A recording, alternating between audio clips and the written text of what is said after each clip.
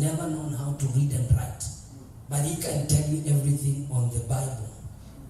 Atakwambia soma mstari 3, soma namba 3, so and you ask him, when did you read even the Bible? He says, no, God tells me every day.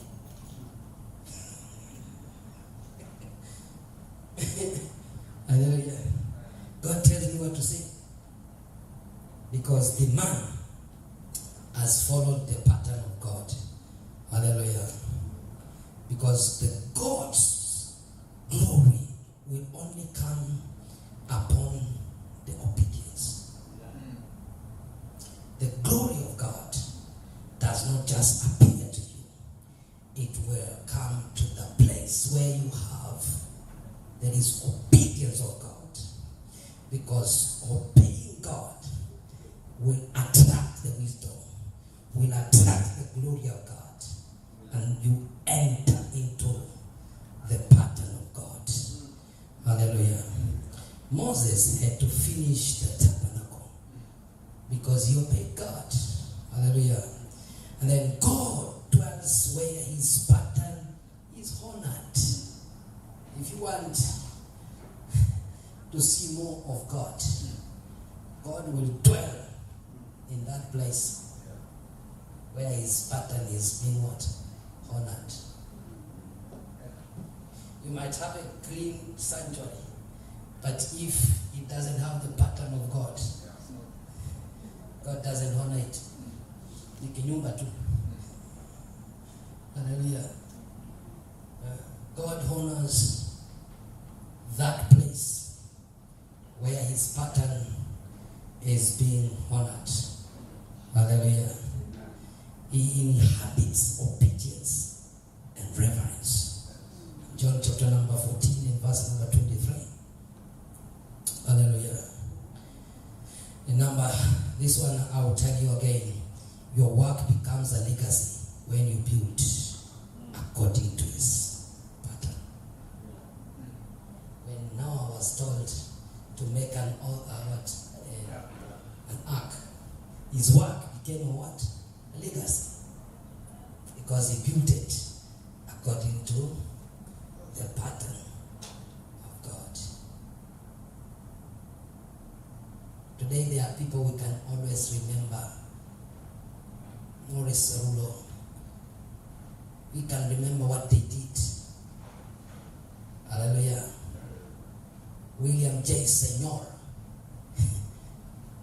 The Pentecost is being celebrated every day because they built it according to the pattern of God.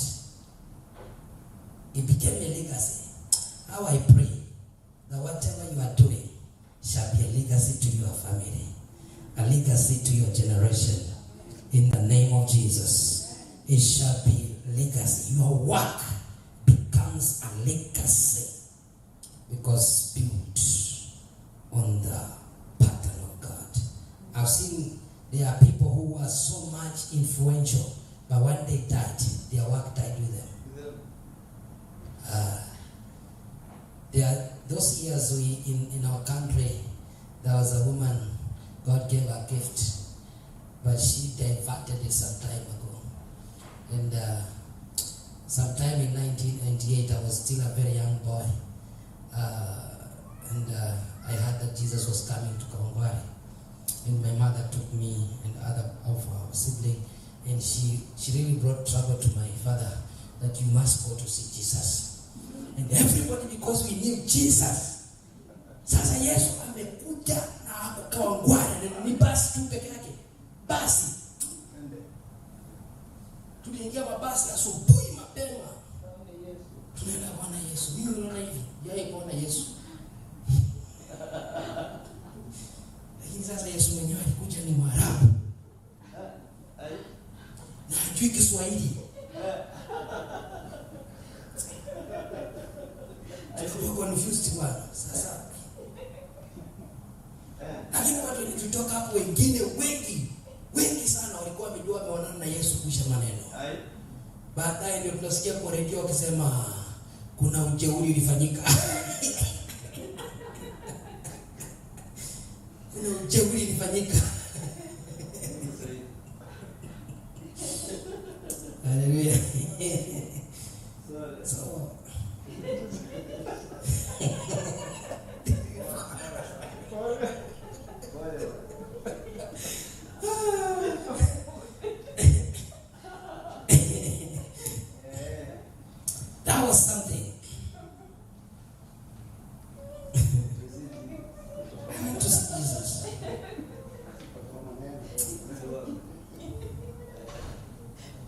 wasn't that right born again bishop.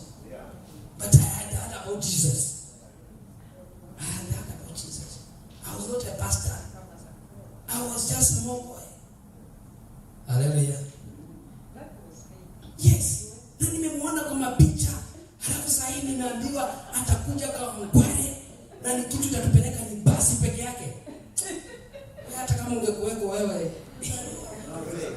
lazima ungechungulia.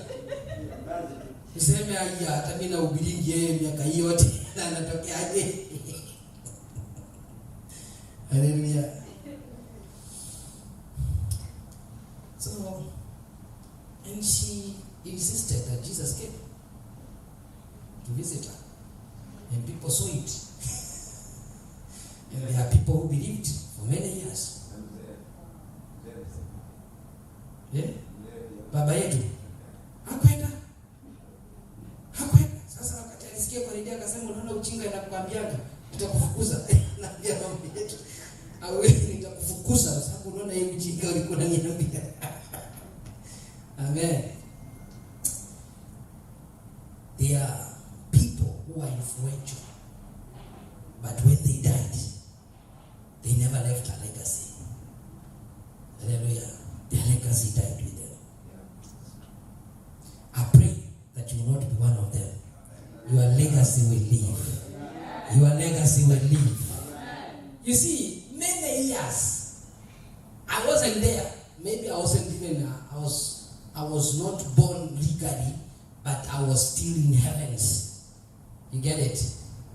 The only thing that was remaining is, I know my father and my mother were met, but that time they were not yet settled about my meeting of how I can come out. Manifestation. But that time, there was a man who was dreaming about America. And saying, gospel outreach will be what? In America. Hallelujah. He went to be with the Lord, but his legacy is what has made us together here. Hallelujah. His legacy is making us here today. We are here today. Hallelujah. So, where there is a pattern, God supplies. Where there is a pattern, God will supply. If you have not seen the supply of God, there was no pattern of God. It was not with God.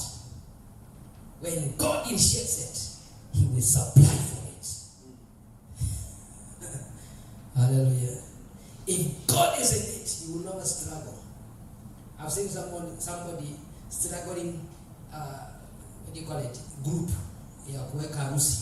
Hana struggle kuambia watu ni mimi naolewa na fulani ndio naolewa na changianga nini munichangie. And nobody mtu ana drop shilingi 5 na wao wanaandika hapo Brian and Mary 50,000. Wanakaa hapo miezi 3 hakuna mtu aliongea. Na kuna mwingine hata aanzishangi anasema hey guys, I would want to do this. Kabla amalize list imeendelea tu mzima. Watu wametoa pesa na shida na kwani walitaka mimi wewe. Ama ni wewe. Sijui kwa nini. Hallelujah. It is God in it. Am I talking to somebody? Where there is a pattern of God, God will always supply. So Jesus is our perfect pattern. Jesus Christ is our ultimate model in all things. I can do all things. Not by, through Christ. Who does what? He becomes your pattern. Hallelujah. So John chapter number 5 and 19, he says, I do nothing of my own accord, but Christ. Hallelujah. I do nothing. So Christ, He has taught us to build on the rock of his word, that even when storms come, they cannot do what? Destroy. The sure foundation that we have is building on the pattern of God. But there is something here. There is a place called an intimate place, an intimacy place with God. Hallelujah. There is a place called intimacy. Unless you have never had an experience with the intimacy of God, you do not know what God can do. Hallelujah. I just want to finish up now. And I know God is going to help us. Can we raise up on our feet? I want just to allow us to thank God for 1 minute, because He has called us. Just thank God. I don't know how you do it. Just rise up on your feet. And let's just thank God, because He is God. He has brought us together. And I believe He's going to do us good and mighty things. In the name of Jesus. Laba Shanta Kaya Bazinta Kaya Ba Mazanda Kala Braze Kaya Bushta Makataya Mbozin Kaya Babi Mazanda Kaya Baba Babu Yanda Kaya Bazinta Rabiri Bazaya Makaya Bashinta Kara Bazeriba Mazanda Kaya Bushikitiri Baba. In the name of Jesus Christ, Son of the living God, we thank you. By the blood of Jesus, oh, precious is the flow that makes me white as snow.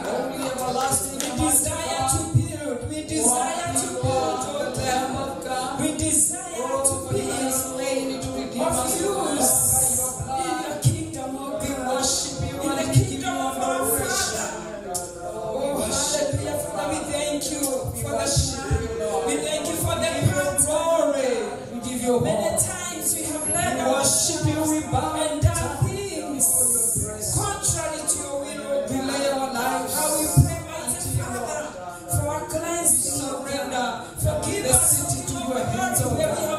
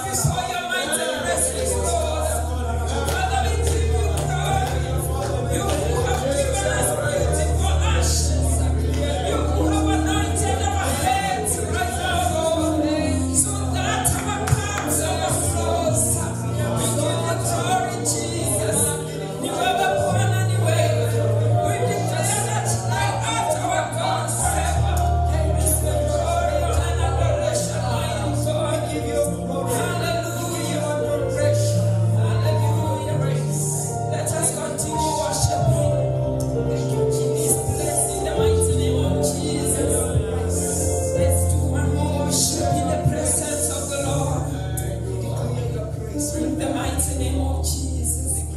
You will be born and you will win. Oh, you are the anointer of our heads, oh God. You are the lift of our heads, oh God. We give you glory, Jesus. Hallelujah. You are the majesty and the spirit. Thank you, Jesus. Worship you.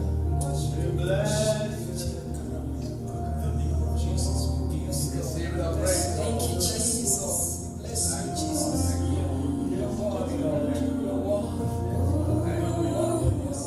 We give you glory, Jesus. We give you worship.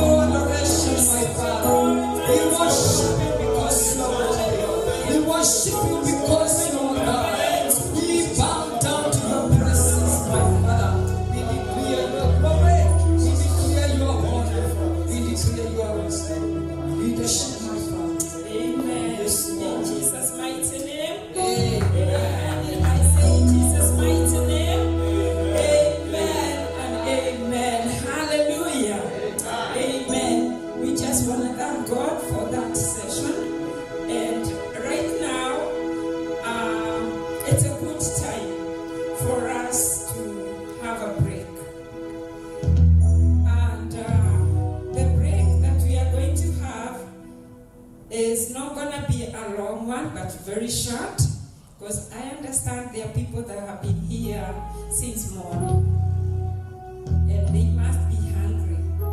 I just got a message from the kitchen that there is something for the middle one.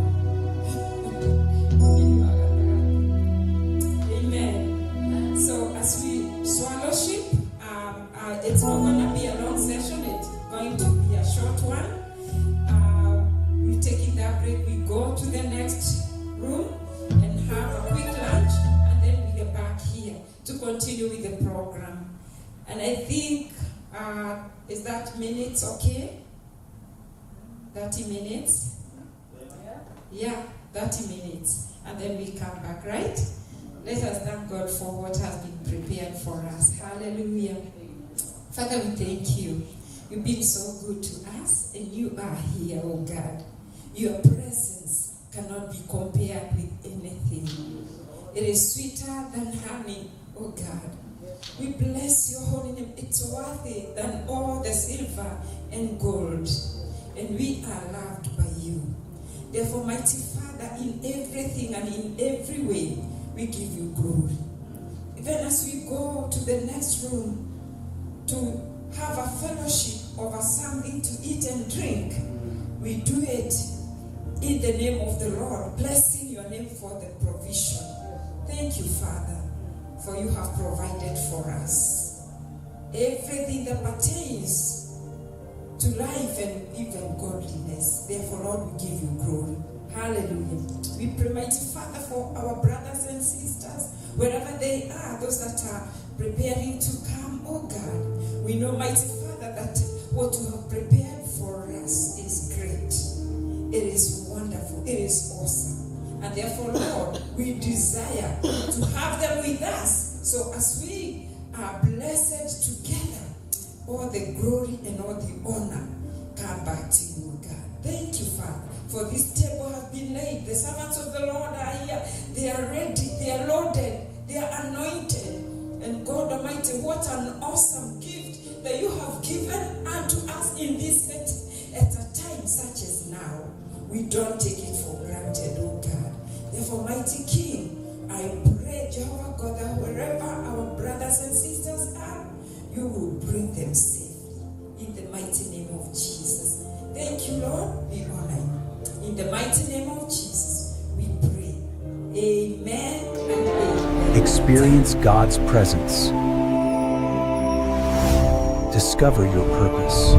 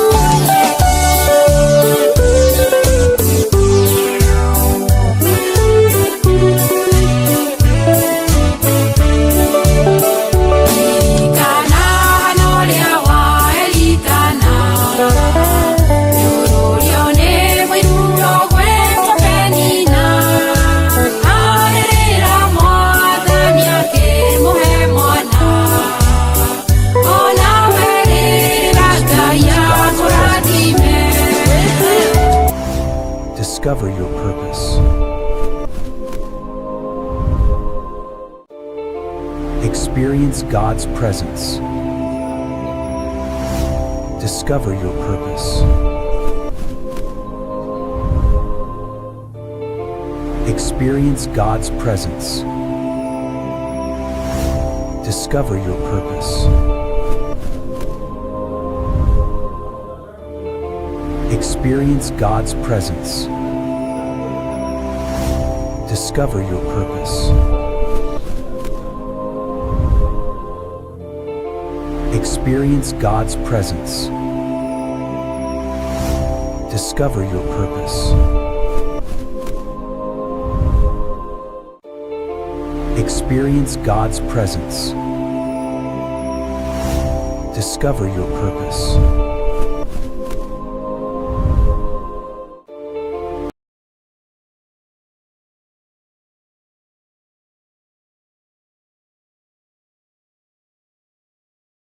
Experience God's presence.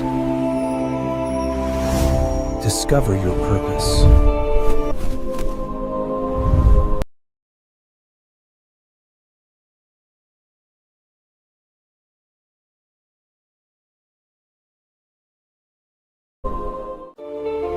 Experience God's presence. Discover your purpose. Experience God's presence. Discover your purpose.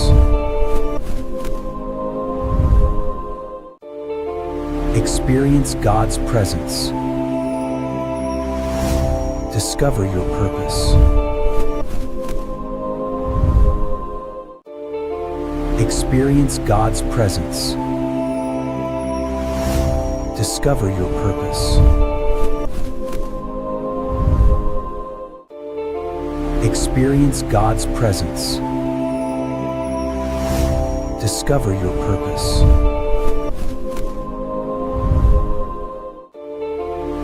Experience God's presence. Discover your purpose.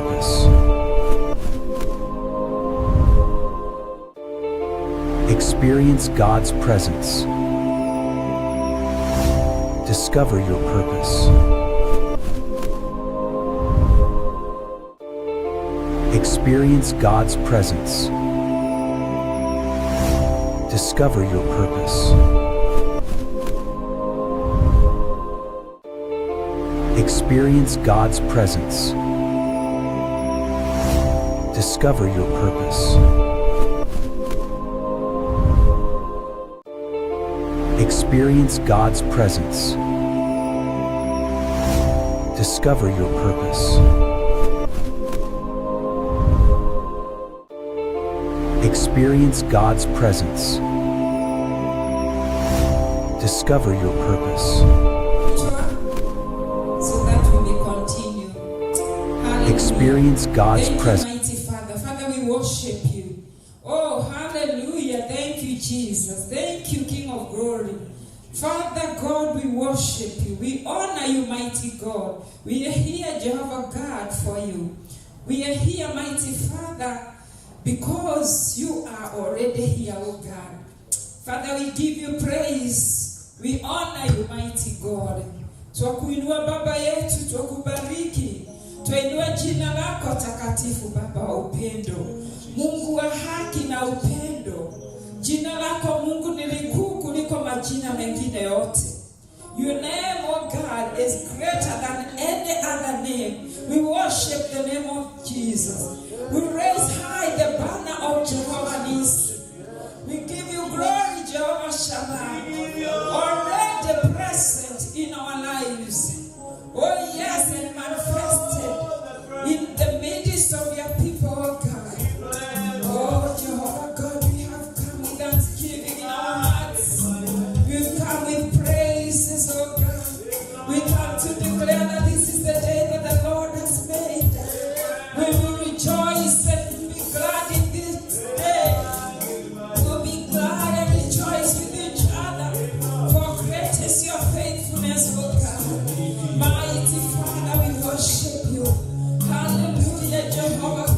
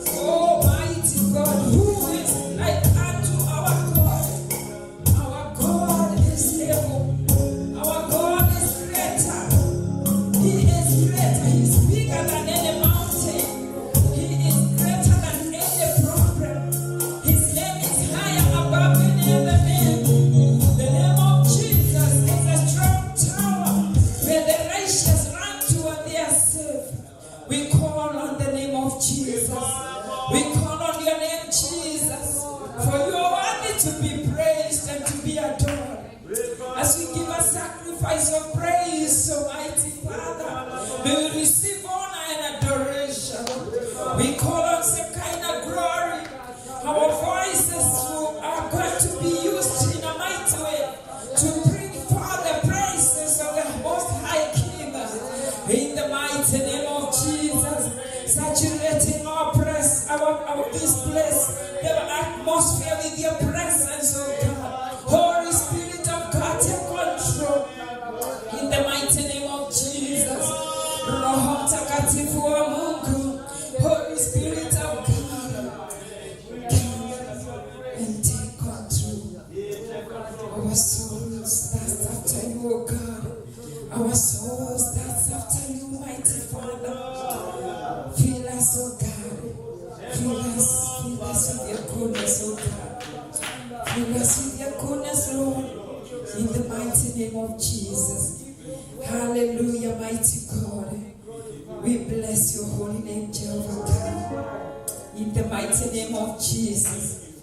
Holy Spirit, give us utterance, oh God. Every speaker, everyone who stands in the mighty presence of your people, by the power of the Holy Spirit, who gives utterance, so that whatever comes from our mouths, oh God, will bring edification to the hearer. In the mighty name of Jesus. Father, we have come to the mountain of God, where we will behold the beauty of your presence, oh God. The beauty of your splendor, oh God, displayed among the brethren in the mighty name of Jesus. Hallelujah. And we are ready for you, oh God. Tunainua macho yetu kwako.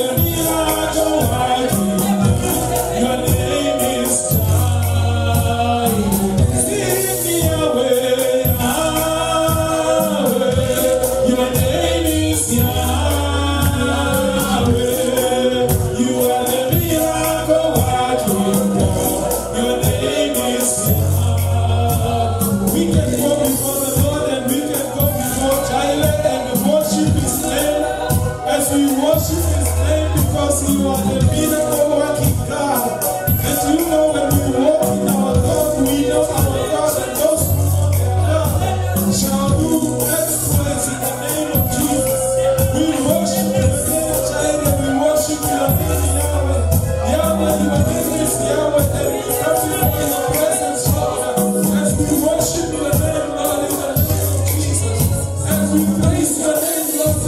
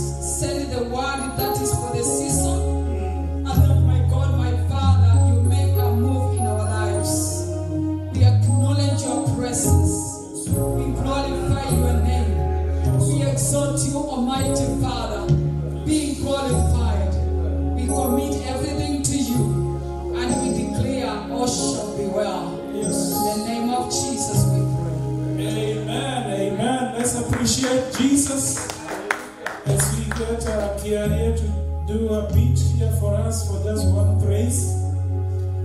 Hallelujah. Are you blessed in the house of the Lord? Are you blessed in the house of the Lord? Are you ready to praise the Lord with one praise song? Can you give a high five to 1, 2, 3 people and get some space to dance? Amen. High five. Receive our praise. Yes. Did you give a high five to 1, 2, 3 people?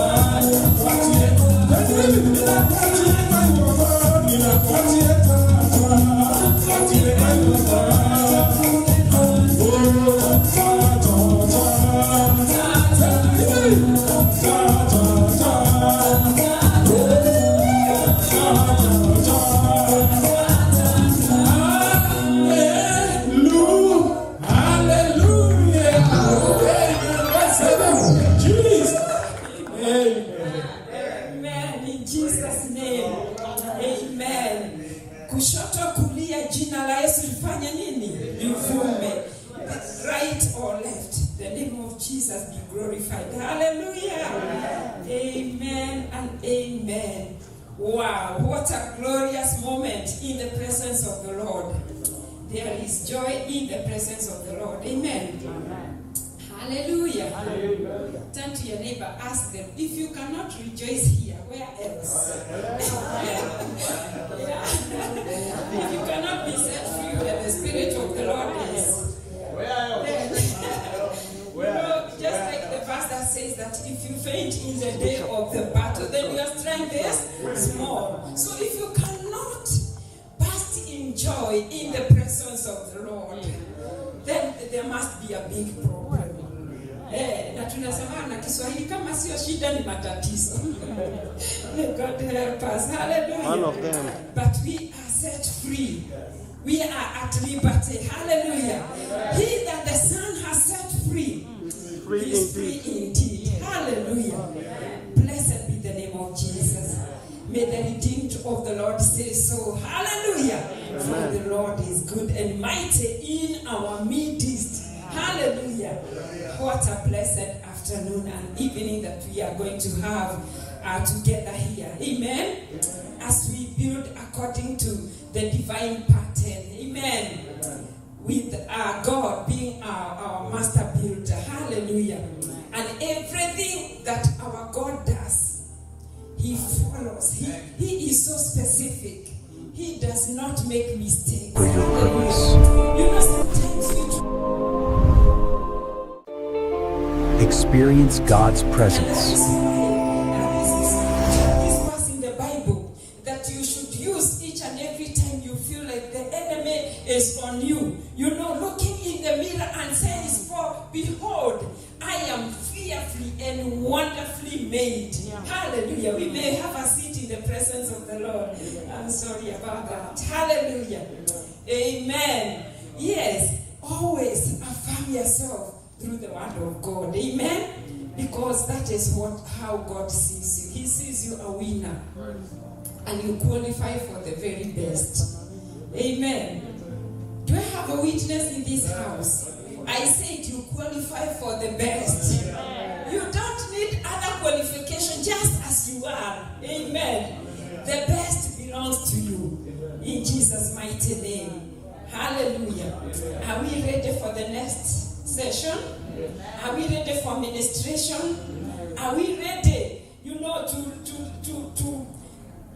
is it to dine and wine at the table of the Lord? Hallelujah. Because He has made a table for us, and we are so grateful for what the Lord is doing in our midst. Hallelujah. I want us to lift our hands up high and appreciate the graces in this house. Can we do that? By the grace of God. Hallelujah. Father, we thank you for sending your messengers. And Jehovah God, we pray for an open heaven, an open heart, and open hands. Hallelujah. To receive the messengers and to receive the message. In Jesus' mighty name. Even as I call on our bishop to come and take us to call for us the next speaker. In Jesus' mighty name. Amen. Let's appreciate Bishop. Let me tell you. If you be the only one. Hallelujah. The Bible says that the shepherd left 99 and went for one. Meaning one is a big number in the presence of God. Even if you're the only one that will clap. Can you clap very hard? Yes, powerful. Let even the enemy know that you are here. Amen. Do we have people in the house of the Lord? Let's give him a shout. Amen. Appreciate Reverend Margaret. Come on, do it better than that. Let's rise up because more time. Thank you so much, Reverend, for leading us powerfully. And thank you so much, the team, praise and worship team. Was very powerful. We want to have a moment to hear God speaking to us. And we are still building according to God's pattern. And as Reverend have said, that the Lord becoming the master builder. And we shall not miss it. And therefore, if there is something we've done by building in our own pattern or human foundations, we are correcting an error. And the Lord is faithful on this mountain. And God is giving us, wisdom on this mountain, the law of the Lord. That's what the Bible says, and let's go ascend on this mountain. He will teach us the law. It will be very powerful. No, we're going to have the man of God who has been a blessing to us yesterday, sharing before. Then again, we're going to have another session, again in the presence of God. And then in the evening, it will be also powerful, and God is faithful. I feel that every voice that comes on this altar, just to speak to the atmosphere and also to speak to our lives, there are a lot of things. There is a lot of noise when, like during the days of Ezekiel, speaking the word, releasing seeds. And out of those seeds, there was a great army in the valley of dry bones. And we believe that every prophetic word spoken over our lives shall come to pass. Let's lift up our hands as we pray. Mighty God, we thank you for your servant, the Lord you have brought to us from Benin. Jehovah God, we thank you for his life. We pray that, Lord, you may use Apostle Frank, Lord, again to minister to us your wisdom. Thank you, Lord Almighty. We honor these graces, Jehovah God Almighty, that have come to this land. We believe that, God, by the appearance of a prophet, Israel are delivered and also they are preserved. We thank you, Lord, dear Father, for you speaking to us. And God Almighty, you have your wisdom. Thank you for those who are online. We also pray for them because of the nature of work. And we pray that God may bless them too, as you bless us. We love you, we worship you in Jesus' matchless name, and everybody who loves him shout a bigger amen. The man of God is going to be sharing a subject, and he's going to introduce to us what he's going to be sharing, because everyone has something we are tackling. We are building according to God's pattern, but in various dimensions. So he's going to touch an area that also, is a topic we're going to interact with, and it will be a blessing. And then after this, we're also going to have Dr. Julius Kimani is also going to share with us also, and it will just continue that way. And if you are sitting there, just make sure you can invite others. You can take your phone and make sure that you are also sharing with somebody, telling them this is the place to go to be. And therefore, if you are not working, come. And if you are working, be online and hear God speaking to us. So with the joy of the Lord, are you happy? Were you blessed yesterday? Yes. How many were blessed yesterday? I don't know if these books we have them because we have notebooks, and the pen is written Gospel Outreach. You need to have it. So if we don't have it, we need to have one, and it is important. It comes as Jaisha chairman to Saidia. Thank you, Reverend Martin, to Saidia too, because some stuff is important to write and to note somewhere. So with the joy of the Lord, I want us to bring the man of God, Apostle Frank from Benin, missionary from Benin, but from Nigeria. Put your hands together again. You are not doing it. We have a good microphone, so that we don't share much. Yeah. Thank you, Jesus. There you go. Thank you. You're welcome, sir. Amen. That's right. Amen. Amen. Somebody amen now. Amen. Are we living in the house of the Lord? Amen. Amen. Praise the name of the Lord. Amen. Sit down in the presence of God.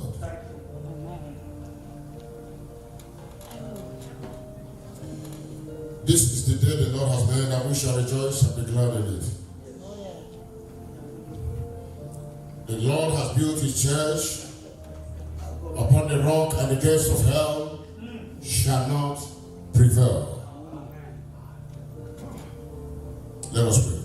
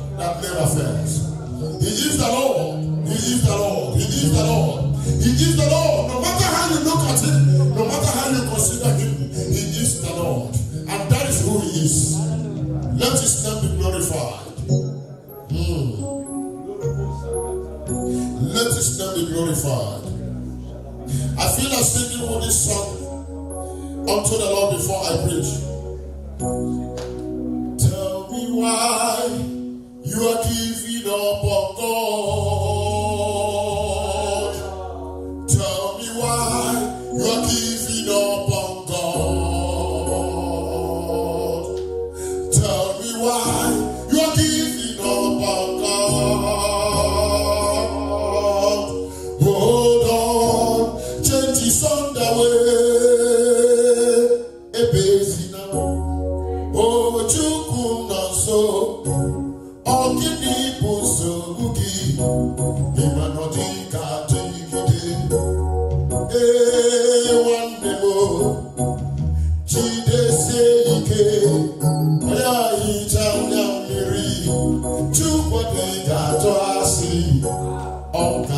Amen. Tell me why you are giving up on God. That's the song. Tell me why you are giving up on God. Hold on, change is underway. And then the evil word there is means everything. Stop crying. Chukuno, so God is near. I'll give people solution. What is your problem? Do you know that that problem, that body does not last forever? One day, my dear brother and sister, Jesus said he can hold him so fair. He shall wipe away your tears. Chukwana to us, God does not lie. All the world in our mind, it is well with your soul. Someone put your hands together for Jesus. Oh my God, hallelujah. I want to seize this opportunity to thank and greet the Most High God. I was nobody, he picked me. My family name was not written amongst the name of those that must be recognized.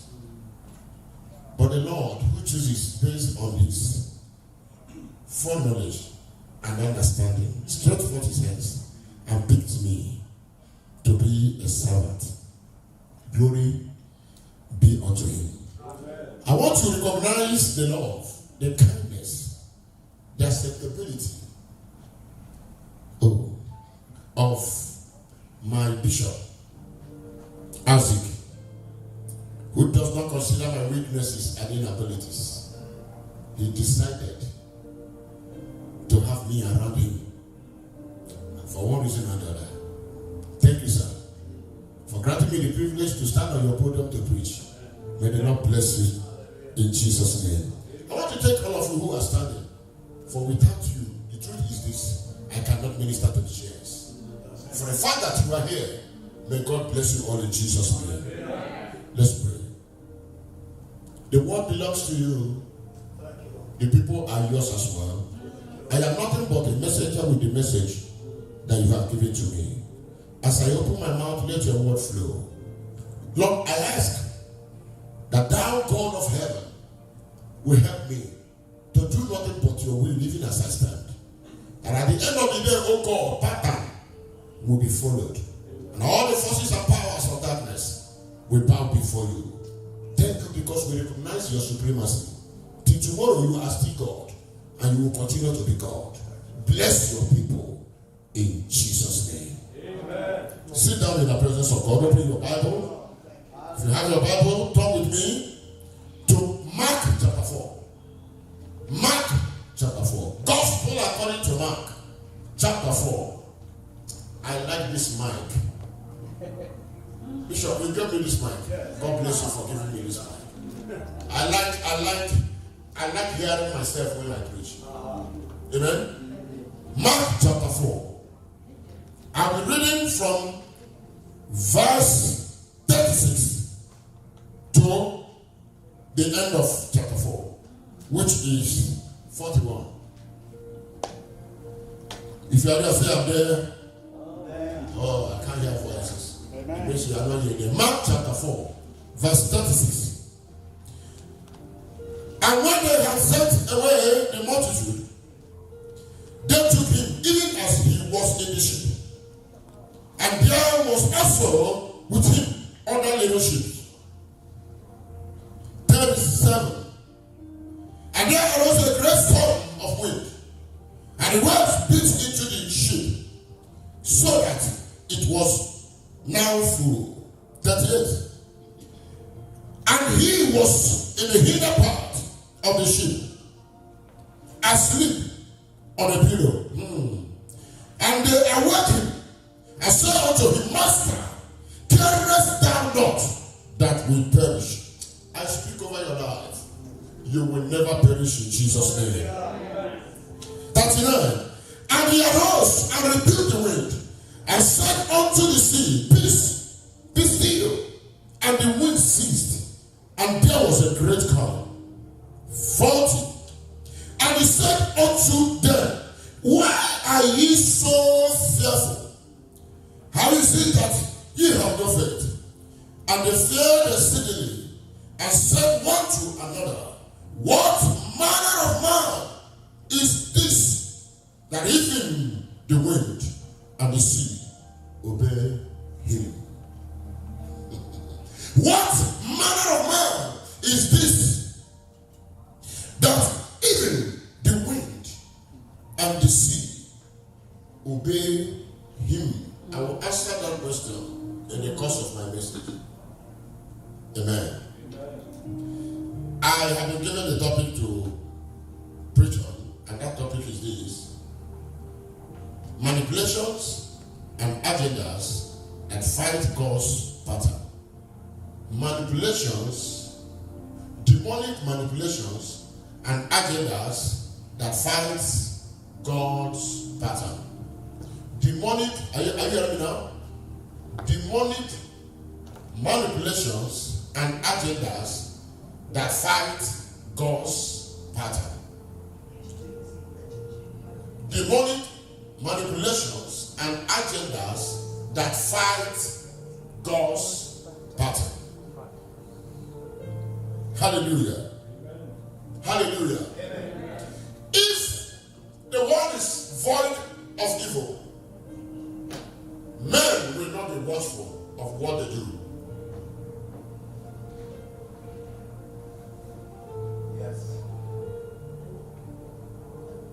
If there is no enemy hanging around you, you would have been very, very careless. Amen. The world is full of evil. The world is full of ups and downs. I am here this day to let you know that there are forces and powers in high places that have vowed that it shall not be well. But glory be unto God. The Bible says in Isaiah chapter 3, go to the righteous, tell him it shall be well with him. And I'm here to announce to you, that righteous man and the woman in the house, I came to announce to you this day that irrespective of demonic agendas and manipulations, it shall be well with you. Am I talking to people at all? Oh my God. Do you hear what I said at all? Do you hear me? Yes. And prove to me that you can hear me. Tell the righteous. The unrighteous and righteous that got from here is quite explicit. Tell the righteous, it shall be well with him. Amen. And because you are righteous, you must follow pattern. And because you are willing to follow pattern, there is no weapon formed against you that shall prosper. Amen. Amen. Hallelujah. Church, hallelujah. Amen. Church, hallelujah. Amen. I am here to let you know that there are demonic manipulations and patterns that have restricted men from going to where they're supposed to go to. That have stopped you from becoming who you must become. That have hindered the church to grow up to the mind of God for the church. That have stopped men to accept each other. There are manipulations. There are demonic powers. There are demonic agendas that have been manifested to challenge the power of God. But this day, as the Lord speaks to us, we are going to see some of these things and how to handle them. And the Lord will bless our souls in Jesus' name. Amen. From where we read in the book of Mark, chapter 4, the Bible tells me that a time came that Jesus, as he was going about preaching the gospel, as he was going about saving souls, he was going about doing a lot of things. It came to a point that the multitude heard about that and they started following him.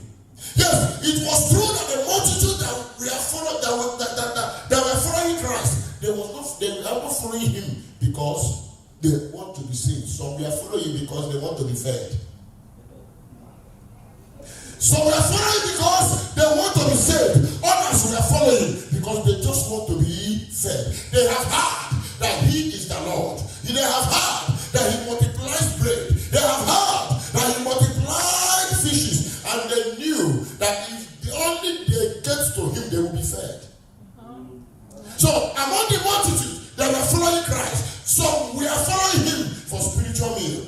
we are following him for physical meal that is capable of perishing at a time. If we are following the Lord, let us follow the Lord for that spiritual meal that will last. Hey, is somebody hearing me? Don't be a Christian because of what you want to get from God. Don't be a Christian because of your desire to achieve and get worldly things that are perishable. There is something better. There is something better. There is something better than bread and milk. Calibra who's here. There is something better than dollar and euro. There is something better than the clothes you put on and all the houses you build. And that is the Spirit of God in a man. Follow Christ because you have something in mind. And can I ask you, why do you follow him? Why have you decided to follow Christ? I follow him because I have understood that a day is coming when the Son of Man shall be made manifest. Jeremiah said, he that is to come must come. And I follow him because I know after here there is another life. I am following because I know there is a better place than this place. Shalabalagabalaba. Those days, I feel that when someone is in America, his problem has finished. Mostly in Africa. If they hear you travel to America, everybody believes that your problem finished. But you in America, you know that you have problems. You battle with demons. You stay with that money. You risk your life somehow. The economy is not in your favor. The government may not be doing better. Some of these things are so many things the enemy brings around in order to stop us from following the Lord. But come what may be the case, we will serve the Lord our God, like Joshua said. Amen. Somebody, amen. So when Jesus was moving around, the Bible says he was going around and he was doing good. He was healing the sick. He was breaking curses. Jesus was doing a lot of things and people were following him.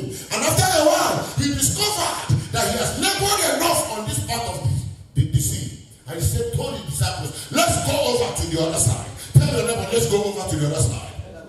Yes, let's go over to the other side. He told the disciples, let us go over to the other side. The lamb is waiting. The dumb is waiting. The downtrodden is waiting. Our sinners are waiting. Let's go over to the other side. The Lord has entered into this side of the world. And that's why we are here today. And while they were on their journey, the Bible says, as they were moving, there came a great storm. That devil came in and decided to manipulate the journey.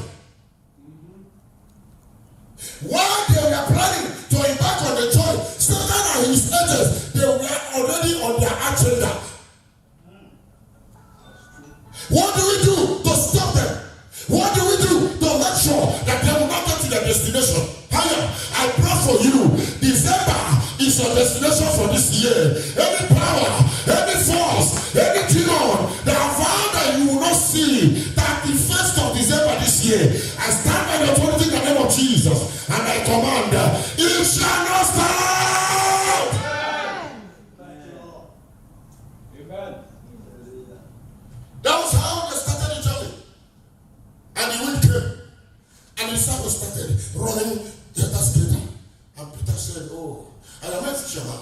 And we are on the sea. I can fish. I can swim. I can do every other thing. I have the idea. Peter never knew that what was coming was beyond his understanding and idea. There are times, problems that comes your way are much more, bigger than you can handle. And when the storm continued, the Bible says there was a master, Jesus, who was there, and he was sleeping. And my question is theologically, Jesus doesn't sleep. Because the Bible says that he that watches over Israel does not do what? Sleep, nor do what? Slumber. Was he actually sleeping? Jesus was resting. Because when he came to the world, he came on the dual nature.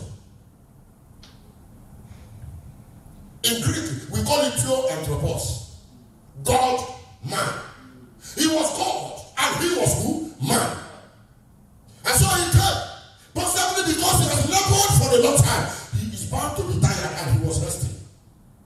You know, when you are in your house and you are thinking of something, close your eyes. Your children will feel you are sleeping. And that made me to understand that even the disciples who were with him in the boat, they were not spiritual. They would have understood that Jesus was interceding for them. A man of God can intercede without opening his mouth. Can you even hallelujah? Is someone hearing me? They lacked that understanding. They thought he was sleeping. That was the mind. That was what they felt. And when the storm became so much, they went to him. And Peter tapped him. You know, Peter is so much, his boldness is so much. I want the disciples. Oh God, do you not care that your people are perishing? We are here suffering, and you are here sleeping. Let us learn to go to Jesus when the enemy rises like a flood. He is the one that will raise a standard against them. When he had tried, his power failed him. His sense of professionalism failed him. Everything he had failed him. He tried, he could not succeed. Then he remembered that there was a man in this boat. Be comfortable. Jesus Christ is in that boat. Jesus Christ cannot be in a sinking boat. I say, be comfortable. Jesus Christ is in that boat. For Jesus Christ cannot be in a sinking boat. Let me tell your neighbor, talk to 3 persons. Jesus cannot be in a sinking boat. Jesus cannot be in a sinking boat. I say, help me. I say, help me, talk to. You are not helping me. You are not helping me. I say, help me. Stand up. Go to 3 persons. Tell them Jesus cannot be in a sinking boat. Oh, you are still sitting down.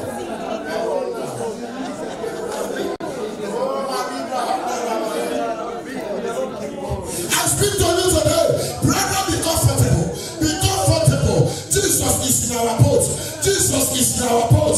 Our boat will not sink. Your boat will not sink. In America, your boat will not sink. In your career, your boat will not sink. In your marriage, your boat will not sink. In your education, your boat will not sink.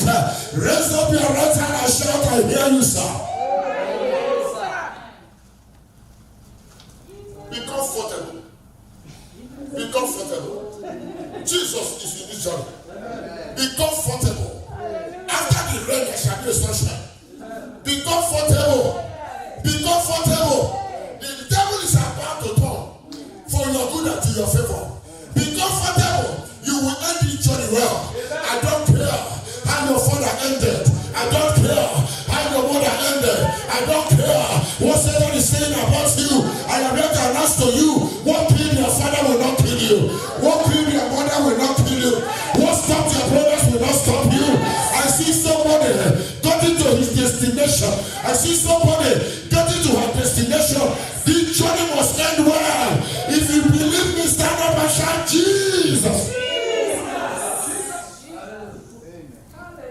Is somebody helping me? And they were in the journey, on the journey. Oh God, why are you sleeping? We are dying. I discovered something. Listen to me. I discovered something. Let's read verse 36. I'll show you something from that verse, from that particular place. Let's go to verse 36 of Mark chapter 4. Now look at it. It says,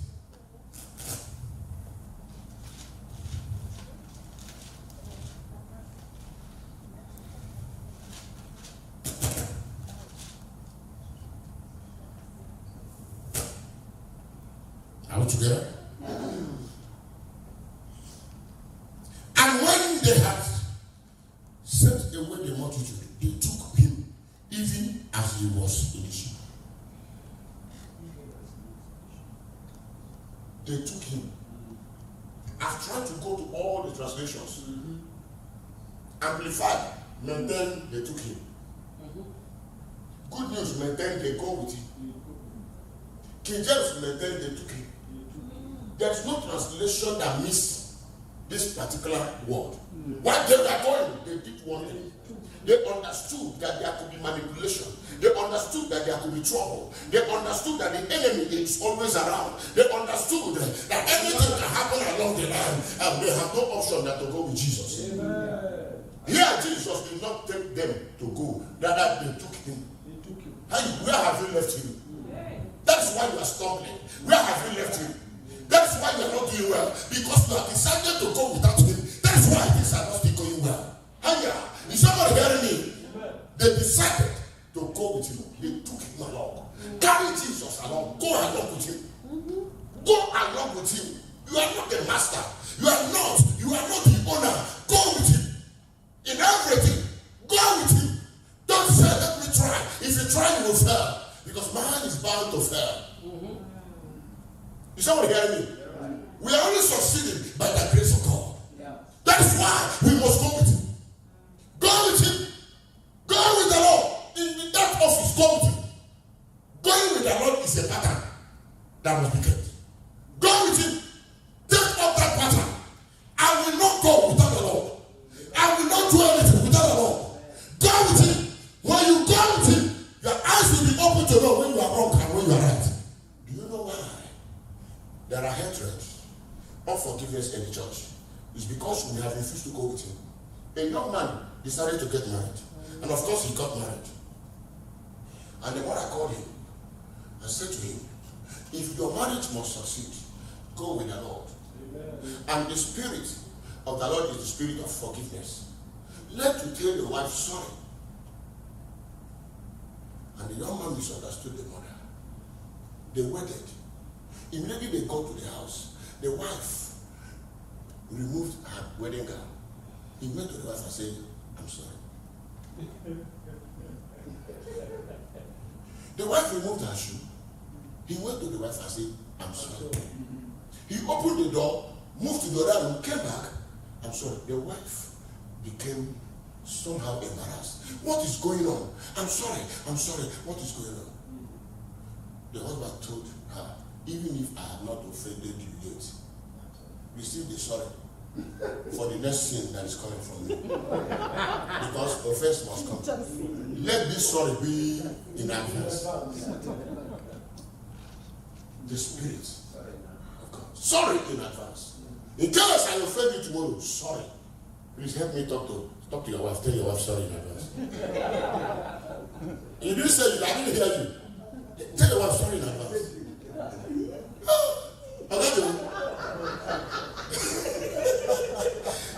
Somebody, hallelujah. That is the spirit going with who? With the Lord. When the spirit of the Lord goes with you, you will not like to offend anybody. Hey, Jesus, at the time, I said it yesterday, ask them, who do people say I am? He does not want to offend anybody. You can go to hell, I don't care. You can go to anywhere, I don't care. If you are not in this church, if you go out today, 20 will come. Who told you? That was not the spirit that was in Christ when he pastored his church. Reverend said, sorry, I don't know, are you sure for Reverend? Okay, manage Reverend.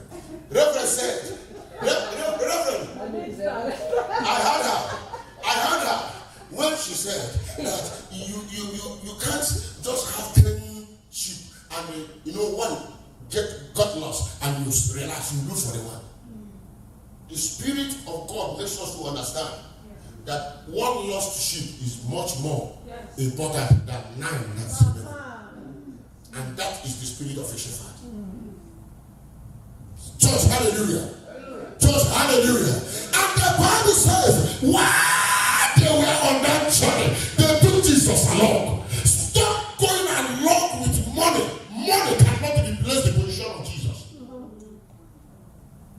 Stop going about with charms. Charms cannot take the position of Jesus in your life. Yes, money is good, right? There's no doubt about it. Stop going with man beings. Human beings cannot replace the position of God in your life. Do you know why you forget at times? That's manipulation from the kingdom of hell. You forget church, a particular church, you have been serving God for almost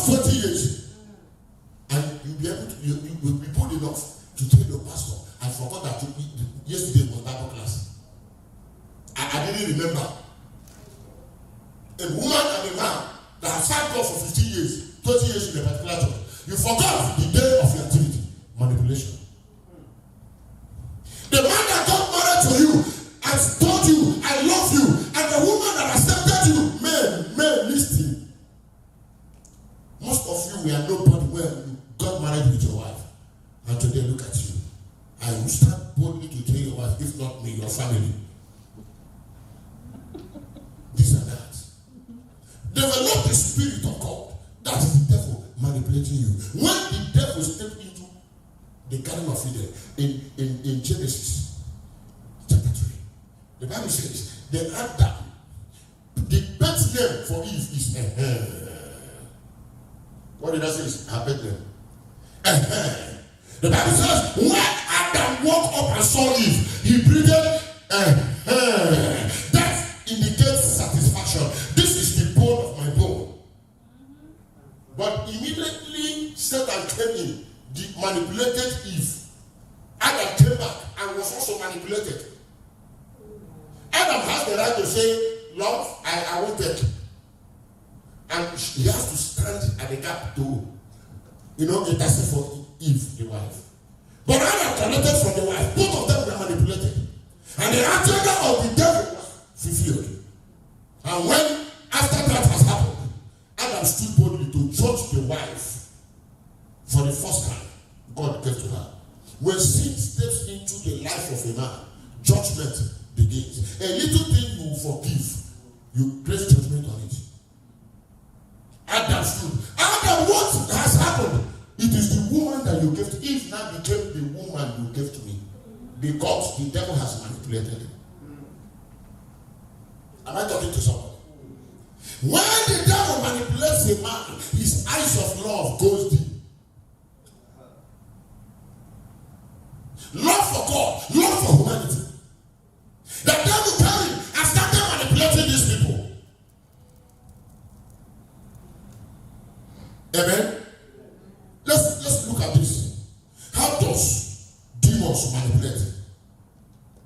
I wish you would have helped me read the Bible. How does demons manipulate? Luke chapter 22, verse 2. Verse 3 rather. Bible says, and Satan entered into Judas. The devil manipulates by entering into. He manipulates by influencing a man. Judas was a disciple in the church that Jesus pastored. He graduated him into becoming an apostle. That is to say, God does not make any mistake. It was because Judas was okay. He gave him the position that any harmful person does not handle. A treasurer in Jesus' council. Trust. And Bible says, and Satan entered into Judas. Luke chapter 22, verse 3. And Judas changed. Then Satan entered Judas, son of Iscariot, who was numbered among the 12. That means, who was numbered means he was not a visitor. He was a bona fide member. Satan entered into him. Don't tell me you are a bishop. Don't tell me you are a archbishop. Don't tell me you are a founder. Don't tell me you are this, you are that. Even if you are an apostle, listen to me. If you don't guide yourself very well, Satan can enter.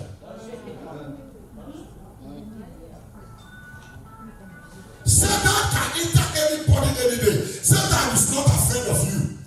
Your certificate means nothing to him. Your personality means nothing to him. Your riches means nothing to Satan. What Satan does not like is to discover a loophole. He steps in immediately and maximizes the opportunity. I pray for you today. May Satan never take any advantage of you. Satan will not take any advantage of you. Stand up and raise your hand and shout amen 3 times.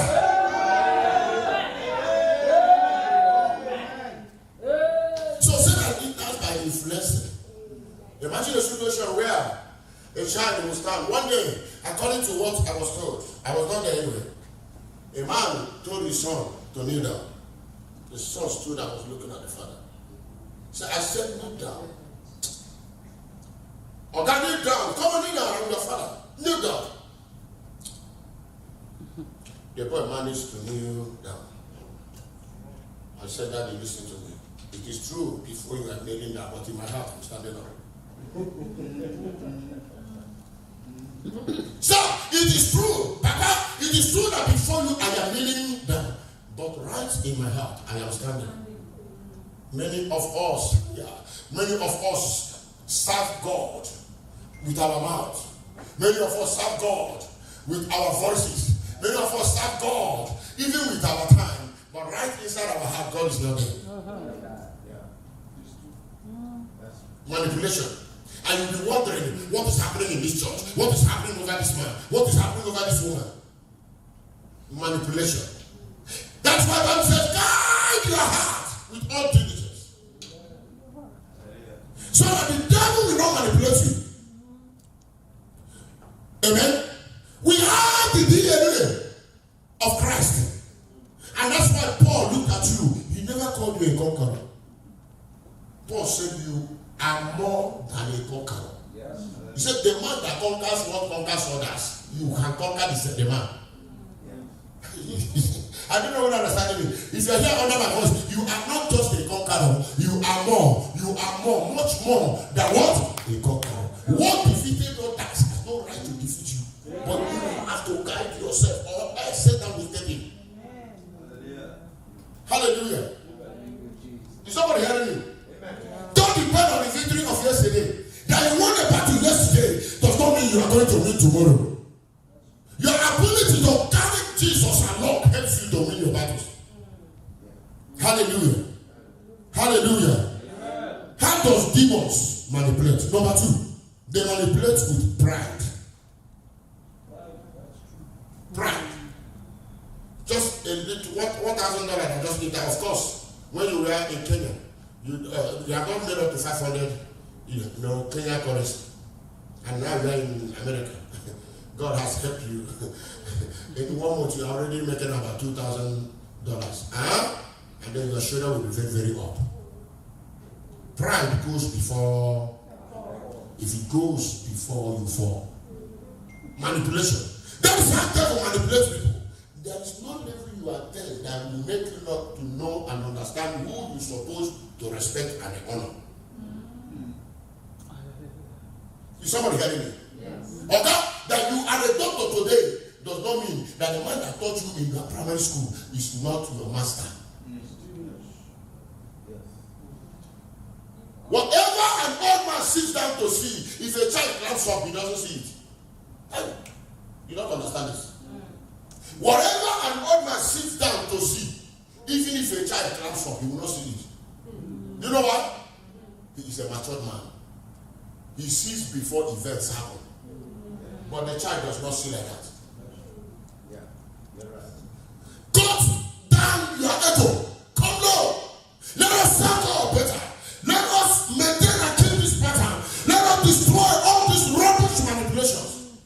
The church today is in trouble. Because nobody wants to cool down. Apostle Dr. Frank. Amen. Paul said, I am who I am by the grace of God. You are who you are by the grace of God. Remove grace from you, you are nobody. Oh my God. That's why I don't play with grace. I knew where he picked me. I'm telling you, I have vowed not to use my position to sit on anybody. The temple of leadership goes like this. If you allow the devil to manipulate you, the boy you thought wouldn't have been anybody in life may stand in position to help you tomorrow. And when he remembers what happened to him, he will say, no, I will retaliate. Church, amen. Come on, amen. Manipulation. The devil manipulated David. He decided to go on census. Nobody said him. He acted out of pride instead of allowing God to guide him. That is in 1 Chronicles chapter 21 verse 1. Satan manipulated David. Some of us have been manipulated. Be careful so that your shoulder will not kill you. Your ego will not kill you. The same son that manipulated Absalom. And then he wants to be a king while his father was alive. I mean, Absalom wanted to be a king when his father was alive. And then you stand and be telling the Israelites, where are you taking your matter to? To this man. And that man don't have any sense of right judgment. If you bring me up a king tomorrow, I am going to make sure I call you up. He went and connected with a man full of pride like himself, and he doesn't. Ahithophel never knew that the wisdom in him was as a result of David's grace. There are places you will be, and the grace of the man you are working with will be working on you, and you think it is your grace. Any day you leave that man, you miss that grace. Some young ministers, when they climb the altar, jump up and jump up and jump up and jump up, they will see miracle. They will see miracle. And they will begin to feel, let me go and go to my own church without hearing from God. I am now this, I am now that. They will be proving to the members that they have power and authority more than their organ. Imagine you, who is doing this work here. Bishop will stand here and be preaching. You'll be telling somebody, this man, if he has said this, it would have been better. Any day they give you this microphone and your body will be shaking. Is somebody heard what I'm saying? Yeah. Amen? Yeah. He connected to Ahithophel.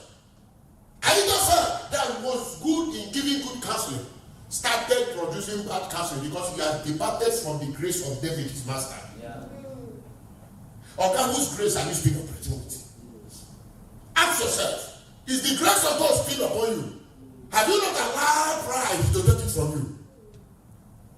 Tell your neighbor, come down a little. Tell your neighbor, come down a little. And you don't know what I ask you to do. Obedience is better than what? Tell your neighbor, come down a little. Madam, come down a little. Oga, come down a little. It is manipulation. Don't allow the enemy to continue to manipulate you, to fulfill his agenda. Number 2, how does the demons manipulate? They manipulate through doubt. Through doubt. People doubt so much. Even pastors. In the name of Jesus, I command that headache to get out of your life now. Headache, get out in Jesus' name. Immediately the person goes there and you ask him, have you taken paracetamol? Is there any medicine you have taken already? That is the man who casts out headache. Still trying to prescribe another tablet for the person you pray for. Is that not doubt? The way you look at me. Hallelujah. Doubt. Go. I speak to you today. Unless your tomorrow shall be brighter than yesterday. Amen. And really he echoes amen. You just touch the sister that's beside him. And tell the sister, this man don't know what I'm into now. He says tomorrow will be better. The people I'm going is coming tomorrow to collect my car. Doubt. Believe the word of God. Believe the prophet. It shall be what? Well with you, and you will be established. Remove doubt in your life. That is what Jesus even told the disciples. Why is it that you have no faith? The opposite of faith is what? Doubt. Where there is no faith, there is doubt. And where there is doubt, there will be no progress. If you doubt me, we can't work together, we can't do well. Believe yourselves.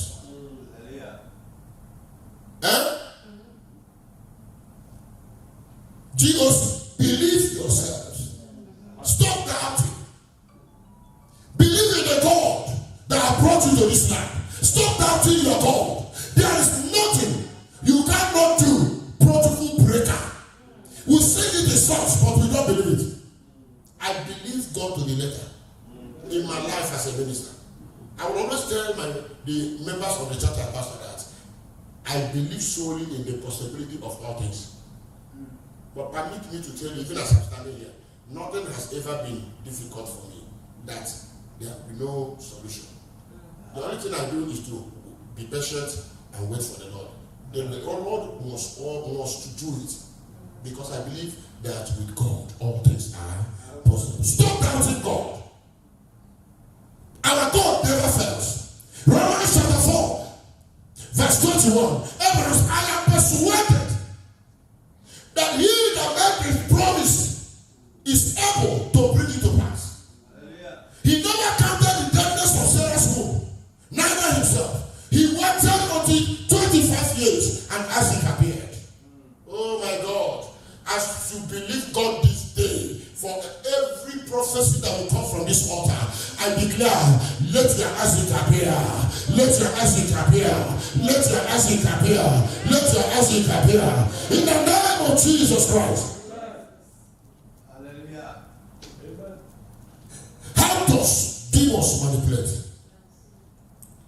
They manipulate by stirring up trouble. Paul was warming up to go to court. 40 men gathered themselves and they said, we must make sure that Paul must not go to Rome. Paul must die on the road. The Bible says they gathered together, they were 40, they agreed. They took oaths. They agreed, entered into a covenant. This man, I will not be alive to see this man ending his journey well. What did you do? Nothing. Can I speak over your life? Anybody anywhere that is performing any incantation, anybody anywhere that looks at you and says you will not do well, anybody anywhere that have used the copper, the dollar, the cent, you dash it to perform any evil, whether from the village or in the city, I lift my hands towards heaven. In agreement with the steps here, their plans will not walk over your life. Their plans will not walk over your life. Their plans will not walk over your life. There is no agreement with that God that stands. Though they shall gather, Psalm 34. But because the gathering is not of the Lord, it shall not. Lift your right hand and say, it shall not stand. Say, it shall not stand. Shout it the Lord, it shall not stand. Isaiah chapter 7 verse 7. God says the Lord, it shall not stand. Neither shall it come to pass.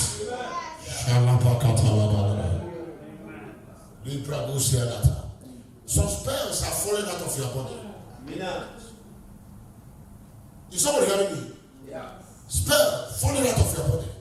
Thus is breaking by force. Amen. Because it shall not stand. Thus says the Lord, not Apostle Frank. It shall not stand. Stop stirring up trouble. The man you plan to kill tomorrow might be your savior before tomorrow comes. Or even after tomorrow. If you kill a man, what do you gain? A beggar went to a man and requested for something to eat. And of course, a blind man. The man opened his bag and put python in the beggar's bag. And the beggar left without knowing what was in the bag. And as the beggar was going back home, it happened that the schools have dismissed. And the son of the beggar came to the man and asked the beggar, what is in your bag? The beggar said, I don't know, somebody gave me something. And the son of the man put his hands in the bag. And the python bite the body, he died. Did you understand the story? Do you understand the story? The python beat the boy, and he did what? Died. He died. And they go and call the father. The beggar has killed your son.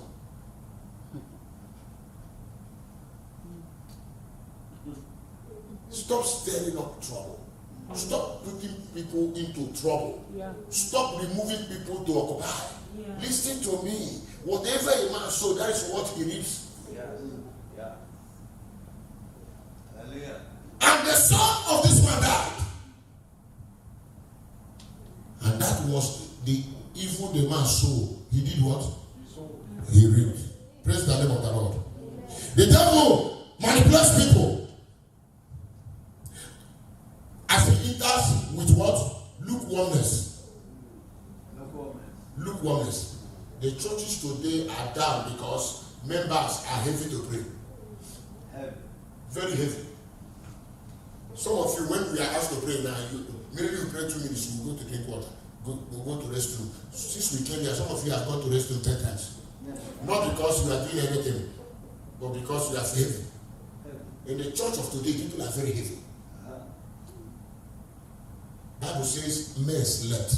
The devil came and sowed the seed. Stop sleeping. Be very, very hot. Be hot. Be hot in the Lord. Be a firebrand.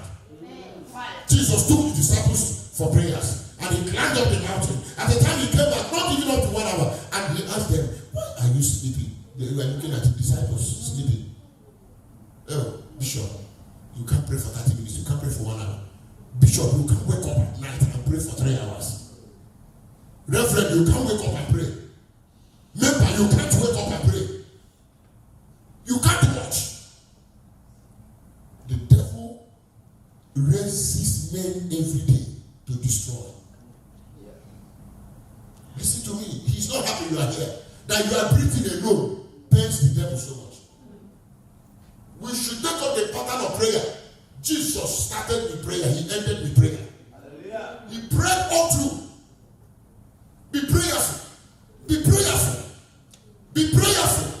Read the Bible. Study the scriptures. Sit under a master.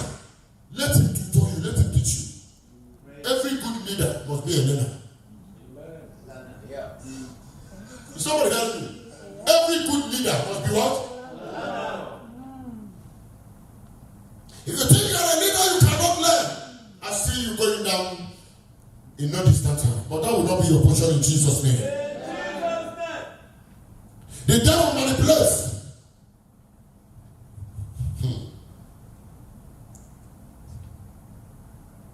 By discouragement. Men were said, God has spied the Lord. In the Old Testament, God has spied the Lord. They went and came back. Greater understood and said, we are like grasshopper in their sight. In my dictionary as a pastor, there's nothing like I don't know if it will work. That language doesn't come out of my mouth. I told my wife one day, I said, my sweetheart, I call my wife favorite. You can call your wife anything you like. She is my favorite. That's what I call my wife. And she calls me that. I'm okay with it. Call your husband anything you want to call him. It's not my business. But for me, I call my wife favorite. When you look at me, are you sure you have a name you will call your wife at all? That's right. That's good. Oh, praise God. I did not ask you to show me your wife. I just asked you. Amen? I told my wife, listen, in this house, don't say there is no money. Yes. Don't say it. Because our mouth is so powerful. The other day, a bishop was ministering. He told us that there is power in the mouth. Proverbs 18. In your tongue. Don't tell me there is no money. And so when I asked her, please get me money, she will make sure to come and comes around me and do like this. You understand what I mean by that? And listen to me. Don't ever in life be discouraged. Hallelujah. Weeping may endure for a night, but joy comes in the morning. We are not serving a God that doesn't have ears to hear. We are not serving a God that doesn't have hands to serve. We are not serving a God who is living without money. God as if belongs to your God. Stop complaining. Don't allow anything to discourage you. Now the program is on. You are here enjoying. I was telling somebody this afternoon, and I was telling that person, child, I pity Bishop. Since we came, everybody, including you who cooks, even including you that have been taking care of us, I discovered that what we eat, you eat. I was telling the person, this man has tried so much. I know you must have contributed. I'm not against that. I get what I'm saying. I said, this man is spending much for God. I was telling you, God has people. Don't be discouraged. Sow money into God's house. Don't be discouraged. If you are asked to bring anything from time to time, give it out. But while you give, don't say you are giving to Bishop, you are giving to God. When I came into this place, I discovered there is God. When I mean this place, I mean the gathering of the saints, organized by Bishop Isaac. I knew there is God. Amen? Come on, amen? Don't be discouraged by what anybody will tell you. That's manipulation. Don't be surprised that your fellow member can stop you from continuing with God under this commission. Because of what they will tell you. Wow, this kind of thing. I know that some of you left your job for 1, 2, 3, 4 hours to be here. Listen to me. They that sow in tears shall come back with their seed, will come back to reap. They that sow in tears shall reap with joy. He that goes with his seed weeping shall come back rejoicing. That's what the Bible says. Amen. Amen. Don't be discouraged. You may be coming to church one day, having in mind, Bishop is going to talk about promotion. Because promotion is coming in your church. And the minute you enter, the first bishop, the topic he will introduce is, don't play with God in this church. That's the topic. You don't play with God in this church. But you have in mind that he'll be talking about promotion. Pray over promotion. You may even report a matter to him. Eventually you go home. Don't forget that your leader is a human being like you. He can forget. And you think you will be discouraged. Don't be discouraged. It's manipulation. From the kingdom of hell. Discouragement is pure manipulation. Do you know what? If you leave this church for another church tomorrow, I give you 1 year, you will still leave that church for another church. Because the people you made there are the same people. The church of God is the same thing. The difference is name. Everybody is trying as much as he can to make sure he will help them to make heaven. Don't be discouraged. Pastors, don't be discouraged. We have gathered, all of us are here. Somebody will tell you, my church bought a plate for me. My church built a house for me. And you will be asking yourself, what am I? Am I sure I'm serving God at all? Why am I behaving the way they forget about it? There is time for everything. Your end day is coming. There is something called one day. One day. There is a day called one day. And that one day will be your day of testimony. Can I speak to you now? I don't know how much you have been discouraged there. I speak over your life. Have you been discouraged because they have taken what belongs to you in your office? Have you been discouraged because of 1 or 2 things? I lift my hands and I pray that God will begin to encourage you in the name of Jesus Christ. The Bible says, hope delayed makes the heart to be sick. Don't allow your heart to be sick. Most often God will want to delay to discover if you love him. To Abraham, God delayed. Of course, I believe that no delay. What we call delay in the Bible, I call it appointed time. In Habakkuk, the Bible said something. The vision is for an appointed time. Do what? Wait for it. Though it may linger, but it will not tarry. That is scriptures. It may linger, it will not tarry. Stop giving yourself to the enemy to discourage you. Don't be discouraged by the way your children are behaving now. I am telling you that your sons and daughters are for signs and wonders. They are. Amen. I pastored a church one day. A girl wrote a paper drop on the table for the parents. I have discovered that I will not be useful in this house. I am going out. They have kidnapped me. And I am the pastor. They called me, I went. And when I got there, the father said, I don't know what to do. I told the father, cool down. Let's pray. We prayed. I told him that daughter will come back. But you know what impressed me was the mother of that child kept saying, Ada, the name of that child is Ada. Ada in Igbo land means first daughter. Are you hearing me? The woman will keep saying, Ada will not get lost. Ada will not. That's all I know. If you pray anyhow, say anything, do what you want to do. My belief, Ada, my daughter, will not get lost. I went to call that house number before phone rang. She picked it. And I brought her back. Ada, who claimed to be useless, lost, came back. And is still useful till tomorrow. She's married now with 3 kids. Oh, yeah. Oh, my God. Stop being discouraged the way you see this going. Yes. Stop being discouraged. Your man's a good house is not manipulation. You never manipulate people with what? Discouragement. I don't think I can continue this thing. I thought by now it would have been better. My dear, it shall be well, it shall be better. Tell your neighbor it shall be better. Tell your neighbor it shall be better. The devil manipulates people with sin. My pain this day is that sin have left the the world and has entered the church. Have you discovered that? If a man is in the church, what you'll be looking about is a woman he will befriend. He will mess up with. A woman will be looking for a man he will mess up with. In the church. In the church of God. Sin. Sin. Lying is sin. To lie is a sin. He killed somebody in the scriptures. Gossip is a sin. Backbiting is a sin. Deception is a sin. Disobedience is a sin.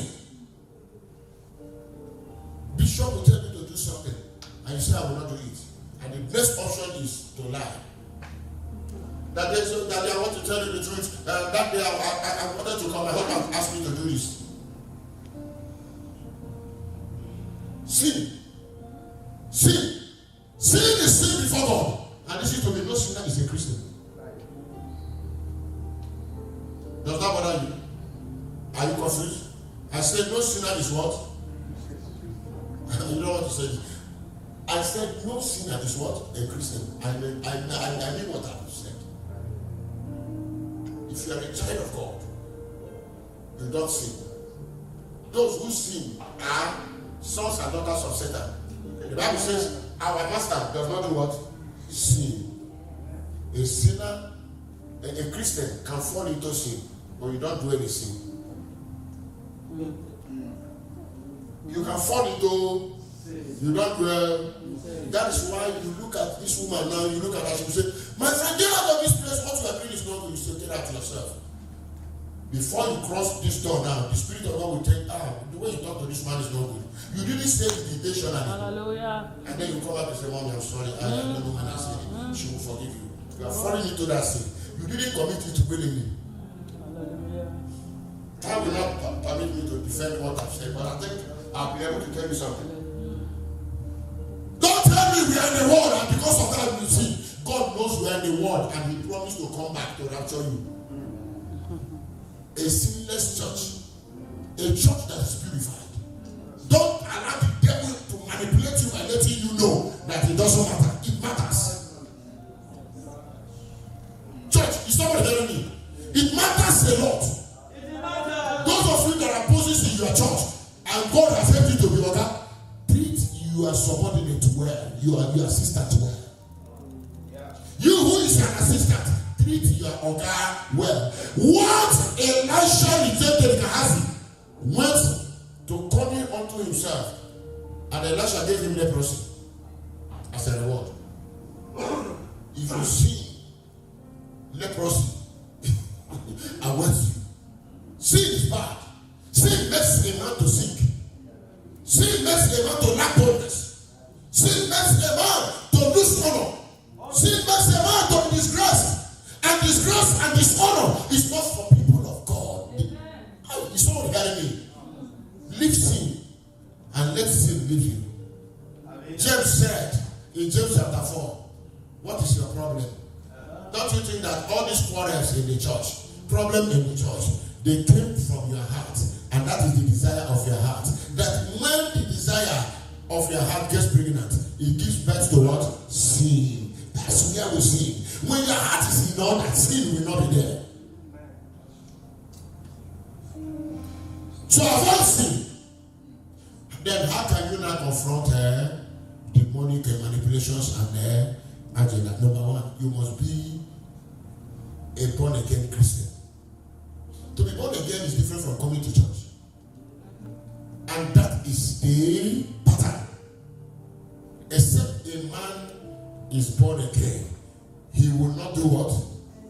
Enter into the kingdom of God. Be born again. You can be a member of this church for 20 years without being born again. You can be a pastor without being born again. You can be a founder of a church for love of money, ordinarily, without being born again. Try to be born again.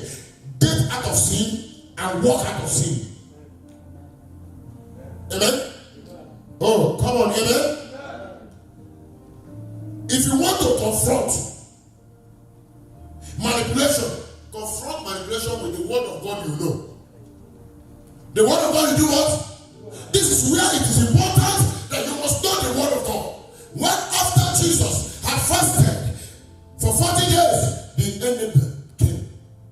I heard my bishop asking, why is it that it was the devil that came to lead Jesus to the mountain? Even after fasting, that person that said that has no respect for anybody. And that's why you want to be watchful. Amen? And when after you try, you know, by what in this scenario, you can remember that even Satan quoted the Bible.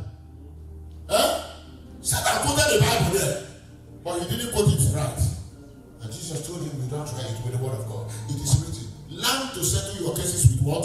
It is written. The word of God is powerful. It delivers. I discovered and I saw, as I dropped this mic in no distant time, that Peter and John, they were moving to the temple to pray. And there was a lady at the gate begging for money. And they came there, and while others were settling him, and they were moving on to pray, Peter came, and the man said, give me money, I need money. Peter looked at him and told him, look at us intently. And he looked at them. Peter said, gold, silver or gold have I not, but what I have, that is what I give to you. He said, in the name of Jesus, rise up and walk.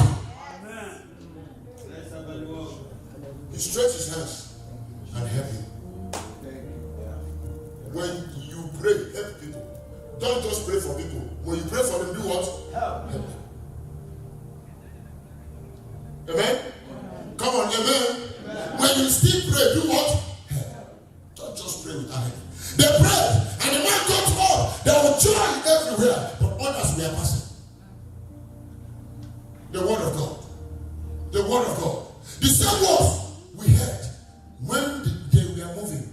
And the Bible says the storm came, the tempest came. And they went to Jesus. Jesus stood. I discovered something in verse 39. When Jesus spoke there, the Bible says, let's go to 39, verse 39 of Mark chapter 4. And he rose, follow me as I read, and rebuked the wind and said to the sea. Rebuked the wind, said to the sea. He rebuked the wind. What happened there? He rebuked what? The wind. And said to the sea. The wind was active in the sea because the sea accepted it. He rebuked the wind, he rebuked the sickness, he rebuked the devil, he cast that demon behind the wind out. Get out and stop. But you see, don't make sure you don't become an instrument through which Satan will begin to disturb my people as they travel. Is somebody hearing me? Yes. Yes. He rebuked the wind and speak to the sea. Yeah. He did not rebuke the sea, he spoke to the sea. Yeah. He advised the sea. I have passed through this road every time with you. Make sure you don't allow this thing to spoil my deal with you.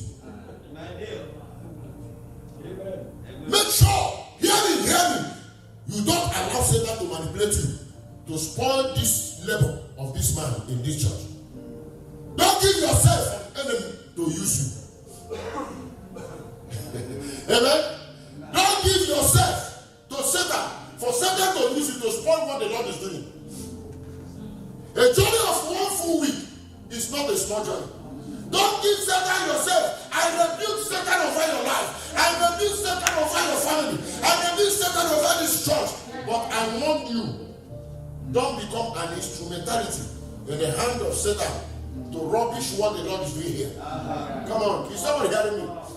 He rebuked the wind and spoke to the sea. He rebuked the wind and spoke to the sea. Shall we stand? He rebuked the wind and he spoke to the sea. Can I ask you this question? When he rebuked the wind, did he hear of the wind again? Come. The wind ceased and the sea received instruction. As the Lord moves in his make sure you don't play with instructions. Anything that is not of God that have come to anchor from you to perform evil, in the name of Jesus Christ of Nazareth, I command that thing to leave you now. Lift your hands and say, my Father, my Father, my Father, my Father, I am not available for Satan. I am not available for Satan.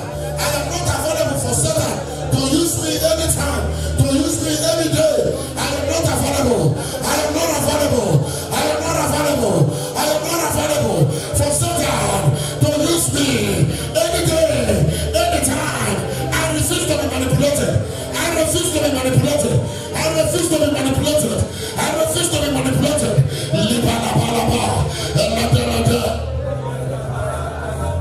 Open your mouth and pray.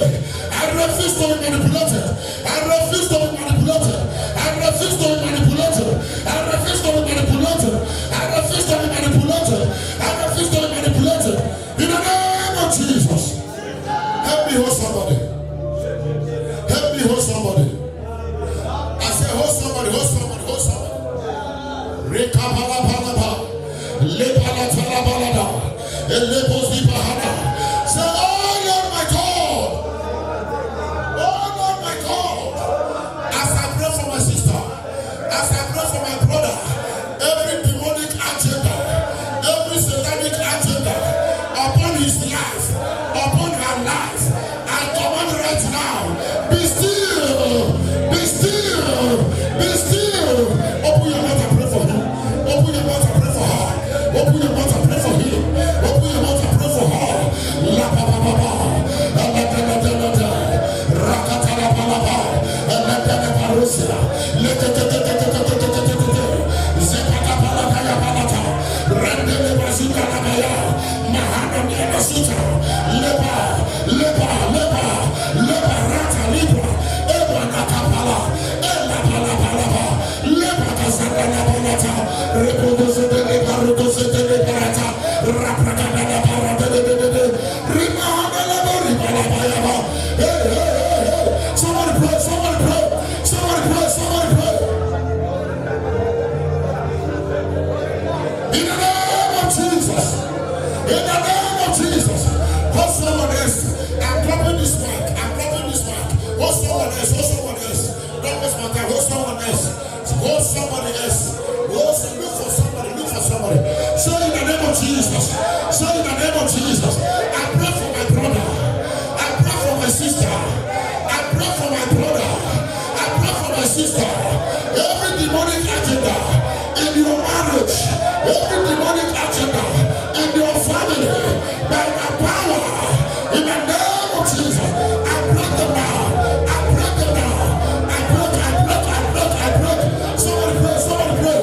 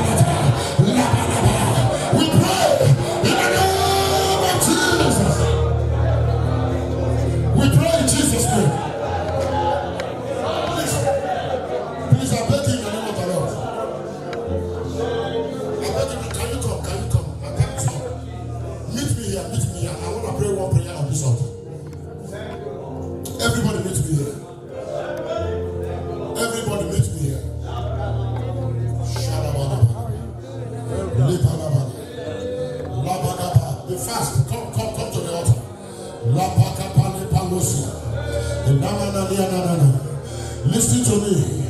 Say, oh Lord my God, in any way, demons have manipulated me, knowingly or unknowingly. As I clap my hands and pray now, manipulation to leave me now. You demons of manipulation, get out of my ministry. You demons of manipulation, get out of my marriage. You demons of manipulation, get out of my health. You demons of manipulation, get out of my spiritual life. You demons of manipulation, leave me now. Clap your hands and pray. Clap your hands and pray. Clap your hands and pray. Clap your hands and pray. Higher, higher, higher. And the palabala. And the repakatayata. And Namanyama. And the palaba. And the palaba. Where there is a man to pray, there is a God to answer. Open your mouth and pray. Open your mouth and pray. Manipulation in your Christian life. Manipulation in your office, manipulation among your children, manipulation in the rest, manipulation in your family, manipulation in your career.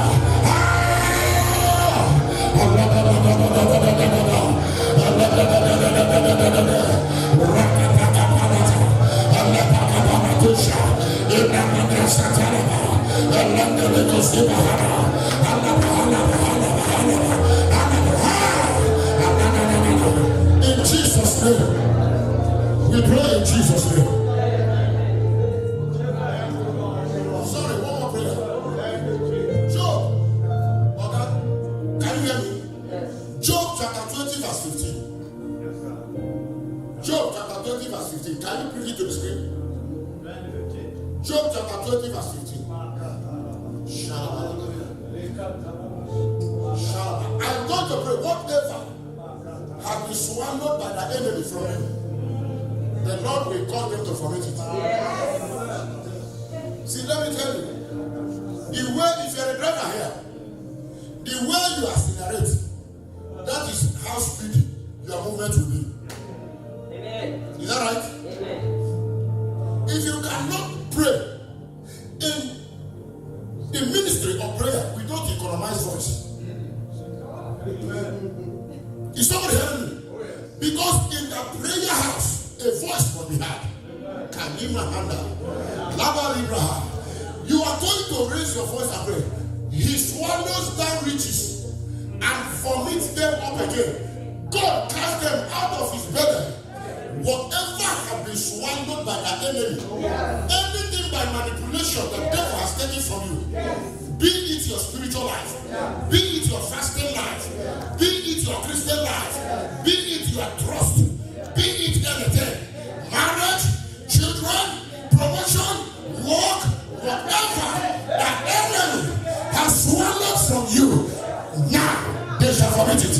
They shall vomit it. They shall vomit it. They shall vomit it. They shall vomit it. I tell you the word of God. I command the devil to vomit your heart. Vomit your heart. Vomit Karama. And you are the sugar. Hey,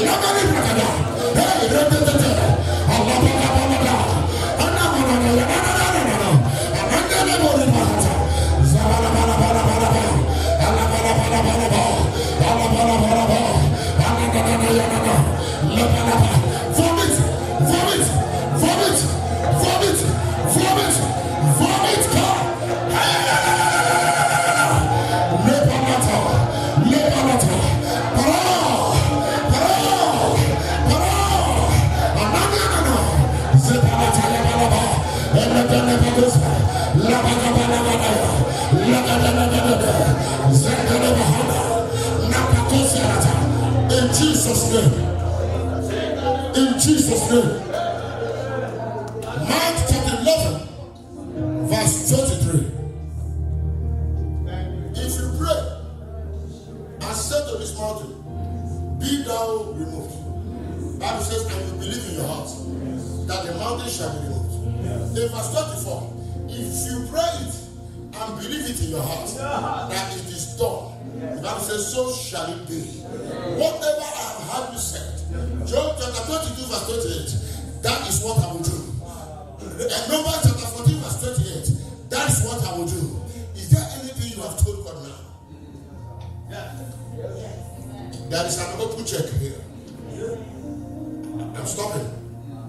There is an open check here. Come. Come.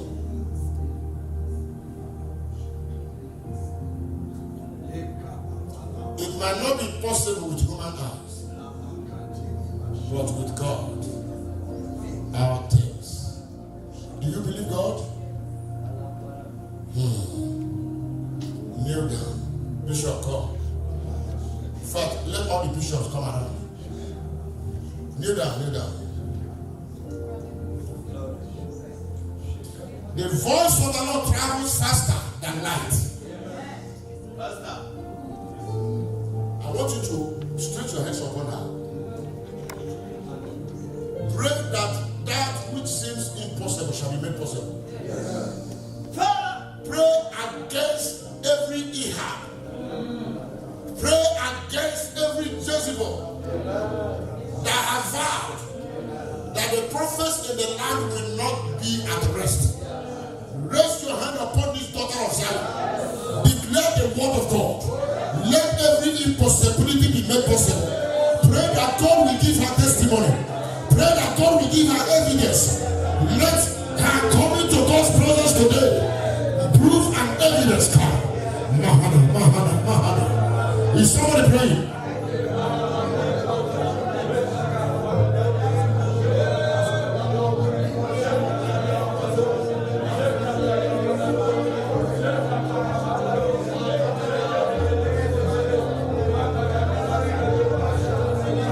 We pray in Jesus' name. We pray in Jesus' name. Our Father, you are God. You have never failed. Who you were yesterday is who you are today. And that you remain forevermore. Whatever that matters, whatever that is good, whatever is a heart desire, whatever will put a smile on her face.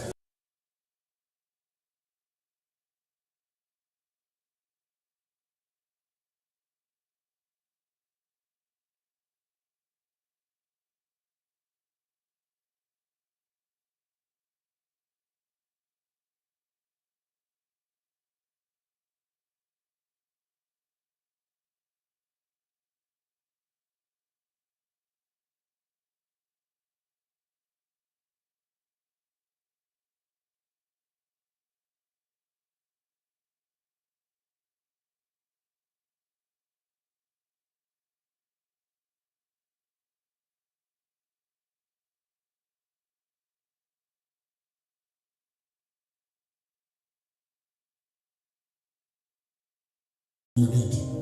Go to him. Let her tell him that. You know why I said you should go to him? After some time you will not see me. You will see him. And he is the bishop of this whole ministry. All of us are his members. Now, all of us are his members now. Go to him. Tell him as you want it. When the Lord does it, you still come back to him. Do you know why you must come back to him? He's a priest. The man of God. So shall it be. There are 6 persons here. The Lord said I should tell you that your evidence has been manipulated. He says after now, he will give you evidence. You know what that means? You know what that means? God giving you evidence. He said the fruit of this program, you will see it with your eyes. I'm only hearing 6. But I pray that God will not select only 6. Out of his mercy, may the evidence reach every one of you. Lord, I thank you because you are God of answer. Father, remember they are not my own. Remember, oh God, that I spoke to them based on what I've heard from you. Manipulations are over. Enchantments are over. Divinations are over. Backbiting over. Lukewarmness over. Discouragement over. Lost sin over. Everything contrary to your pattern, they are over. I declare today that as they go back to their seats, they are going back to sit down like kings and queens to the glory of your name, because their miracle will go home with them and they shall come back with their testimonies. Thank you because your God has answered. Blessed be your name. In Jesus' name I have prayed. Clap your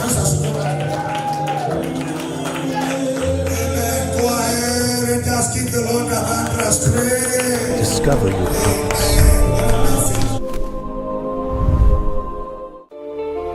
Experience God's presence.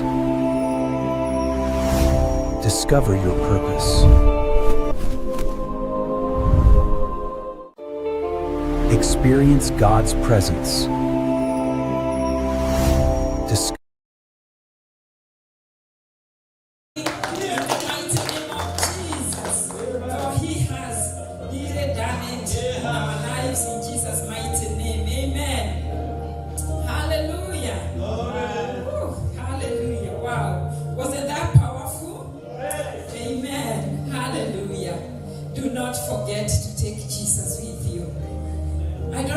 You took from that message, but make sure that you don't run empty. Hallelujah. Hey, get enough fuel. Amen. Yeah, be like the people that the host in Cana of Galilee. I was reminded that Mary, mother of Jesus, was there. Maybe she was part of the chama of, the lady fellowship there. She was there. But it is so specific because it says in John 2:2 that Jesus and his disciples were invited. Others were there, but Jesus and his disciples were invited. Amen. Just as these people took Jesus with them.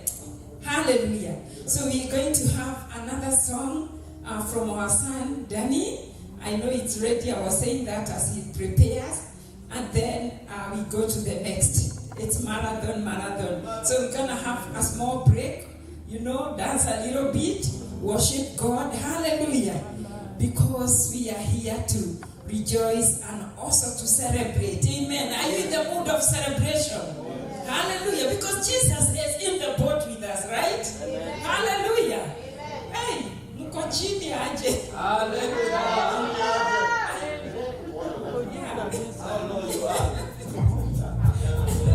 Amen. Let us rise up. Let's do a song that says, "The grace of the Lord has surrounded me." Yani neema ya Mungu imenizunguka.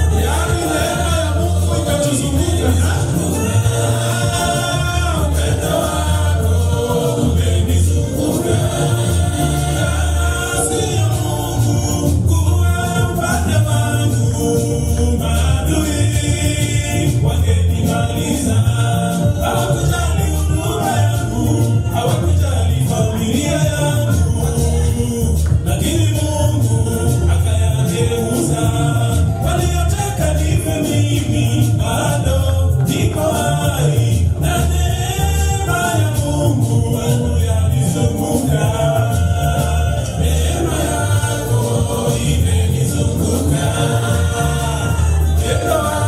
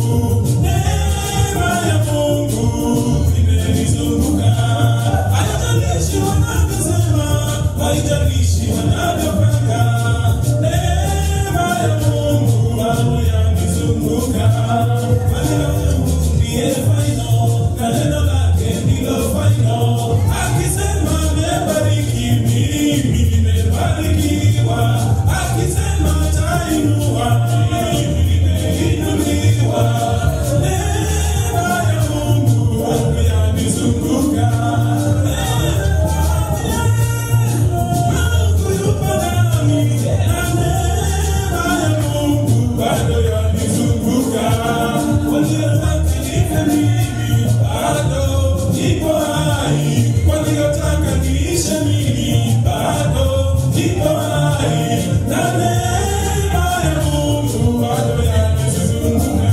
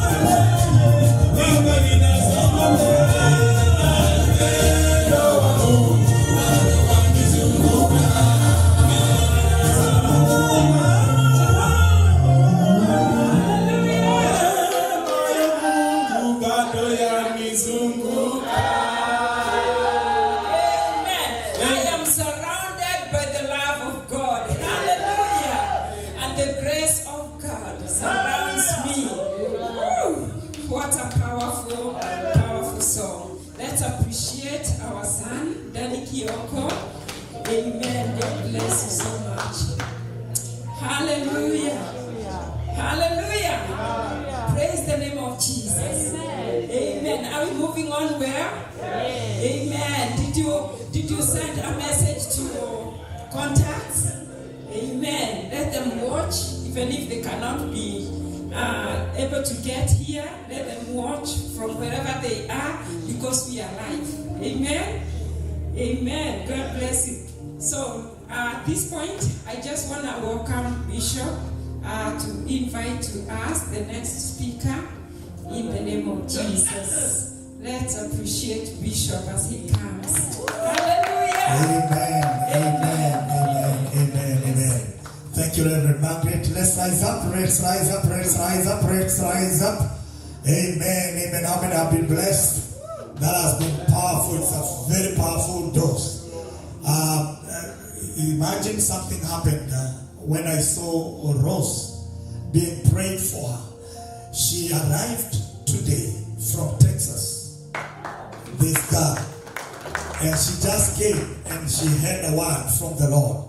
You come expectant God is going to do something in your life and give you a transformation and a shift in your life. What a joy. Thank you very much. We don't want to take much time today. We were going to have a panel, but today we're not going to have a panel. Allow me to do this, just to change a little bit of the program, because the way I thought, I'm trying to reach out to Apostle, but I could not reach him so that he could begin minister fast, and so because of this, let me adjust the program a little bit. Do you allow us? Yeah, then if we get another time, maybe tomorrow, we can do that, and it will be powerful, so that at least we can secure more time because of Dr. SK, and also we also have Dr. Julius with us, and we have our Archbishop. I wanted Archbishop to do the last clap and pray for us, and it will be powerful. You don't want to miss the evening. It will be glorious here, because this is the way to go. Are you blessed? So take a phone, please kindly share this, and also those, if you are not working, those who are online, please join us and let's be blessed together. Right now, I'm welcoming the man of God that we really honor in this commission. Dr. Julius, we are fallen in love. You are in trouble. Nasikia kuimba tu ukae na sisi.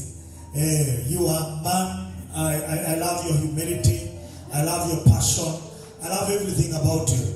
And this man, we walked a journey. He's a great friend to our Archbishop and myself, and also all of us. And therefore, we know his profile is huge. I may not even want to share all this, but he is a man you would like to listen to. So I wanted to have, I don't know where the notebooks are. I wish admin can help us. There are notebooks. She did notebook for us. She did pens for us. And if you get one, it's important so that at least there. But that goes by Apostle Frank. How have you been blessed? Yeah, all the way from Benin, that voice. And then thank you so much, our son, my son Danny, for leading that song. Neema inanizunguka, neema, the love, the grace surrounds me. Anything the enemy has swallowed shall be vomited. That was very powerful declaration. Let's lift up our hands and pray. Mighty everlasting Father, we thank you for your servant again, Apostle Dr. Julius Kimani.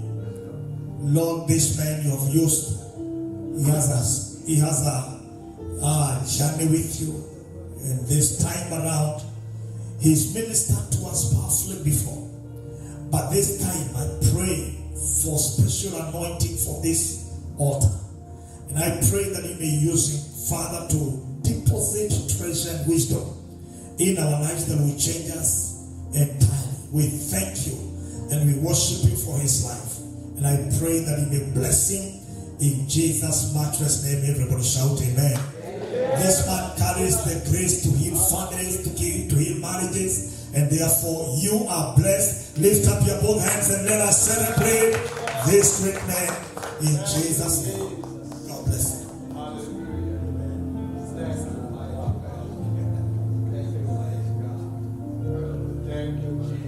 Hallelujah. God is good. And all the time. You know, I was feeling the energy of Apostle Frank and the power. I was like all the, is it called young fufu? Has been released on this grace. Hallelujah. I thank God for this opportunity. I don't take it for granted at all.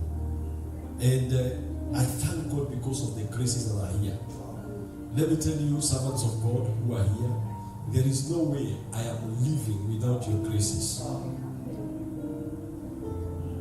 There is no way I am living without your graces. Hallelujah. Because I was brought by God all the way here so that I can deliver what I had, but also receive from what you have. So Bishop Mulinge, you will pray for me. You think you live like that? Let me tell you, Bishop Kimuyu, you will pray for me. The grace that you carry, I must receive. Archbishop, you have no choice. He's my student. But you know, a student can never, you can never, as a teacher, you cannot pray for a student because it is you teach. But Archbishop, there is a prayer that must be released. Amen. I have continued to enjoy the ministry of my brother. I thank God for your passion. If there is something that I have contacted, and I tell you, when I was last year, when I went back, I contacted a grace from you, and I started something. I was wondering, how do you have a service every day in the morning? But now I can tell you, 5 o'clock in Kenya, everybody wakes up to pray for 30 minutes. Online. I tapped that from here. So there are graces to be tapped. And my prayer for each one of us is that you don't live the same way. You know, our brother SK is there. A man on family issues. And I like the way he knows, the scriptures are just flowing. Those are graces. And there are many more graces over here. The grace for Judy of laughter, Zile Zikoapa, Bishop, I thank God for your humility. And also the grace of age.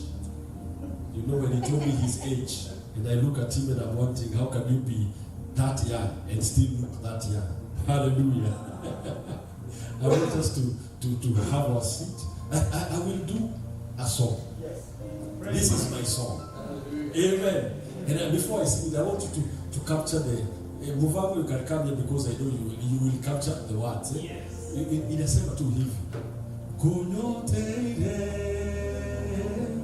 wegai. Can you say that? Kunyoteire wegai. Nowhere to dereda. Nowhere to dereda. Zaidi, Zaidi, Zaidi, Zaidi. Nakuhitaji, nakuhitaji zaidi. Hallelujah. Now, by the way, the video was done by Prestige. You see, I came and I tapped another grace, and I was able to do. Now people are wondering, yeah, you went to America and did a video. Amen. If it is not ready, you can still do it. It will be ready. Don't worry. All things. I like what we have learned. I thank God I've never seen it that way. That He rebuked the wind and He spoke to the sea. So you can imagine how many times we have been rebuking things that are supposed to be spoken to. Hallelujah. And we thank God. I think we can just work on it, my brother. Towards the end, we'll do it. Amen. Hallelujah. Now, today I want to share something about. Okay. Hallelujah. Muigai mwega, muigai wa kihoto. Ngai murathimi, muigai wa hinya. Ngai mwenye andu. Hallelujah. Gonote Ngai, tamote uri weruine.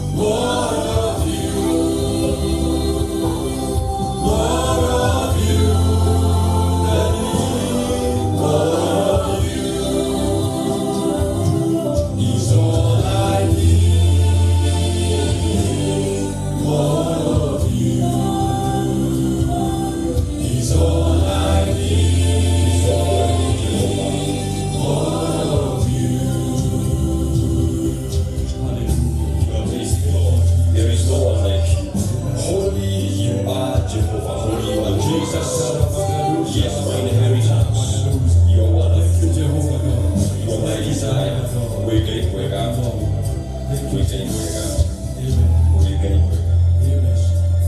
Hallelujah. Let us put our hands together for this God. Amen. He's a wonderful God. I also want to just thank God for my brother-in-law. He's a wonderful man. And at least he married my sister. Amen. So Thomas, you can wave your hand as you're behind there.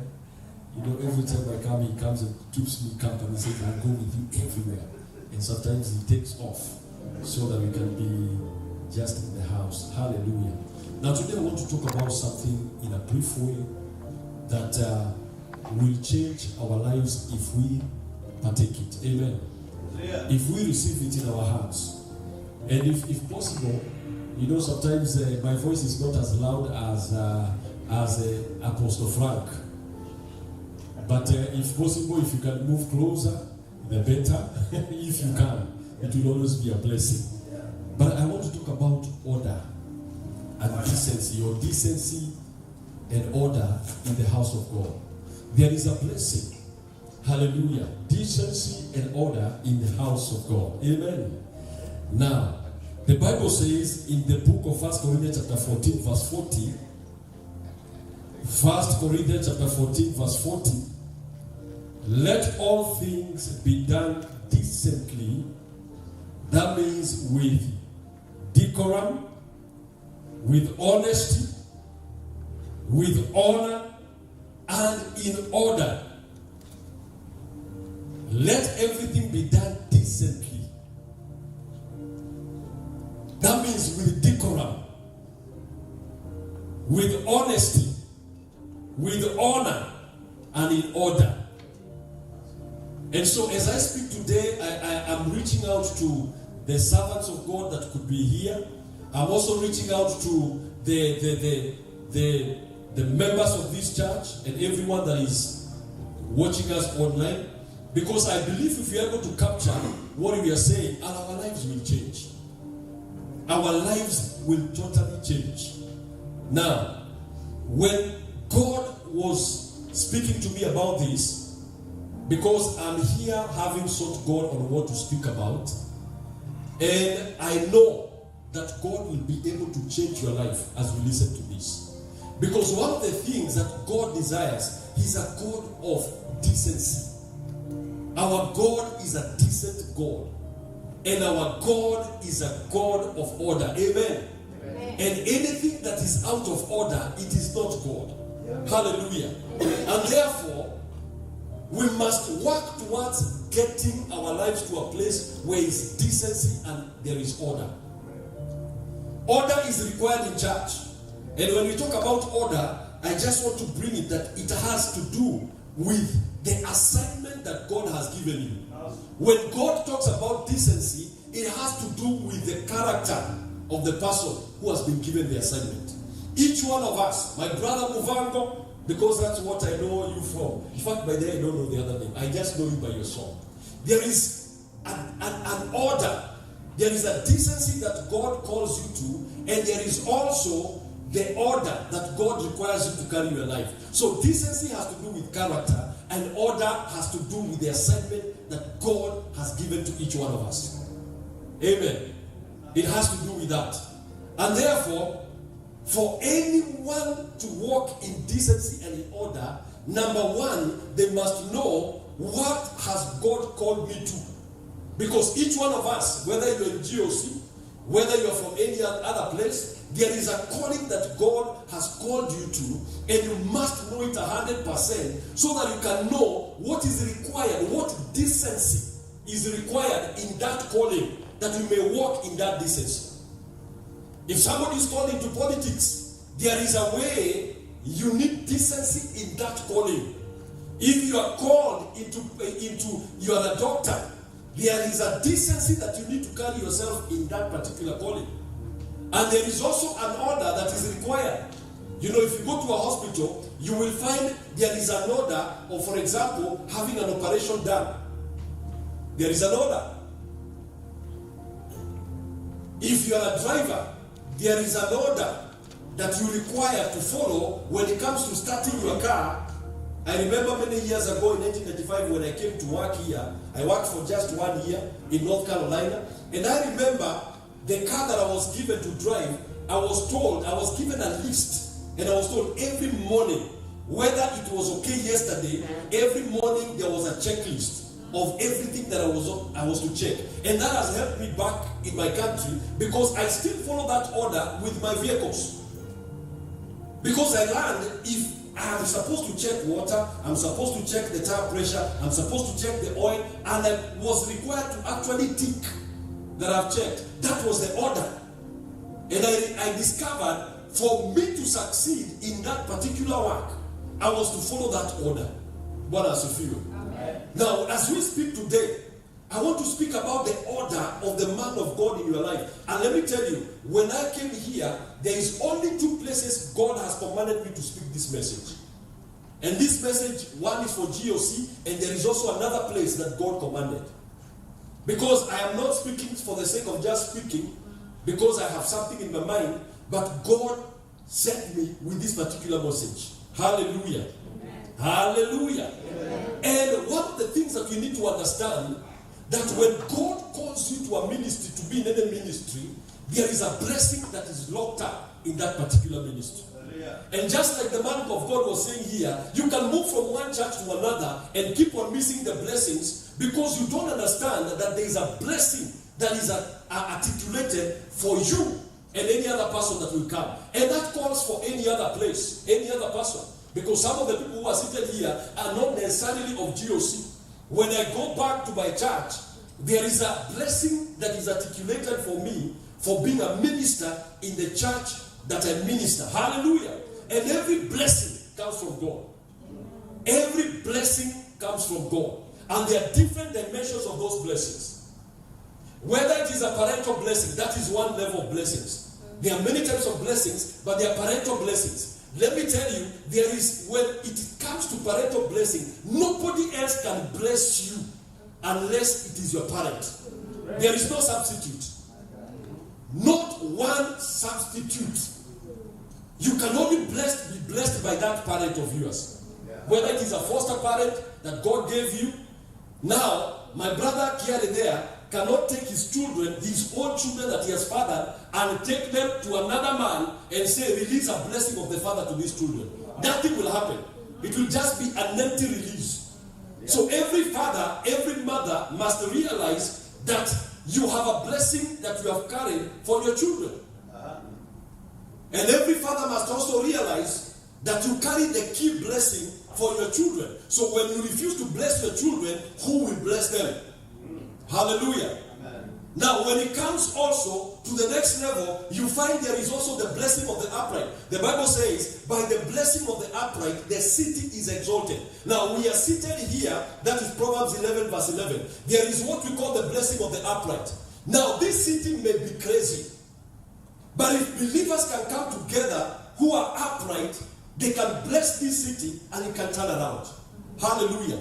The blessing of the city, it is for the upright. As long as there can be a congregation of the upright and they declare, we are going to bless our city and we are going to turn around the way our city is, it can happen. Hallelujah. It is not about the number. It is about the uprightness with God. Hallelujah. Then there is also the master blessing. You will find a master-servant relationship. The Bible says, a servant who takes the place like of a son will eventually get a blessing from the master. So there is a blessing that a master can release. But I will say this, many other blessings and most of the other blessings that come from God are carried by the man of God. Hallelujah. Bwana asifiwe. Amen. It is the men of God that carry the blessing. Only men of God are given multifaceted types of blessing to release to the world. But as if you were, only servants of God, and that is why I'm speaking to all of us. There is a servant of God above me. There is a man of God above me. And that is why I'm talking about order and decency. There is a man of God in my life. that when I want a certain level of blessing, I will go to him. Hallelujah. I remember one time we were having a major challenge in our school registration. And I remember we had prayed, we fasted. Every time that registrar of a woman would see us in their house, she would literally come to the line and send us away, me and my wife. I mean, have you ever seen somebody who hates you? She was angry with us. She came for inspection to our school, and I remember she threw papers to the ground, and she said, "What school is this?" We showed her our lab, and we were like, we were a month away from starting KCSE. And we have not gotten, not KCSE, registration of students. They happen in March. The deadline is 31st. We were 1 month away. No registration had been given. We did not know it was that challenging. We have collected money from students, and we are telling them we are going to register you. And now we have no center to register them. And we kept on praying. I remember we went for a 7-day fast. We went back to that office. The woman looked at us and said, "It is you again." She closed her door and left. We waited for about 4 hours. She never came back. Eventually, in prayer, God spoke to me and my wife, "Go see your man of God." Praise God. And I was like, what will change? But we went and saw him. And I remember when he saw us, we told him we are having a challenge in registering our school. The deadline is approaching fast. Now, by the time we are going to see the man of God, it was 2 weeks away to the closure of registration. 2 weeks. And we have 92 students. And if you don't register, you can go to jail in Kenya if you don't register students. Now, we were desperate. The man of God saw us, we told him the story, and he said, "I send you back in Jesus' name. Go get your papers." Right. You are like, you should have said a longer prayer. Have you ever felt like this man should pray with fire and anointing and even anointing with oil? And the man just go back, and you are like, I wish he can give us an instruction not to go back to the same person. Now, we collected ourselves the next day, and we went to the same office. The woman opened her door. I don't know what was wrong with her. She opened the door, looked at us, and it was like, "You are here again." And we knew now there is trouble. And she closed the door, got him back to her office, stayed there like for 1 hour. We didn't know what to do. Then she opened the door and threw our documents on the floor. And she was like, "Take your registration and go, and I don't want to see you ever again." She had signed everything. Bwana asifiwe. It took the man of God over our lives to establish something that we had been unable to establish. We had even prayed with our parents. It did not require the parental blessing. It required the blessing of the man of God. Let me tell you, there is a lot of disorder today in the house of God. Because we think that we can do things anyway. And let me say this, anyone that places themselves in a place of decency and order in the house of God, wherever they are, let me tell you, watch their lives. They cannot be the same. They keep on rising from one level to another. Now the Bible says, and that's, I just wanted to qualify concerning the man of God. If you look at the book of Deuteronomy 33 verse 1. Deuteronomy 33 verse 1. The Bible says, "And this is the blessing wherewith Moses, the man of God, blessed the children of Israel before his death." Praise God. The man of God. He was a simple man. But simply because he was the man of God, he was carrying the blessing of the entire nation. One simple man. You are seated over here, and somebody thinks that when somebody may come to your church, and because maybe you are asleep, like my brother here, Bishop Ulinga, they may look and say, "Can this man carry my blessing?" And somebody can be moving up and down from one man of God to another one, but leaving the one that God placed them under. Refusing to recognize. Look at Eli. Eli was a man who has lost spiritual sensitivity. Hannah goes to Shiloh and begins to pray in the house of God. And as she's sitting there crying because she's barren, this man comes out and says, you are drunk. You are a drunk woman. And she said, man of God, I'm not drunk. It is the agony that I'm carrying. I am barren. You don't know. She didn't even say. The guy just looked at him and said, go. Your request has been granted. And suddenly, she walks out, goes home. And the next thing, she's pregnant. This man never prayed anything. In fact, we saw how early ended. Because he had become a level of, he had become a man who was spiritually insensitive.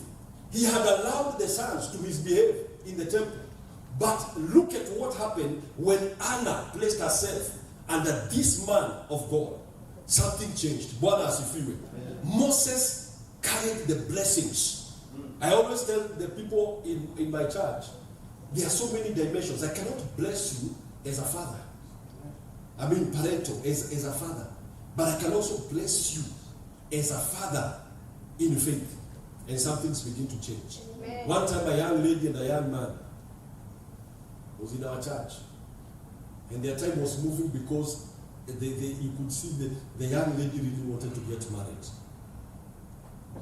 And I remember we gave a very simple instructions. I like what he said, instructions. God put funny instruction. To the young lady, my wife said to her, go buy me digestive biscuits and bring to me. And the lady laughed. Ma'am, digestive biscuits. Okay, I'll bring you. And next Sunday she came with a box. And the young man, we told him, buy batteries for the mic. And the guy was like, microphones, batteries. He came with a packet. And we simply say, you are blessed. Now, the lady was wishing to get married. The same month, a man that she was desiring, they used to meet in the office. You know the way you can be seeing a man and you're like, I wish this guy can marry me. That guy suddenly woke up one moment and is like, there is something new that I have seen in you. You know the way you work together in the same office, your eyes are closed, and suddenly this guy starts looking at her funny. He was like, why are you looking at funny? He said, can I take you out for coffee today? We just have coffee. And when they went for coffee, the guy was like, I've developed an interest in you. And to cut the story short, they got married. Now, when this guy brought the batteries to the mic, I remember I said to him, may the Lord magnify you. The same way you have given us batteries to magnify, to put in the mics, to magnify our voice, may the Lord magnify you. Within 2 or 3 months, he was already chosen and taken out of the country. Right now he works in Ireland, and God has blessed him exceedingly. Simple instructions given by a servant of God. Amen. Amen. Hallelujah. Amen. Now many people, and I will say many, are yet to receive the blessing that their man of God carries. Many are yet to receive. And let me tell you, because I'm in GOC, I am looking at Bishop here, and I want to tell you, there are blessings, and some of you have tasted them, that he carries, that when you allow those blessings to be released into your life, we have become, and I'm not saying that this is what you are, but many of us, all over the world, have become casual with the servants of God. Yeah. Very casual. And therefore we don't realize the power that they carry. There is a young man who used to come to a church, and they love carrying. They are like Kerry, they are like Judy, and some of you that are here, the way you love carrying things. You cannot go home before the place is cleared. So I used to see this guy carry, the speakers alone, and he's strong. And I used to tell him, you will never carry a coffin. You will never carry a coffin in your family. As you're carrying the mics, you will not have death in your family. Amen. You will never have death in your family. And one day he came, after many years, he said, I have realized something changed in our lives. We used to have very many deaths in our family. Within our cousins, our uncles, But something has happened in our family. There is no death happening. He was from Nyanza. He was saying, there is death that has stopped. They come so close, but they don't happen. They stopped. And he said, I have realized what you have been saying that will not carry coffins has actually happened in our life. And sometimes you may meet the servant of God and say, bless you.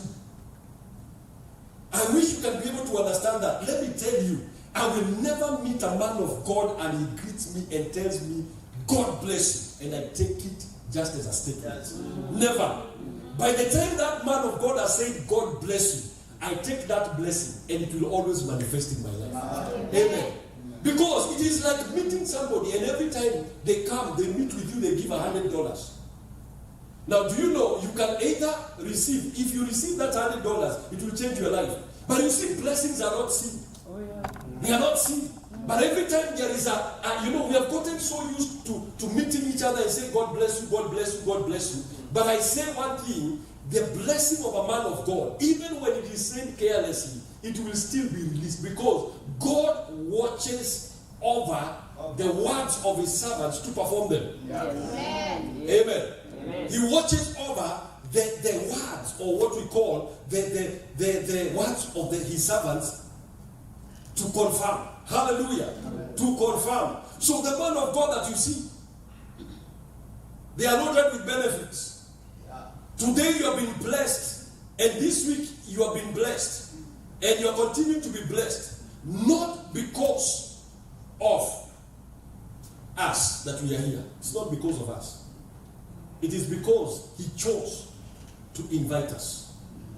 If he said that he's going to do this convention alone, you'd have gotten one type of a meal. And it still have been powerful. But he looked and he says, I'm inviting my Archbishop. I'm inviting the Apostle Frank.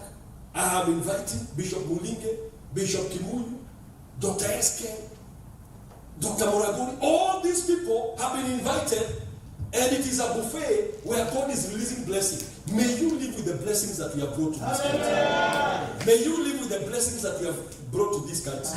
If we live and you remain the same, something is seriously wrong. And it is not the servant of, it's not your bishop. It is not. It is you. Hallelujah. It is you. For me, I'm not living the same way. I am not living the same way. I'm living different. I look at the word and the Bible says in 2 Chronicles 20:20, very common verse that we all know. The Bible says, and they rose up, 2 Chronicles 20:20, and they rose up early in the morning and went forth into the wilderness of Tekoa. And as they went forth, Jehoshaphat stood and said, Hear, O Judah, and you inhabitants of Jerusalem, believe in the Lord your God, so shall you be established. Believe in the Lord your God, so shall you be established. Many of us are established. Marriages established. Businesses established. Careers established. Families established. But there's something else that God wants you to start enjoying apart from establishment. The Bible says, believe his prophets, so shall you prosper. Now, prosperity means growth. There is something that changes. When I see King James and Queen Maggie, I see there is something. Maybe this year they're in one level, but because they believe in the prophet, the next year they're in a different level. Hallelujah. Amen. When I see some of you, you're not in the same level. When I come and I find Kerry today here, prestige, and I see him and his wife, then we begin to share of some things that they are doing. Then you realize there is an increase. And so when we believe in the prophets that God has said to us, there will be prosperity. Most of us are crying to God and telling God, prosper me, prosper me, prosper me. And God says, I will establish you.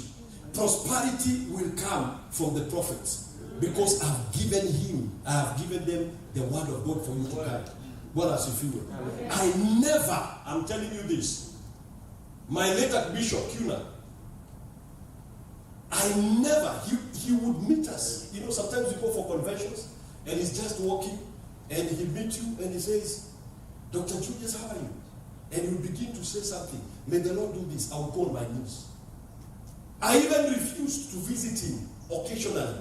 If I have ever visited my bishop, and I'm not telling you don't visit him, but if I have ever visited my bishop from the time I sat under him in 2001 to the time that he passed on, I think they cannot exceed 4 times.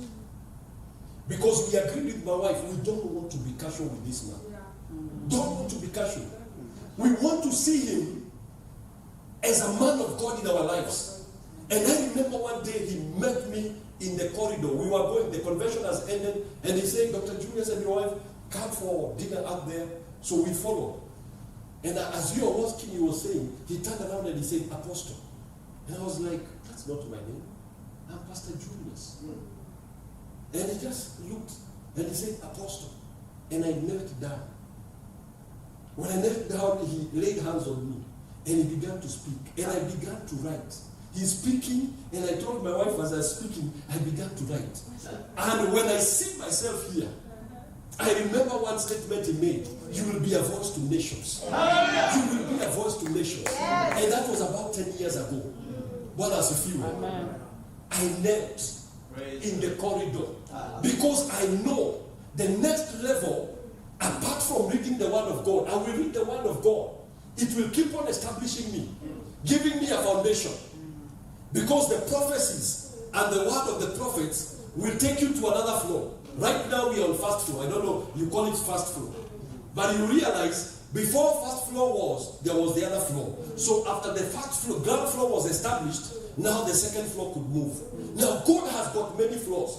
So he will establish you. The prophet will release a word that will take you to the next floor, and God establishes you in that floor. Hallelujah. When you have already been established in that floor, then another prophetic word will come, and God will take you to the next level, the third level, and also establish you. You keep on stabilizing and getting established.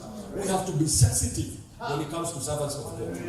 And it is unfortunate because sometimes the attacks are coming from all circles, where there are some servants of God who have discredited this life of the servants of God. But I want to tell you, you cannot discredit all the servants of God simply because of 1 or 2 or 3 who have done so. Yes. Whereby they are fake policemen, they are good policemen, and they are fake policemen.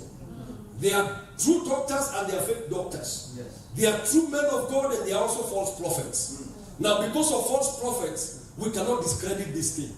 I wish that each one of us, even as we go back, we can all be aware that I will treat the servants of God that placed over my life in a different way.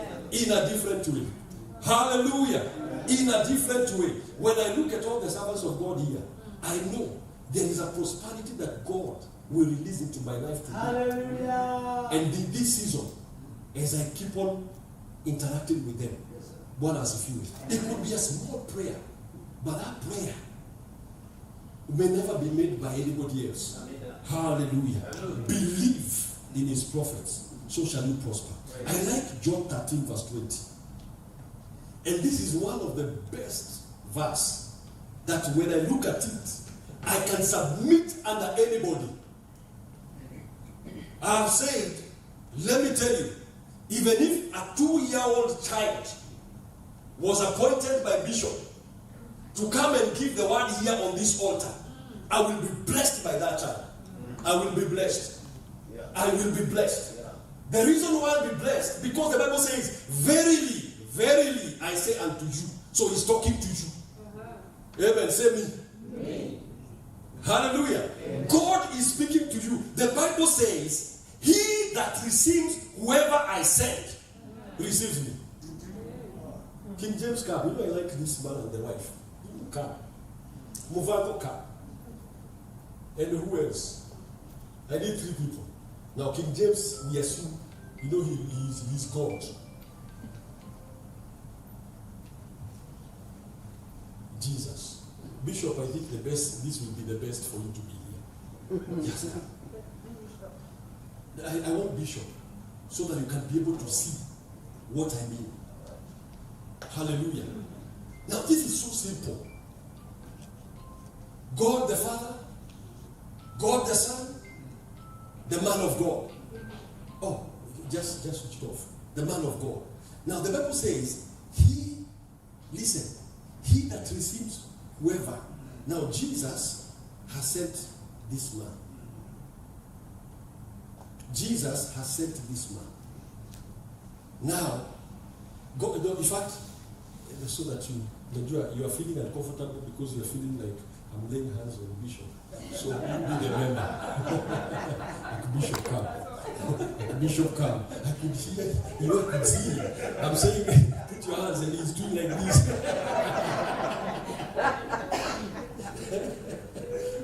So, the Father, hallelujah, the Lord Jesus himself has been sent by the Father. And then Jesus comes and says, I send you. Now put your hand. And then he comes to this man. And he says now, this man will stand over here and says, may I believe in Jesus, which is okay. And it is the best thing to believe in Jesus. And so you pray in Jesus' name. And Jesus is here and says, I have sent you a man. And he says, if you receive this man, can you receive him? Amen. He says, he who receives whoever I send receives me. Receives me too. Wait, continue, wait. Now you will receive him, you receive the Lord. And now the Bible says, whoever I send receives me, and he who receives me receives him. Who sent Jesus? God. The Father. Yes. Now, you know, I called him because he looks like the Father. Now place your hand here. Now look at what this man has received. Dimensions of blessing. He has received the blessing of the man of God. He has received the Lord Jesus. He has received the Father. And a code of three can never be broken. So by the time he leaves here, you are wondering what is happening. And he just tells you, I have a good relationship with my bishop. When he receives the bishop, he receives another dimension. May you be that man and that woman from today, that you will look at the servant of God that has been sent to you and receive them fast. In Jesus' name. And may you receive those blessings. Now, there are no jokes in the spirit. Things have happened already there. In Jesus' name. Hallelujah. Thank you so much, Bishop. Thank you so much. Are we getting this? Have you gotten that? So it begins with reception. If you can't receive the man of God, if you can't receive the man of God, there are things you will not receive. And that is why you find there are so many believers who are stagnant. You can't receive the man of God. You cannot receive. You can't. So you may not like his height. You may not like his color. You may not even like the way he dresses. You may not even like the way he pronounces things. But receive him. So work what you have been told. Work on your heart. Work on your heart. Because the moment you criticize the man of God, something also goes on.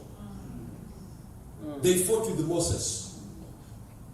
And God said, I have heard the way the people have murmured against him. They were murmuring against Moses. They were not murmuring against God. But when God appeared, he said, I have a heart.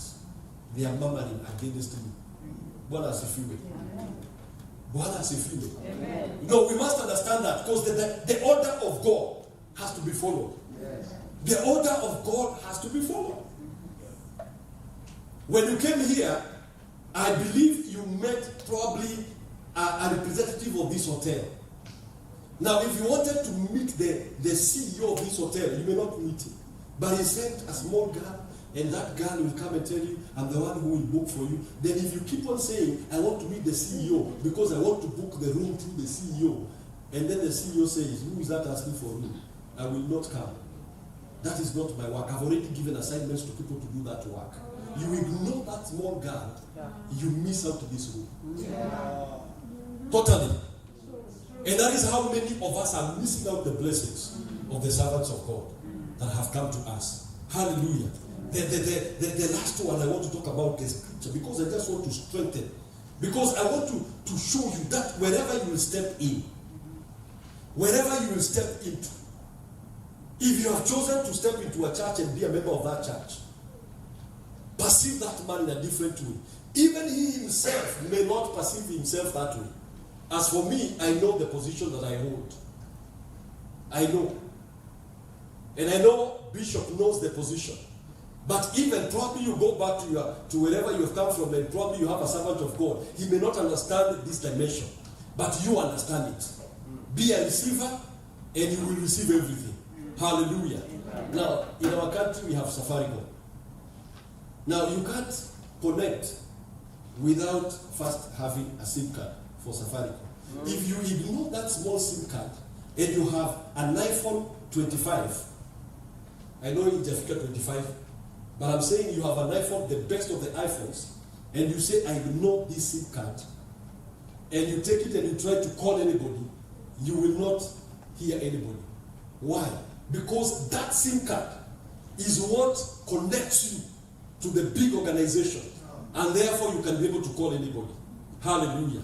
And therefore, that is why I also put this disclaimer. Servants of God that are here, you have got to carry yourself in a serious way.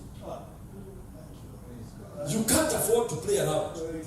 Because if they believe in you, then you must hear God. You must search God. You must have a word for these people. Because they have been told by God, believe in God and believe also in the prophets. Now, if you are not seeking God and you're not hearing God, then what are you delivering to your people? So you must be a man that is sensitive to God, so that when they come to you and they speak, ask you, pray for me, that prayer will change their lives. Amen. I am not shocked when you say that young man, I think you're talking about a testimony about a young man who was told that he's going to live in a country in the Middle East within a day, and you prayed with him. The moment you prayed with him, things changed. And he was employed by the same company that was saying they will not employ him. I believe that young man must have perceived the man of God. This is a man of God, and as I receive him, I'm also receiving Christ. Now, the Bible says in the book of Hebrews chapter 13, verse 17, very simple, 13:17, obey them that have rule over you, and submit yourselves, for they watch over your souls, as that they must give an account, that they may do it with joy and not with grief, for that is unprofitable for you. Obey them that have rule over you. Obey them that have rule over you. Now, you have chosen to be in GOC, then obey him. Obey. And the Bible says, and submit yourselves. Be submissive. So his work is not to force you to submit. Be submissive. Today in the morning, I remember I checked and I spoke to Bishop. I had spoken to Pastor Judy, and she told me, because yesterday I was not at work. Today I may not be able to come. And I remember I spoke to Bishop. I said, kindly, with a lot of humility, arrange for somebody to pick me. And then the next thing I saw Pastor Judy calling me. And Pastor Judy was like, I am coming for you. Orders have come from above. And I was like, wow. I'm not saying that you lose your job. if whatever it is. But I was like, what a heart. What a heart. It is voluntary submission. Yeah. Why is God saying that? For they watch over your souls. They watch over. Every single day, the members that are in our church, that are under me, they don't know that I pray for them every day. Some of them know. But every single day, a time came when I was trying to look, and most of the men can bear witness with me, that there are times we pray for members of the church more than we pray for our children. Yes. Every single day. Every single day, I pray for members of our church. Some of them, God will put away it and say, intercede for this one. And I will intercede. Some of them, God will not even tell me. He will say, I'm revealing to you something. I don't want you to tell them anything, but pray for them. And next time I see them on a Sunday, I'm looking at them and I'm saying, what God showed me was not good. But I will not tell you, because if I tell you, it may scare you. But I will, because I'm watching over your soul. And that is why I keep on declaring a disclaimer. Please, servants of God that are here, let us continue receiving the strength to be able to watch over the souls of the people that God has given us. Amen. We are watchers. We watch which demons are trying to manipulate our members. You know, we're talking about demons that try to change things. Which demons are trying to bring down our members. So you watch over and you release the blood. You release the name and destroy some of the forces that are trying to scavenge on those that God has given to be under us. It is a responsibility. Hallelujah. I know there are pastors as well, even in GOC. You have been given different departments. You have also to realize that is another capacity that God has given you. You have to be. I understand now there are different divisions. I have Judea, Jerusalem, and all that. So if you have been given a responsibility over that, know that it is not only a title. Be decent over that area. Be orderly. Watch over the souls of those people that have been given you. And that is why God told Moses, you have to delegate. Amen. Delegate. Sometimes the reason why servants of God are not able to delegate, because they are like, will the people I delegate to be as diligent as I am? Or will I begin to hear this issue? There is one person, and they were in a certain department some time back in our church. We handed over that department to them, and we discovered almost every young man was getting pregnant. Young girl. And we were like, what is it? And we began to pray. And God told us, remove this person. Remove this person. And we discovered later that they would go to them and they said, I'm having a relationship with this one. And they would say, I will talk to pastor about it, and she would keep quiet. And eventually they would compromise. And she would tell them, I'm praying for you. Now she was not able to watch over them. So if God has given you a responsibility to watch over, then you need to watch over. Because there has to be decency and there has to be order in the house of God. Amen. Bwana asifiwe. Amen. For they watch over your souls, as they must give account. That is scary for us servants of God. We must give an account concerning King James and the wife. One day God will come and ask, how is King James doing? Why is his business not growing? It was supposed to be at this level, but it has grown. It has millions, but it's supposed to be at billions. Why? And then you will say, Lord, there's a time you told me to pray for him, but I slept. May that not be your portion. Amen. Amen. Your businesses will grow. Because the servant that you have, I value Bishop Isaac because he's a prayerful man. Prayerful man. Amen. And look at this. He says, as they must give account, that they may do it with joy. There is a dangerous thing to be a pain to the heart of the man of God in your life. It's a dangerous thing. For the Bible says, for that is unprofitable for you. Unprofitable. So you do business, you pursue your career, and nothing is working. Why? Because every time the man of God is looking for the seats arranged, you are supposed to arrange. You are not there. And you had said you will arrange. The sound is not ready. The food is not ready. And I thank God because the people that are here are so diligent. You know, when I look at caring, everything is always on top. Hallelujah. The food is always on top. But let me tell you, you can be causing grief to the servant of God. And God simply says it will be unprofitable. That's what he says. For that would be unprofitable, not for the man of God. Not for the man of God, but for you. And that is why I keep on saying, even as a man of God, let us be diligent. Because if we don't become what God has told us to become, then we are going to cause unprofitability to those that God has given us. Hallelujah. And what do we need also to do? What do we need to do? Now let me ask you, and you don't answer me.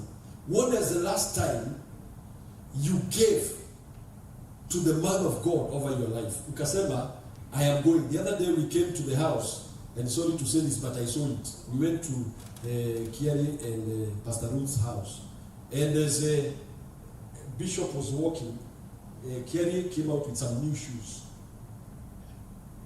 And he was like, Bishop was like, hey, those shoes are very nice. And I remember he looked at the bishop and looked at the wife. And he said, he consulted the wife.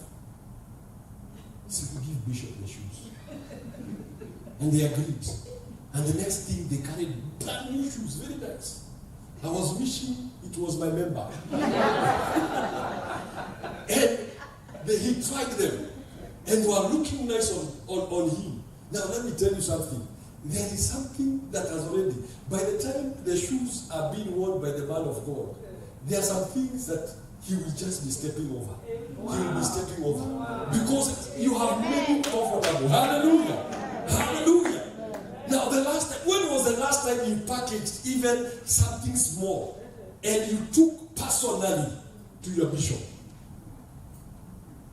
He has not told me to preach this, but I'm saying it because this is a reality. The Bible says in Galatians chapter 6, verse 6 and 7 and 8, let him that is taught in the word communicate unto him that teaches in all good things. All good things. Amen. You are eating goat, and Bishop is eating vegetables. He says, I'm not saying that every day, but that's Galatians chapter 6, verse 6. Let him that is taught in the word communicate or share unto him that teaches all good things. All good things. Amen. All good things. One young man came to me.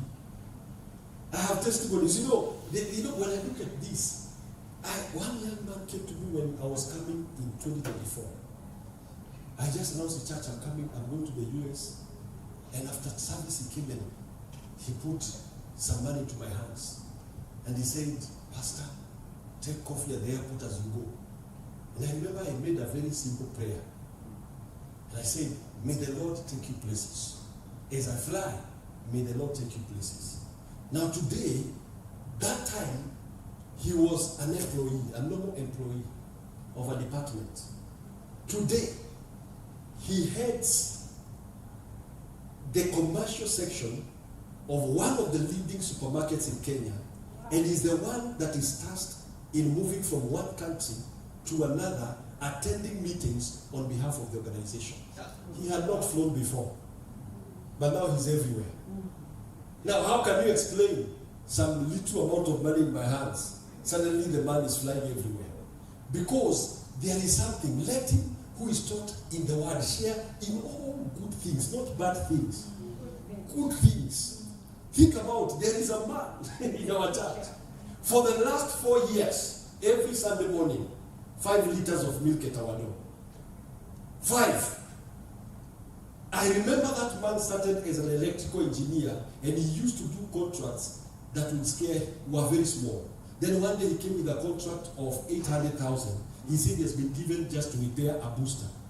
And he was scared of doing that because the maximum he had ever done was around 150,000. I told him, take it. Today, he's one of the contractors of Safaricom. And God has transformed his life. Milk, 5 liters only. But every time we are there, we say, Lord bless him. Hallelujah. Amen. Milk only. If I knew this before, I would have done some stuff to my bishop. Hallelujah. But I will still continue to do what I'm able to do. Amen. When was the last time he received some little money in his account? Not little, even big money in his phone, Zelle, or the other one, Cash App. And you just tell him, Bishop, that is not for the church. Enjoy life. Go and eat at the harvest buffet and go eat there. Hallelujah. The Bible says, be not be deceived. Verse 7. God is not mocked. For whatsoever a man sows, that also shall he reap. He was talking about this. You sow, you reap. Now, there is a scripture as I finish concerning giving. Philippians chapter 4 verse 15. Now you Philippians, this is Paul speaking. Because there is a scripture people keep on claiming, and it is not their scripture. It is not your own if you have not done this. The Bible says, now you Philippians know also that in the beginning of the gospel, when I departed from Macedonia, no church communicated with me as concerning giving and receiving. Giving and receiving. Because you must know there are graces. There are two graces. There is a grace of giving and the grace of receiving. Many of us are givers, but we are not receivers. May the grace of receiving come upon you. Amen. Have you ever given and given and given and given and you never get? It's because many of us give, but they don't tap into this other grace. There is a grace of giving and receiving.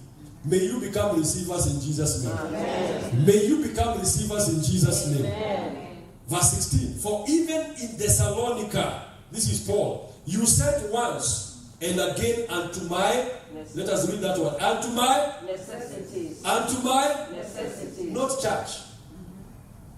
That means for my use. If I see a good shirt, I buy. If I need coffee, I take.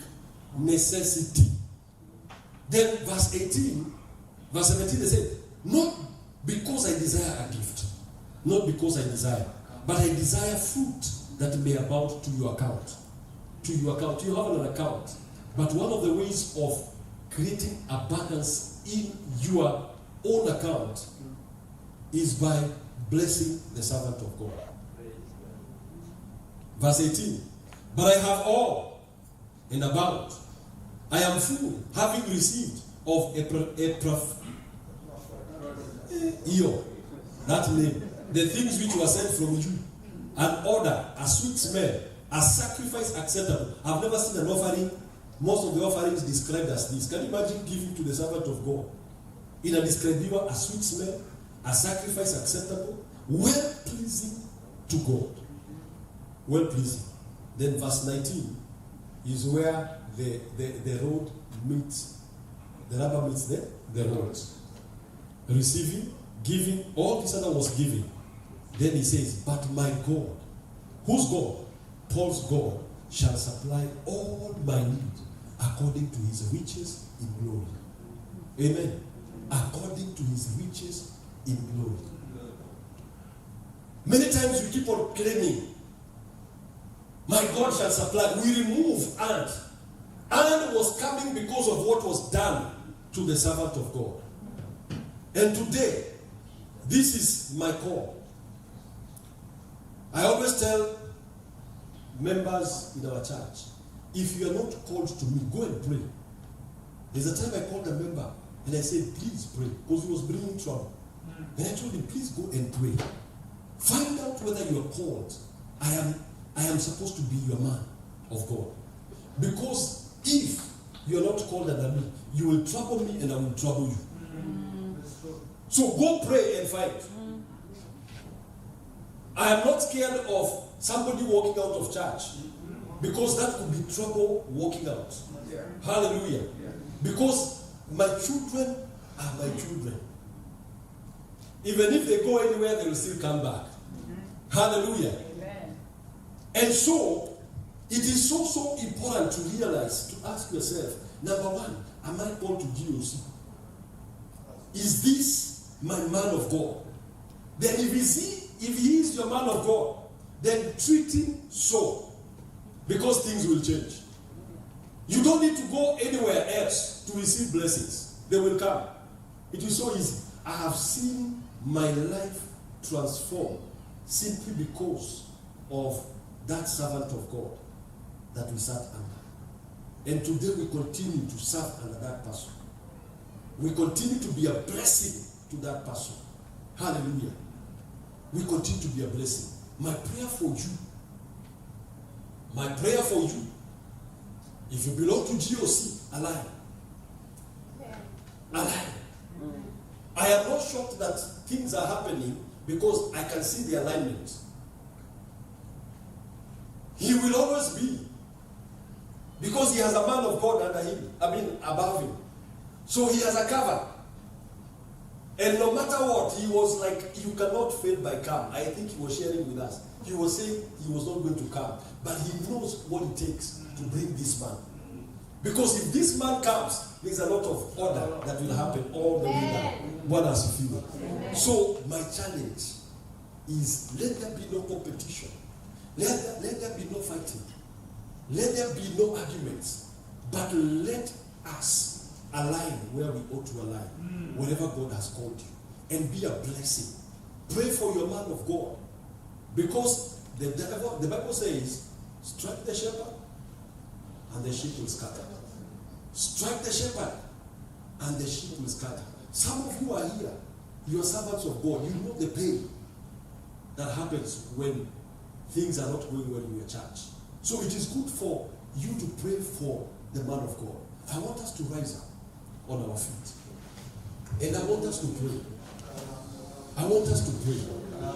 And one of the prayers that I want us to do is to tell God, help me to align. Help me to align to my servant, to my man of God. Help me to align. Because the moment there is alignment, it starts with the heart. It starts with the heart. Hallelujah. Even in the city, there are some people who are enjoying blessings because of men of God that are around.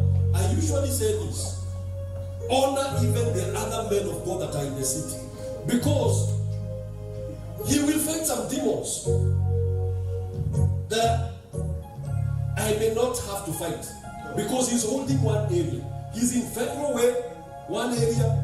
Another man of God is on that area, and there are some demons that he's able to take charge of.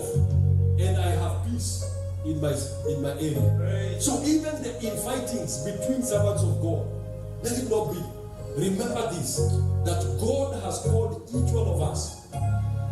If you are a pastor in GOC, God has called you.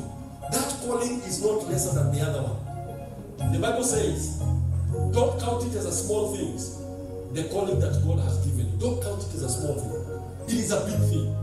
If one is leading 10, 20, 30, if you are leading only 2, make sure you lead those 2 diligently, because that is what God has given.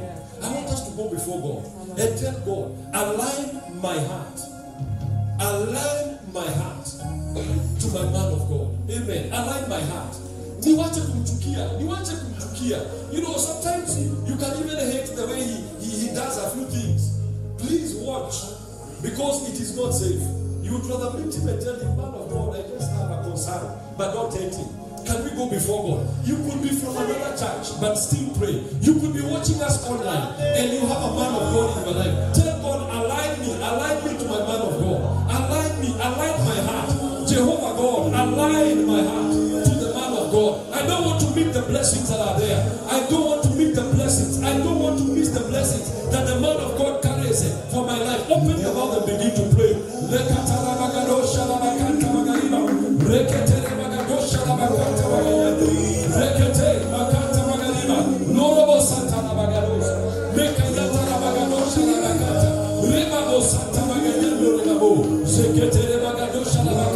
Align my heart, oh God. Align my heart, oh God. Align our heart, oh God.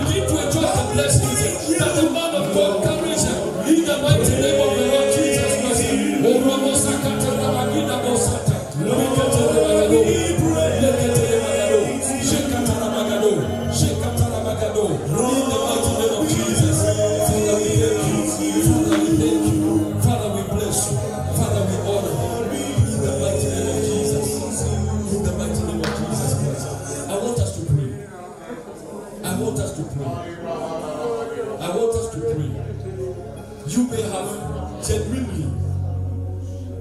We are talking, it's about checking your heart. This thing is a heart issue. Genuinely, you know you have despised the man of God in your life. Despised. One man, and I'm saying this with a lot of humility, a lot. One man despised me so badly in our church that he went to my wife. He wanted to leave, and he went to my wife and says, he came to me, found me, and he told me, I want to speak to your wife. I said, my wife is in her office. So they left with the wife and they went. I didn't know why they were leaving. But when they went, my wife called me. Can you listen? Has so and so been at home? I said, yes. Why did he speak to you? I said, what was it about?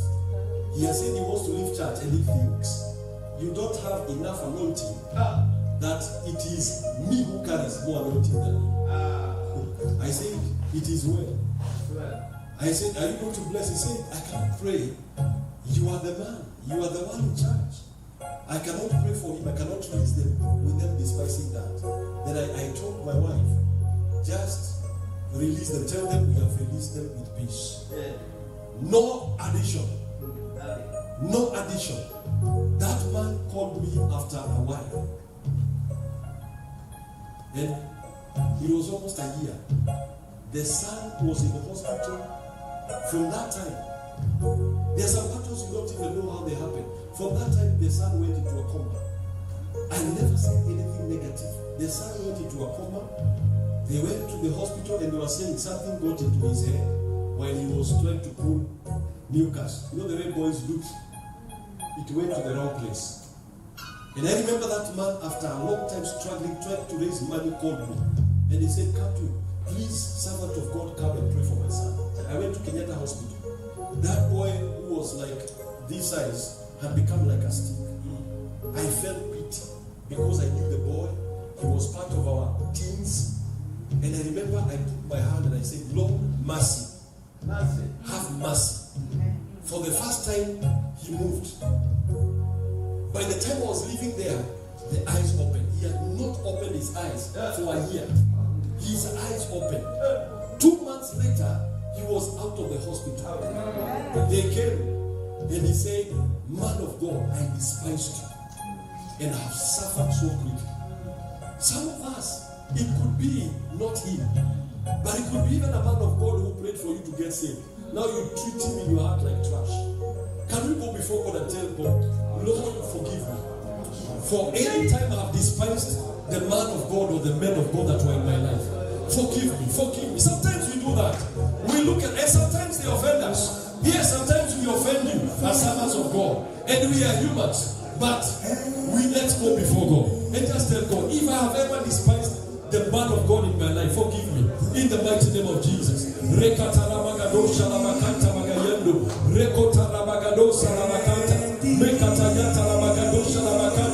Father, if there is any man, if there is any woman in this house, oh God, who has ever despised a man of God in their lives, oh Jehovah, a man of God they serve under, today I ask for your mercy.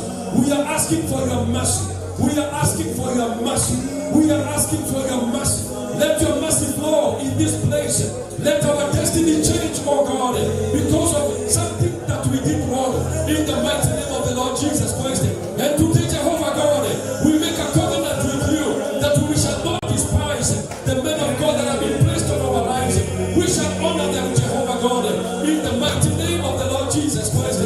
Oh, Rabakata Rabagadosha, Bekayanta Rabagadosha, Mekatana Magaliba, Lorobo Sakatariba, Mekataya Magaliba, Lorobo Sakatariba, Mekataya, Lorobo Sakatana Magadosha, Oh, Rabasakata Magadosha. Father, we thank you. Father, we bless you. Father, we thank you. Father, we bless you. In the mighty name of Jesus. In Jesus' name, we pray. Hallelujah. Man of God. Let me tell you. And this I want you to do at your time. At your time. You will release blessings to these people. And they will be blessed. You you will begin to see unusual happenings in the lives of those that are under you. As they align themselves to you, they will begin to see unusual happenings. And please bless them. Bless them. You know, a blessing is a blessing. Hallelujah. Bless them. Because God has put them into your hands. But I want to tell you, servant of God, I don't know which among these days, with your father here, because you are in alignment. We cannot bless them because you are the fathers in the house. But see on which day that you will bless these people. And listen to me. And I'm saying this as an instruction. Carry a token of blessing.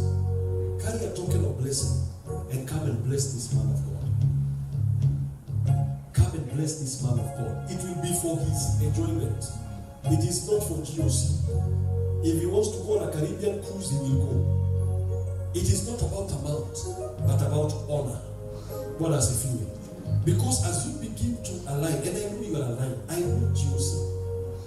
You know, if there is a church that has many bishops and pastors, it is this one. And if there is a church that could have a lot of trouble because of the numbers of pastors and bishops that are here, it is this one. But I thank God because when I see Bishop Terry, Pastor Ruth, Pastor Esther, Bishop Mashadia, with all their titles, they have aligned themselves over here. But I see a new thing happen in GOC. I see a new thing. With this understanding, something will happen. Please, on that day, if you mention it today here, let it happen. But go home and think, pray, and ask, how will I honor this man of God? And I'm saying, as surely as the Lord lives, you know me, watch the turnaround that will happen in your lives, the prosperity that will begin to hit GOC in a new way. I told you, God has only spoken to me to speak to 2 churches this message here. Because there's something God wants to do. Anytime God comes, either to cut or to polish, is because He wants to take us to another level. In the mighty name of Jesus. Can you say, I'm aligned? I am decent. I am orderly. From today, I tap into the blessings that God has deposited in the man of God that watches over us. In Jesus' name. Allow me to stop there. Allow me to stop there because I know a time is coming. In Jesus' name. God is able to do just what He said He's gonna do. He's gonna fulfill every promise to you. Hallelujah. We Ngai mwega, we Ngai wa kihoto. Ngai murathimi, we Ngai wa hinya. Ngai mwendi andu. Hallelujah. Ngonyoteire Ngai, tamote uri weru-ini. Toria dwariga, ekwiriragiria. Nikunyoteire Mwathani, na ngwĩciragia hĩndĩ ciothe Mwathani, ngakwambararia tondũ wĩ mwega, ngĩkũgocaga tondũ wĩ Ngai, hatirĩ ũngĩ tawe, ma nowe tu Mwathani, nowe ndĩrenda na hatirĩ ũngĩ Mwathani, nowe tu Mwathani wĩ mwega. Lord, you are my possession, you are my inheritance, yeah, you are my desire. I want you more. You're all I need, Lord. You are my desire, yeah. I wake in your likeness. Oh Lord, it's only you I want. Hey.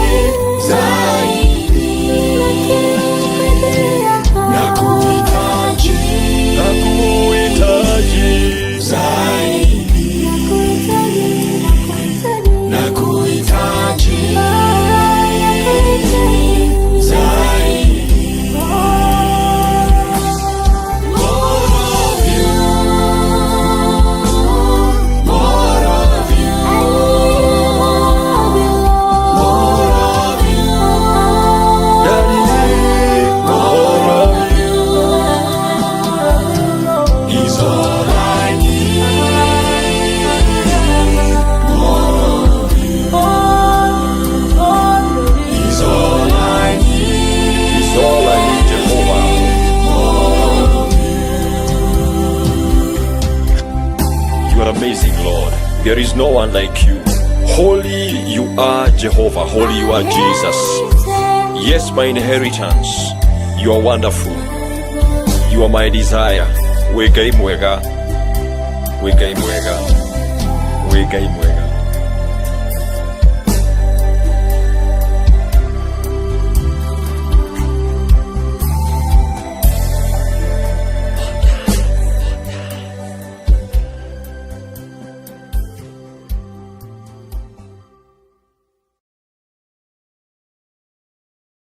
Experience God's presence.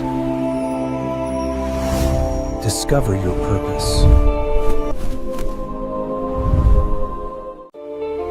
Experience God's presence. Discover your purpose. We lift our hands, Lord, and pray for your servant, Apostle Dr. Julius Kimani. Lord, bless his ministry. Bless his life, bless his family. Lord, for hearing from you and obeying. Lord, dear Father, with courage, sharing powerfully the heart of God and the mind of God today.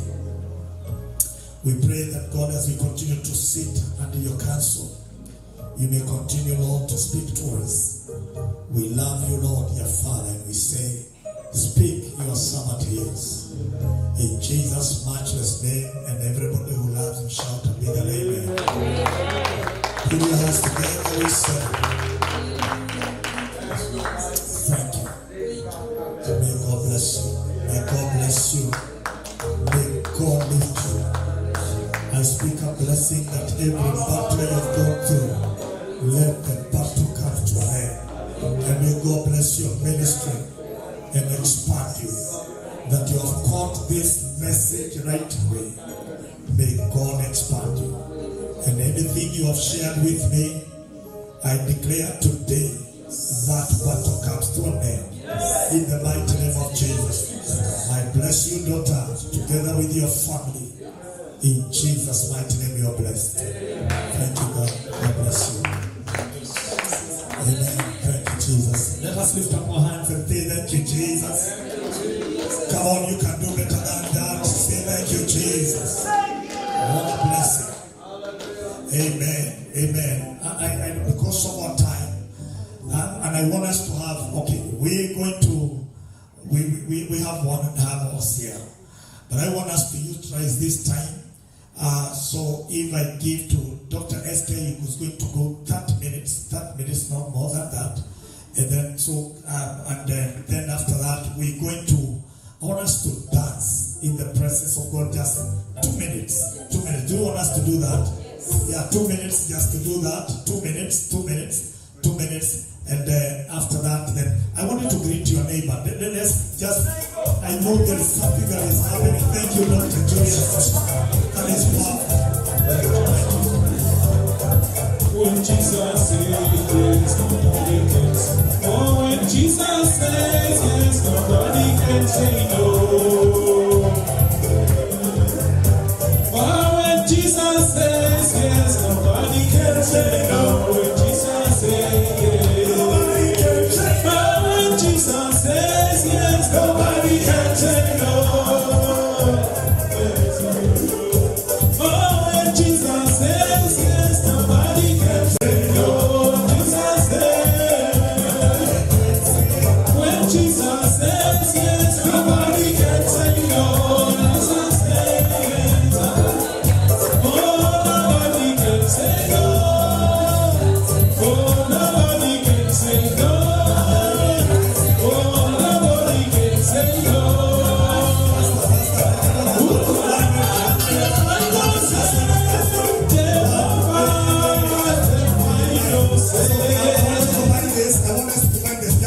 Just a minute. All right. I want us to combine this. It's important to do this. Of course, I wanted Papa to do the giving after he's done. We've been praying for us. But let him pray. And then we be given the envelopes. Give the best. Give the offering as you come and drop the offering. Tuko na nini? Kikapu letu hapa. Asha munisaidie. Watu wapewe bahasha. Tuletewe offering hapa. As we do that, so that we can save time. And then when Papa is done, ataombea tu watu na kumaliza.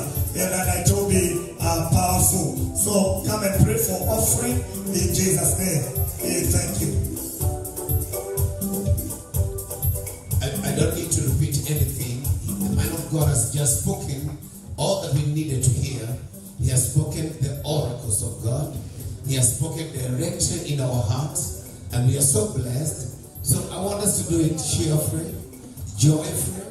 Let's give the very best. Let's honor him. If you want to make a pledge, maybe you don't have the money right now, you can take an envelope, because God is a God of vows.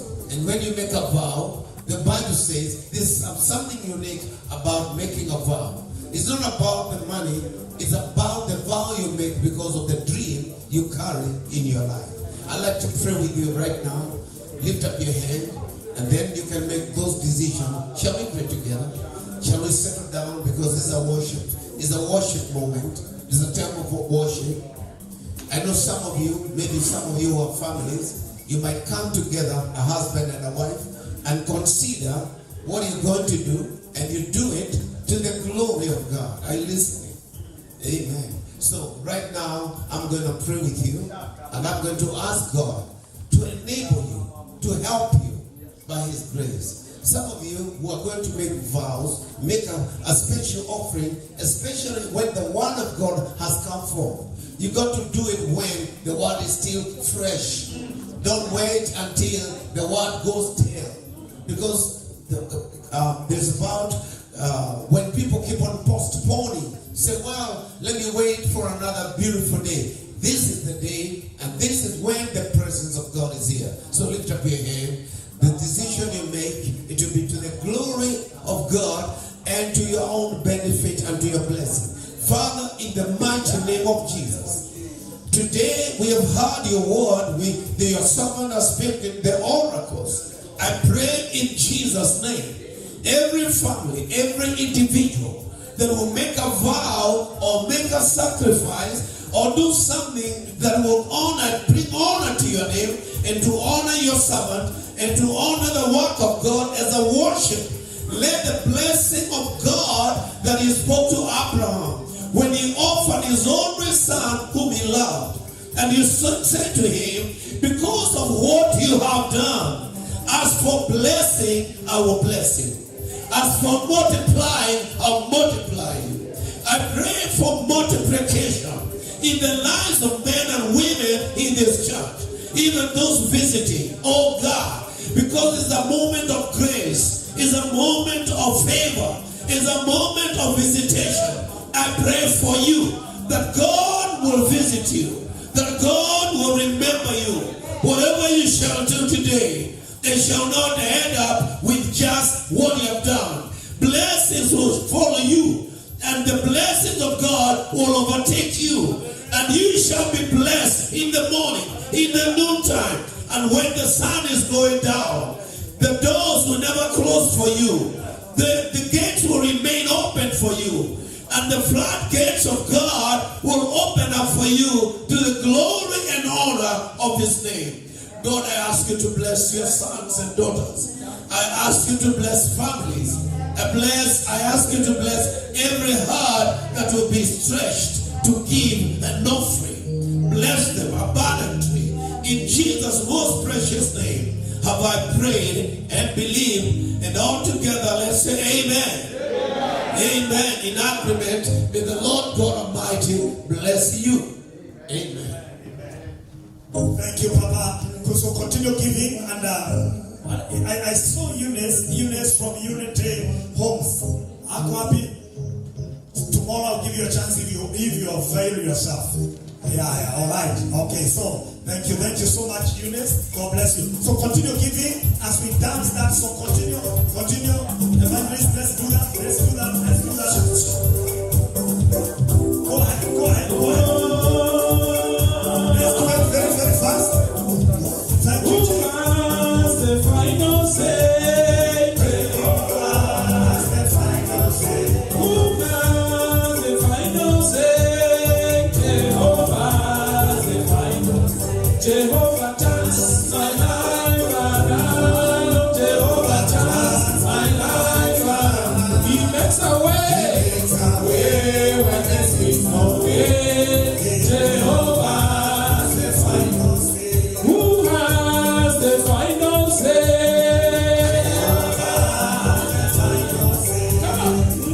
Who has the final say? Jehovah has the final say. Oh, Jehovah turns my life around. Jehovah turns my life around. He makes a way where there seems no way.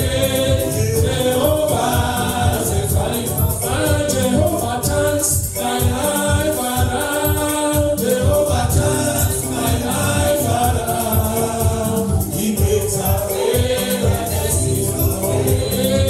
Jehovah has the final say. Let us lift up our hands and celebrate. Amen. And the offering is blessed in the name of the Father, the Son, and the Holy Spirit. Everybody shout amen. Okay, so to another here, Santi Sana, and this is powerful. How many have been blessed? Oh my goodness, you don't want to miss tomorrow. This man is loaded. Thank you, Dr. Julius, for doing this. I know, oh God, until Sunday, hii mkutano tutaivuruta, tuambie kama Yoshua, simamishe huko, tuendelee hivi. It's a blessing. Amen. So I want to welcome the man of God. If it takes much time, it's 30, but kama angukia hapo 25, inaweza kutusaidia kiasi. It is so that at least today we have all, we get a portion and be blessed. Everybody say amen. So let us lift up our both hands. Let's lift our hands. Let's lift our hands on top of our head. Thank you so much. Thank you so much. I'm seeing, I want Nataka to leave. Inataka utulivu. All right. Mighty God, we thank you for your servant, Dr. FK, as he comes to share. Briefly pray that God, you may bless him and also use him, Father, for us. We thank you and we worship you again in Jesus' matchless name. Everybody say amen. Your broken happen, your brother happen. Evangelist, pastor, my pastor, just have it. Amen. So let us put our hands together as we celebrate this man of God, Dr. SK. God bless you. Amen. Amen. Glory to God. Thank you, sir. Amen. Unisalimiane mara nyingi. Yes, right.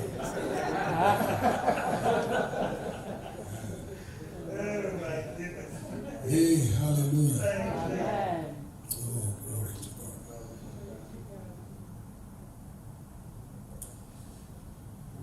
Thank you for gathering us here. Hallelujah. For if it was not for you, Father, we won't be here. You always speak. We are open to hear from you. We receive your word, we will believe it, and we will achieve that which the word will say. We are grateful, Father. Thank you, Lord.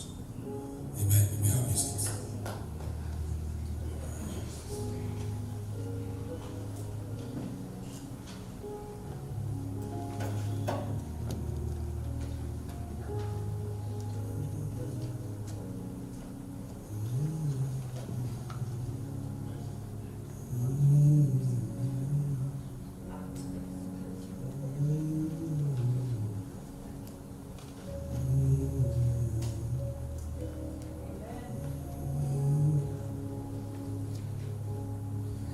There are so many men that has come to this city, but they are fake.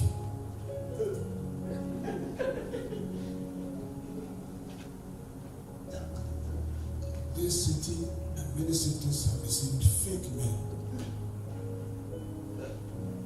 but you are a genuine man. Amen. Amen.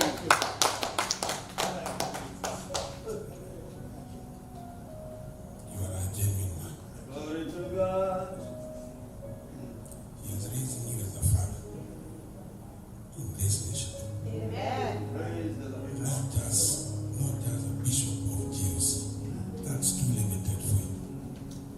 Don't limit yourself with that title. You are a father in this nation. Amen. A father that is serious and has tenacity for divine intentions. A father that has zeal and tenacity for divine intentions.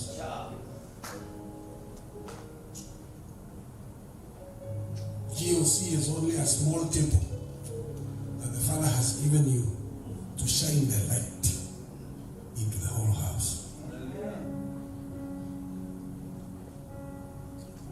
We release you into the house of God. Release you into the house of God. Great resources will come. Abundant resources. Natural, spiritual, social, human. That will enable you to become more effective, to be a blessing in the house of God. Many will be raised in your house.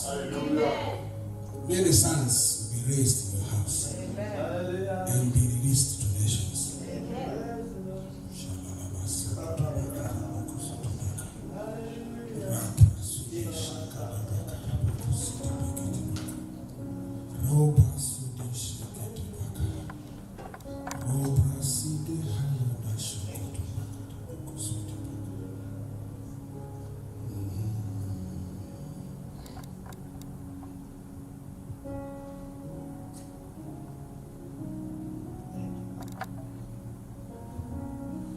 The Lord is saying you study a man in the Bible called Apollos.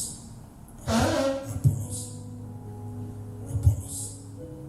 Study Apollos. He was very vast in some things, but he needed a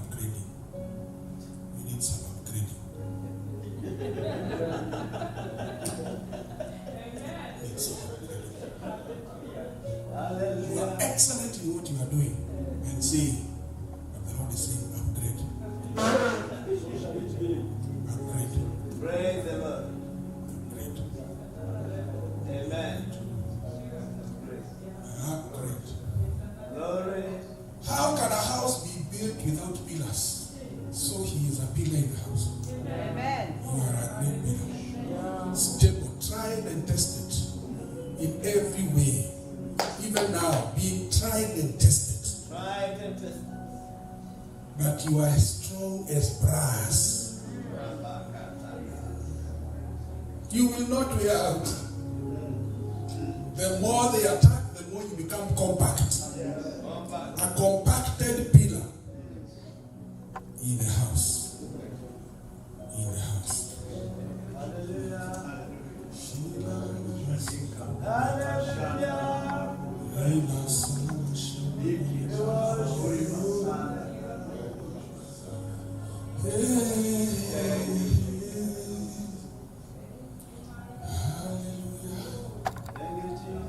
We're talking about building God's house.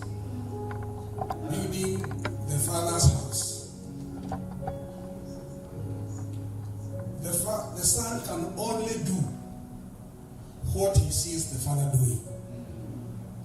The Son can only do what he sees the Father doing.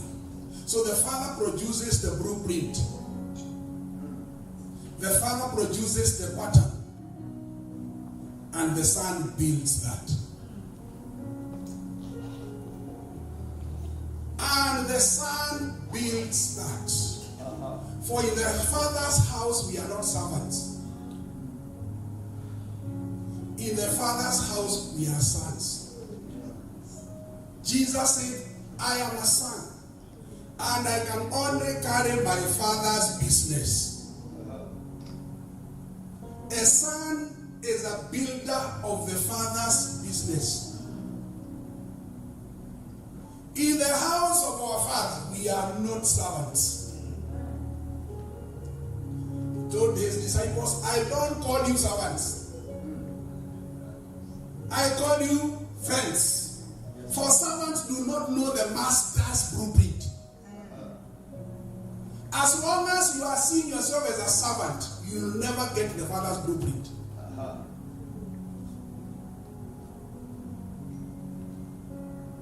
Sons walk with inheritance. Yes. And the scripture says, and Abraham gave gifts to the children, but he gave an inheritance to his son, Isaac. As a servant, you can operate with the gifts.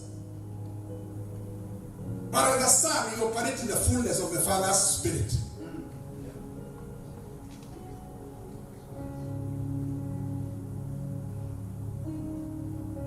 A shift is coming. A shift is coming. From servant mentality to sonship. It's time to shift. Let's say it's time to shift. Shift your mentality, shift your attitude, shift your language. Even shift your prayer life. The way you pray as a son is not the way you pray as a servant. Servants are beggars. Sons are declarers. For they know the heart of the Father, so they declare it. Servants go to the Father to report. Sons get the Father's report and brings it down. Our prayers don't ascend to the Father. Our prayers descend from the Father. Our songs do not ascend to the Father. Our songs descend from the Father. From your throne comes the praise and the theme of my song in the great assembly.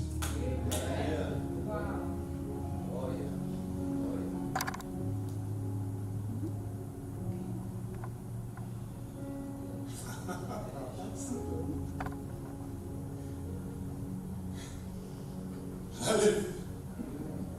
Shift into your, I declare clarity. I declare clarity. The spirit of clarity to come to every one of you. That you will understand the difference between servants and sons. Yes, sir. For the Father is not in the business of raising servants. The Father is the business of multiplying sons. Amen. In bringing many sons to glory.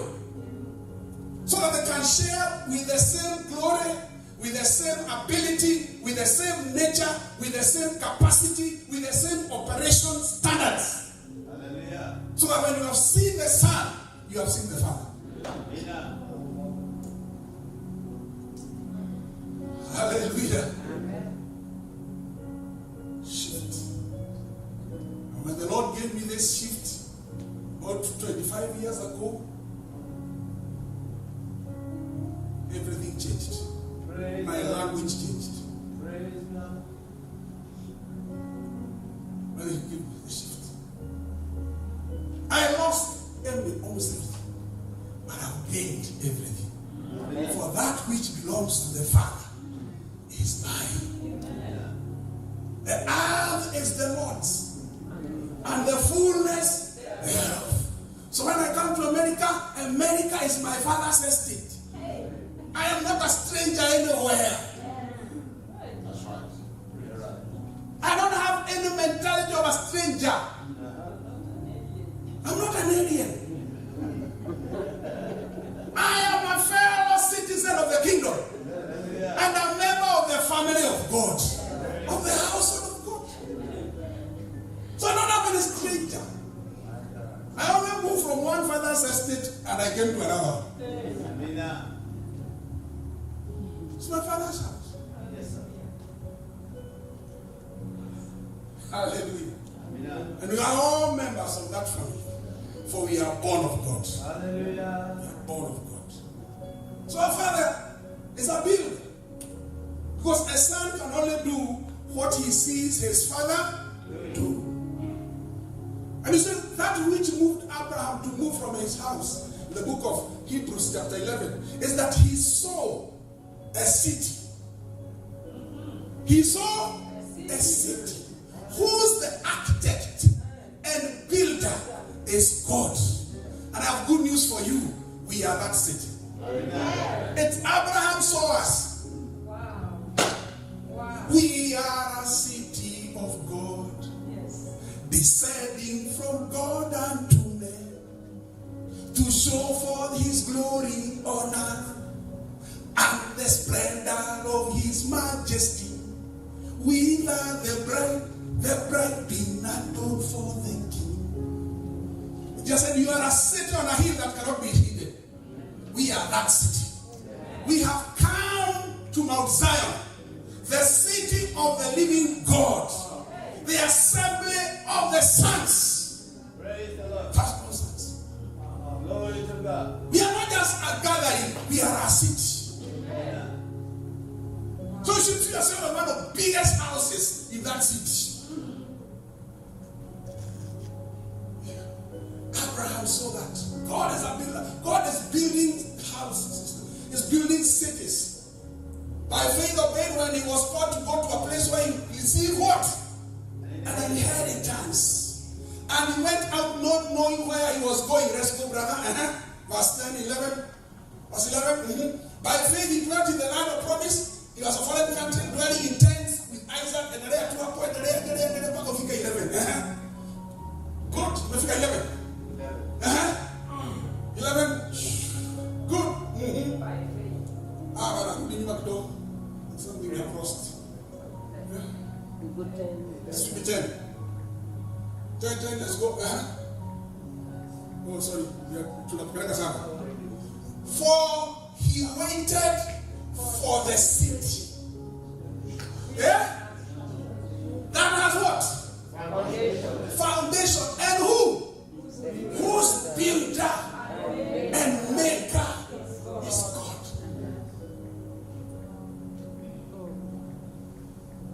God is a builder.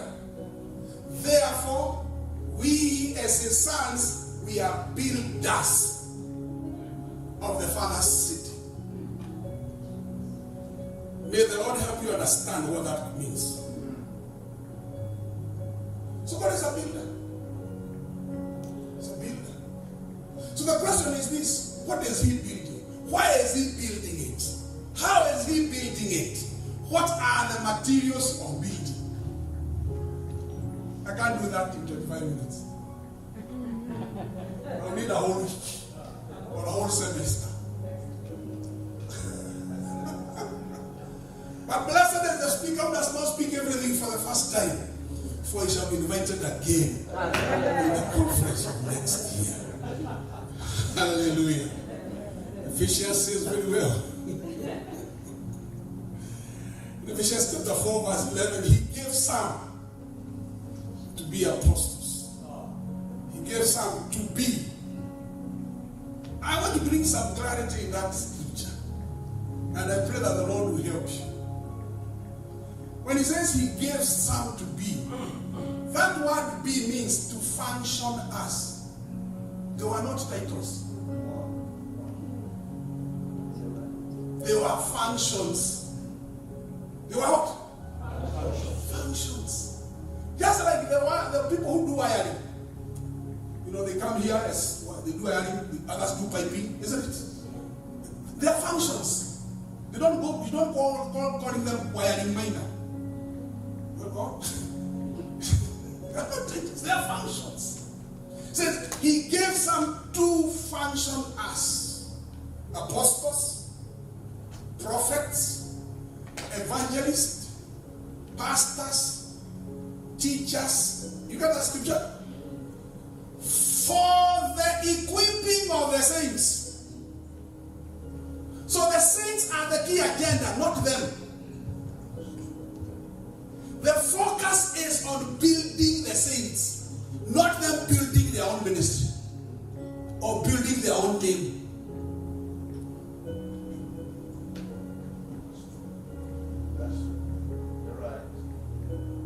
People have used those gifts to build names for themselves, to build titles for themselves, and to become a threat. Untouchable ones, unapproachable ones. No.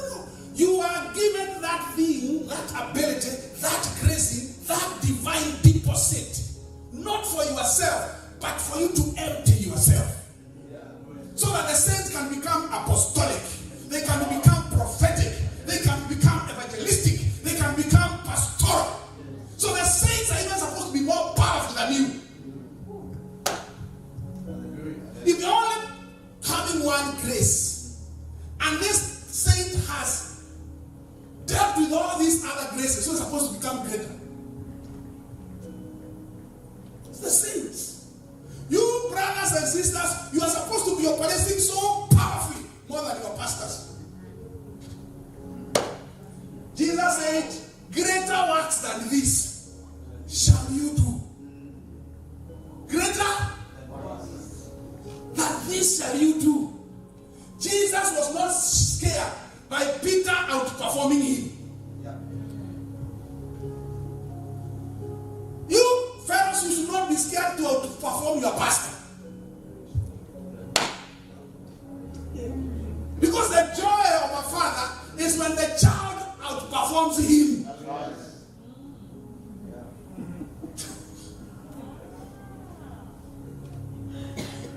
Yeah. When my daughter got married, I told her, please outperform me. I am a good example of bad example. I'm a good example of bad. I only gave birth to 2 children. Please outperform me. And she's doing well so far. Because within 1.5 years, she is almost getting 2. Me, I got 2 in a span of 4 years. She is doing faster in an accelerated way. Performing the Father. I declare more children through daughters. More children through grace. Fathers are not scared.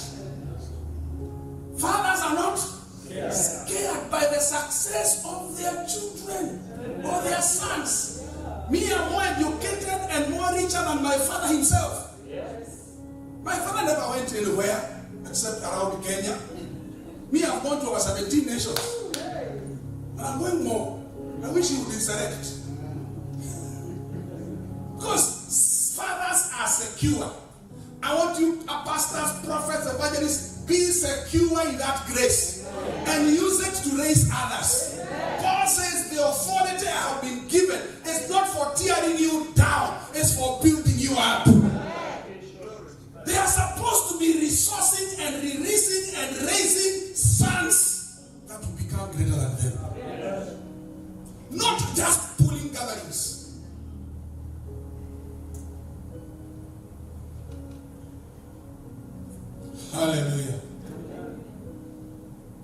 was sharing with my brother Steve, sharing how this ministry was started.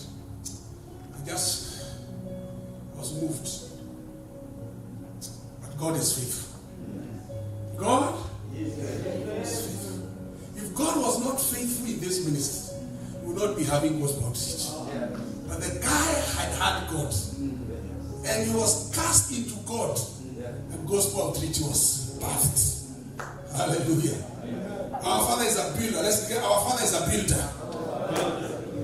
So and it says this building that they are doing is for preparing the saints for work of the ministry until they come to the fullness of the stature of the Son of God. Amen. So they're supposed to be building sonship. So that every believer walks in his capacity as a son. Because in this house, which we belong, Paul says that we are co-workers with Christ. You are God's field, and you are God's building. Are we there? And you are God's house. In this house that God is building of his family, the building tools or the building materials are sons. They are the living stones. People say, "May your stone, how are you living stone?"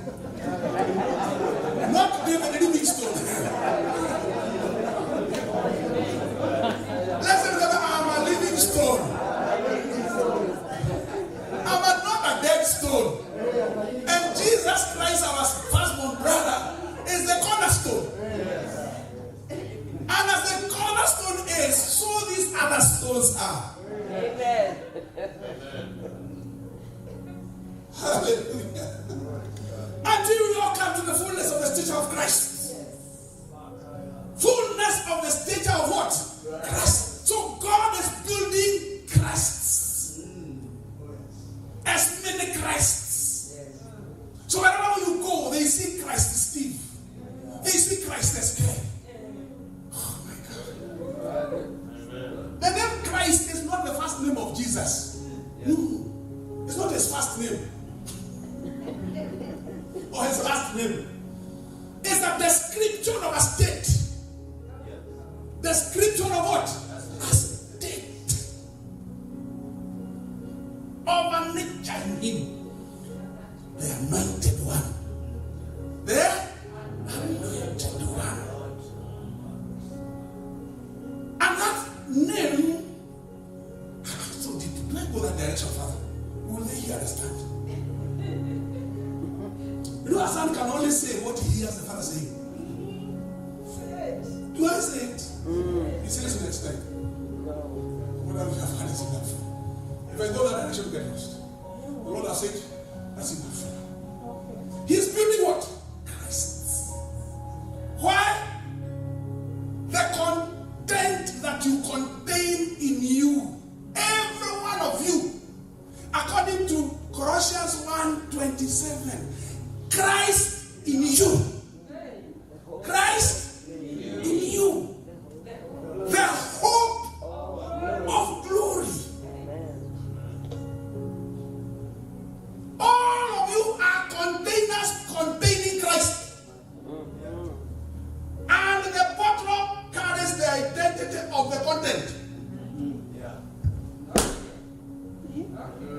Why a soda is called Coca-Cola? It's because what is contained inside is Coca-Cola. It's not Fanta. What you contain is the spirit and the life of Christ.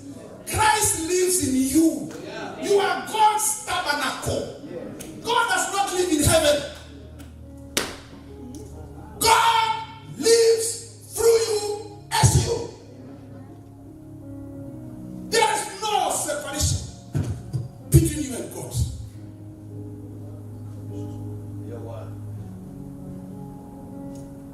We are all God in man. Emmanuel. Somebody Emmanuel, how are you, Emmanuel?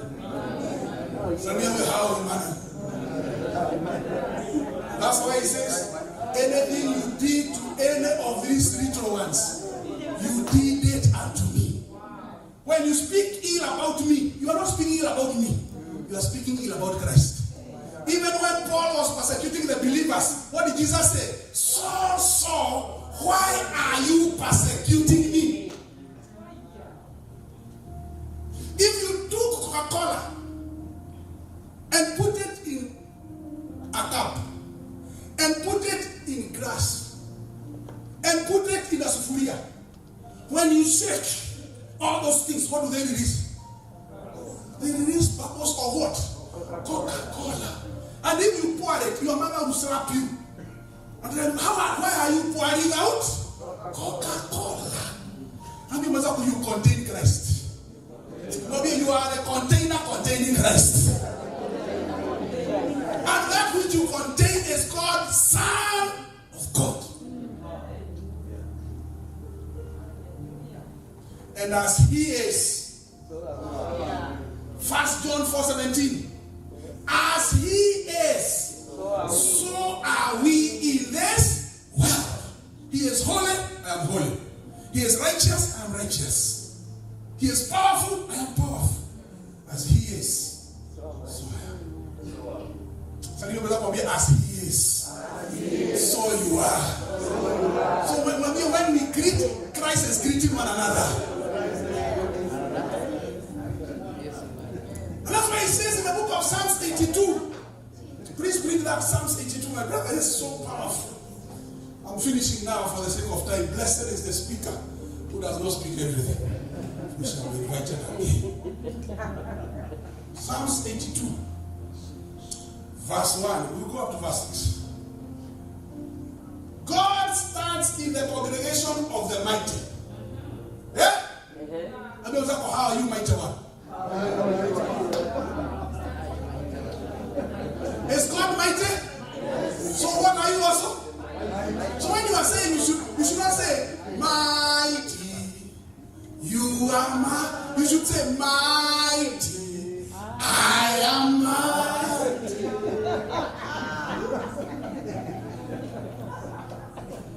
Because He is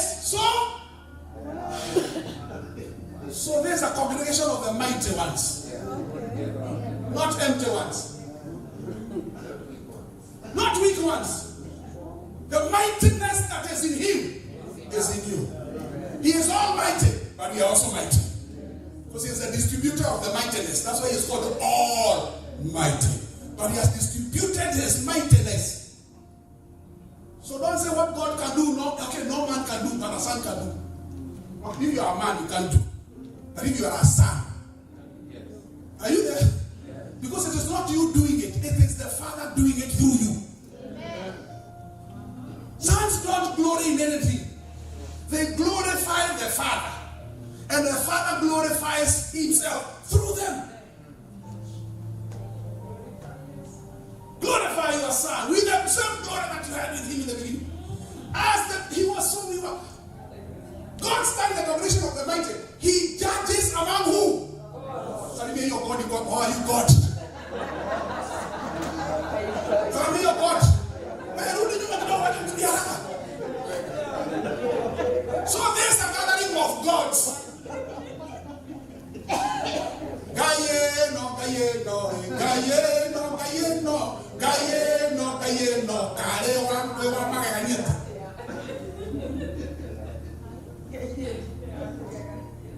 That's how He calls us. Because as a product of a lion is a lion. A product of a zebra is a zebra.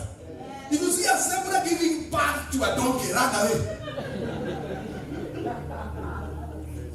As God is, so He had reproduced Himself through us. Amen. Can I submit you? There's a movie called Matrix. Think about the Matrix. I'm not the movie. Please go and look for the movie called The Matrix. The Matrix.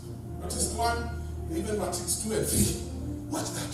The multiplication of gods. Let's go. How long will you judge unjustly and show partiality to the wicked? Let's continue, brother. Defend what?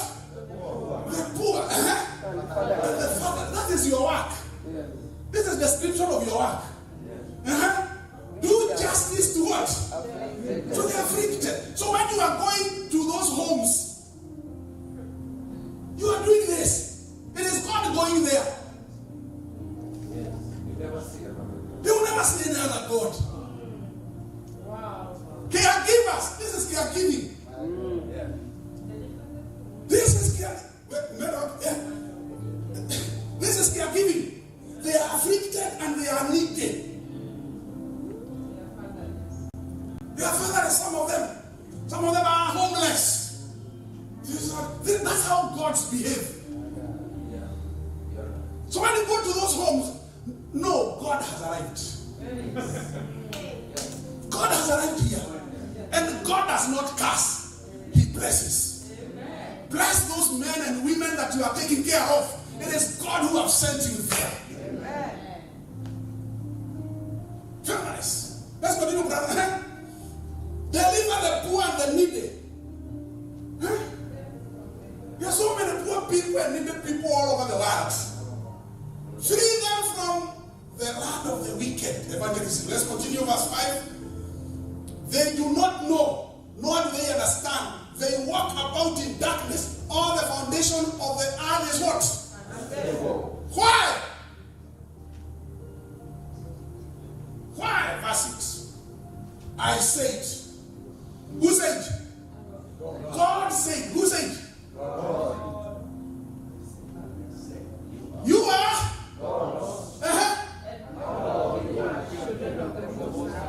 This NKJV is putting the wrong thing. What do you want? It's supposed to be sons of God. Sons of the Most High. Which part? Check NIV, original one.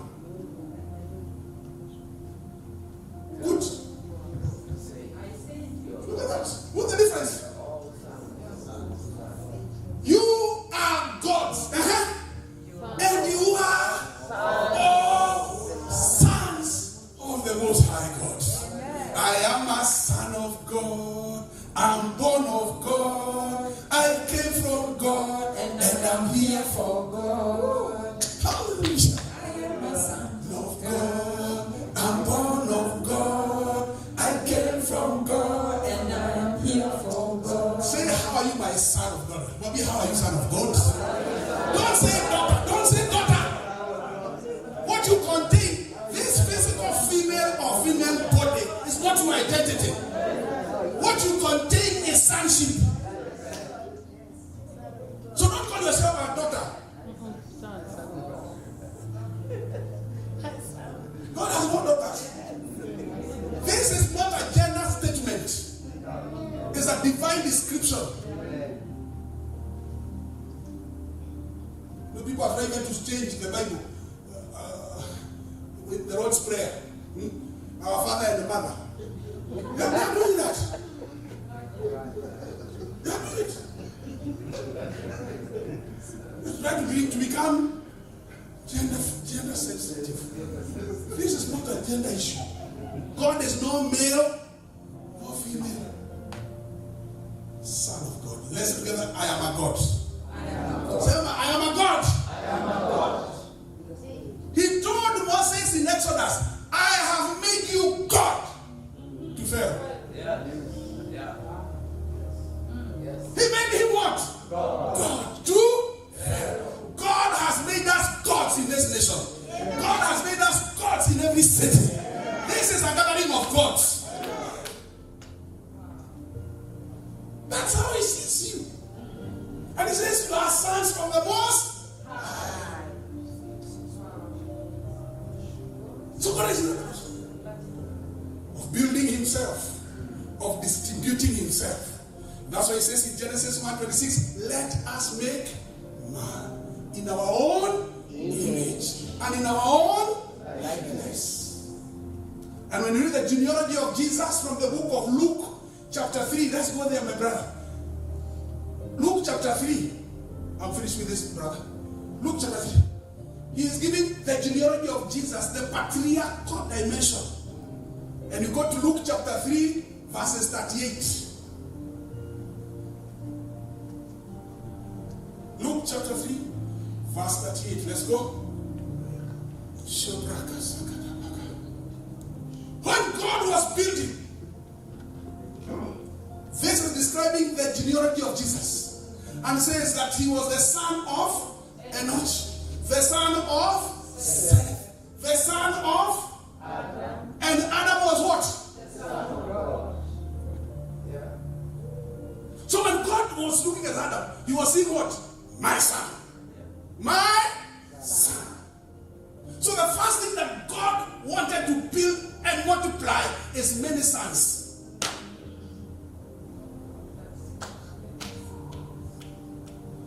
That was the original thing.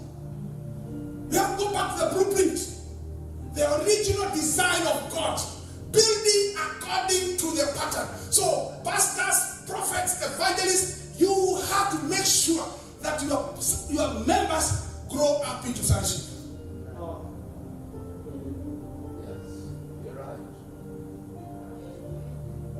That is what Adam originally was. If you go to the book of Exodus, chapter 4, we'll finish with this because of time. Oh my God. Should I come next year?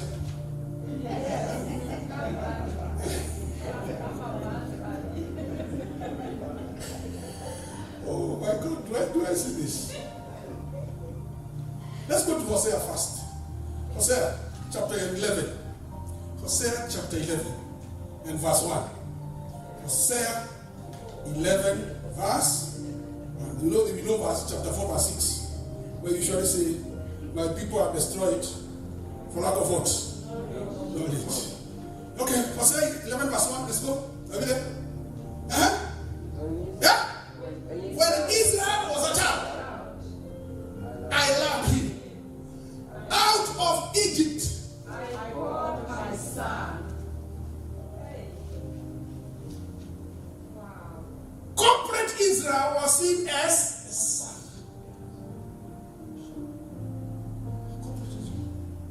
Out of Egypt, why the Lord took you out of sin.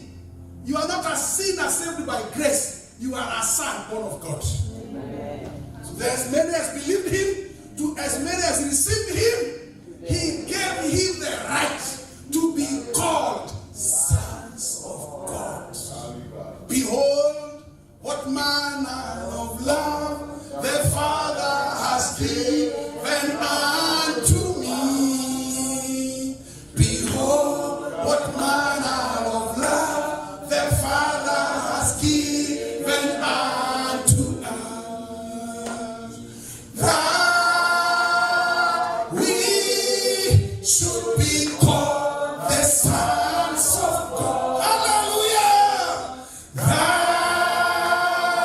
we should be called the sons of God. Please, someone tell me you are a son of God.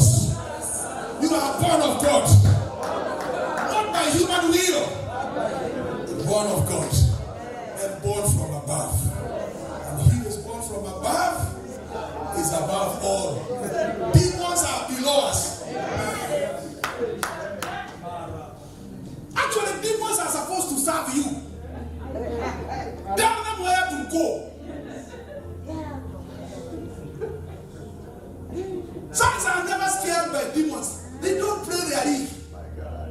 Because we have been raised and we are seated in Christ far above every power and every principality. So principalities are below us.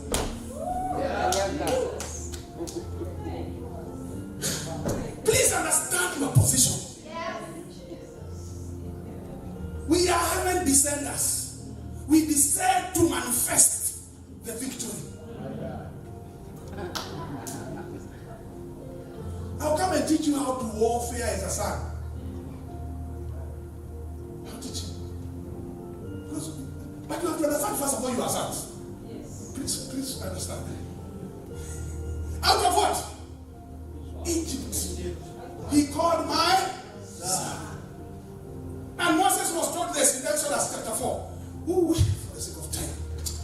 Exodus chapter 4 and verse 23. Exodus chapter 4. This is what he didn't do to the Israelites. He never told them who they were. No. That's it, Exodus. Exodus chapter 4 and verse 23. And I say unto thee, let my son go, that he may serve me. And I told you, let my son go, so that he may worship me. This one worship is not singing. I'll come and teach you. God is not looking for singers. He is not suffering from music.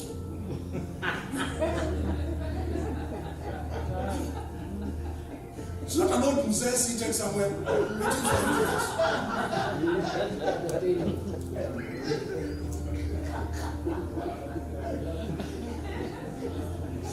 Imagine your children gathering around you and singing whole night. Isn't there something wrong with you? This watch worship here and nothing to do with songs.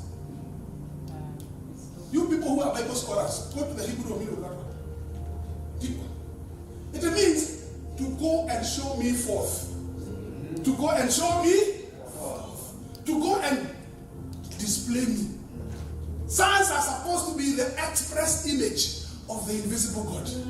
Show me forth. We are a chosen generation.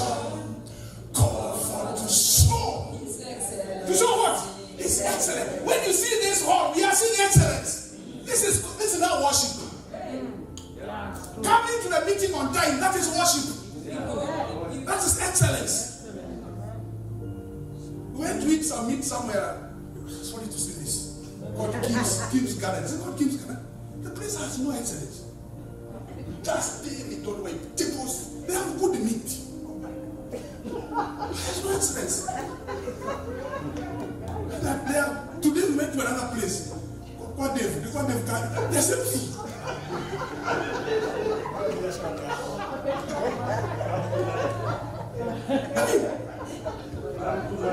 But when you switch to his TV, what do you see? Excellence. Brother, you are full of excellence. That is worship. Okay, continue singing. I'll come. And this man, I've not interacted with him, but this man was a man of excellence. He wants everything excellent. Even the program they are typed, they are excellent. That is worship. When God sees that, this is my demonstration. That my son may go. So what was God taking out of Egypt? Not servants. They were what? Sons. And these sons, Exodus 19 verse 6, they were supposed to be a kingdom of priests. They are kings. They're supposed to be rulers and dominators. Because the son in Genesis 1:26, he was given dominion. Sons are supposed to take the father's dominion and build the kingdom. You don't use your gift as an evangelist, as a pastor, as a prophet to build your own kingdom. And I'm telling you, the kingdom of men are coming to an end. Because the kingdom of God is being manifested.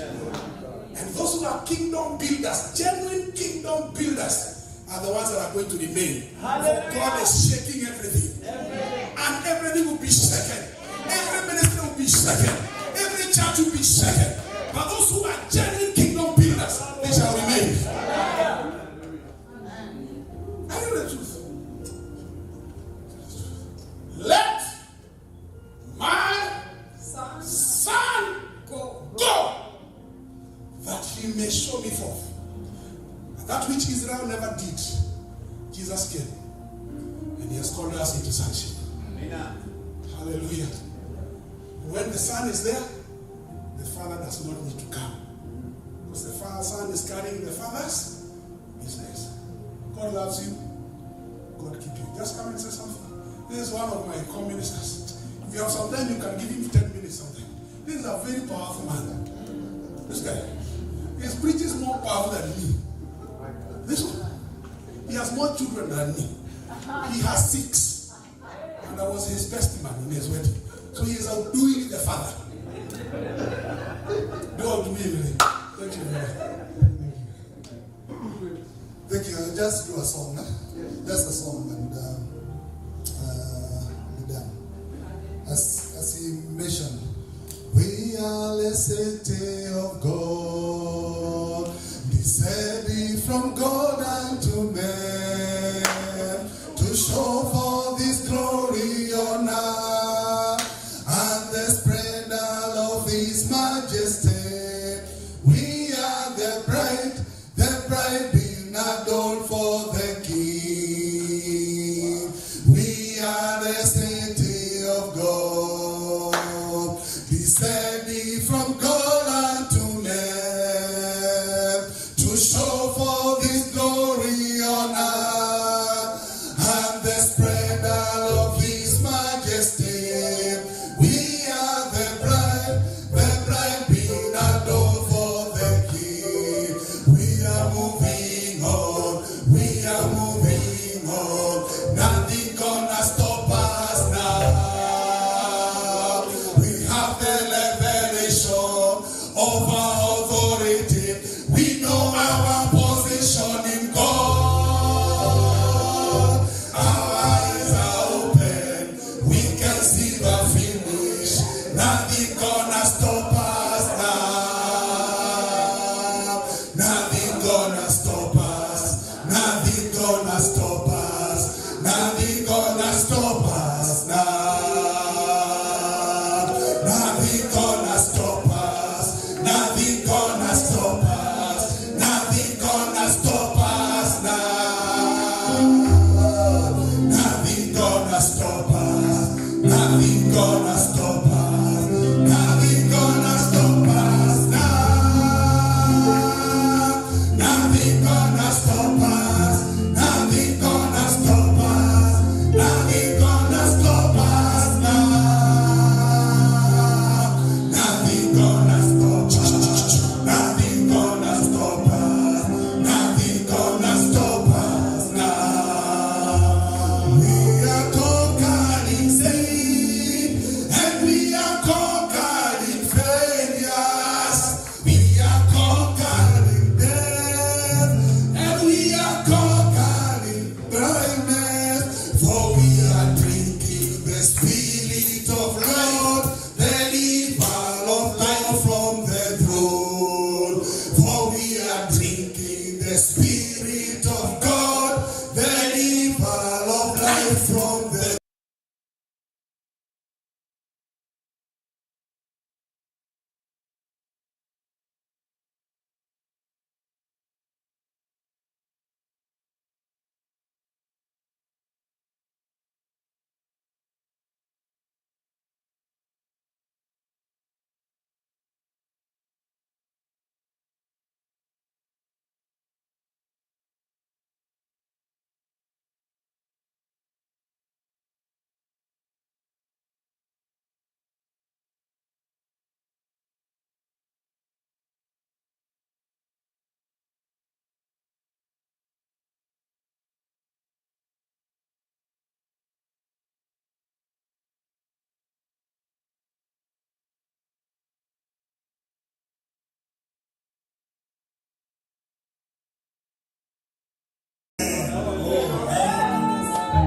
This is powerful.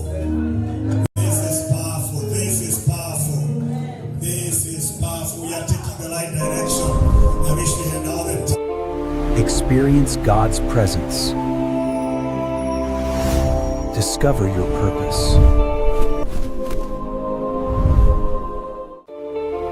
Experience God's presence. Discover your purpose.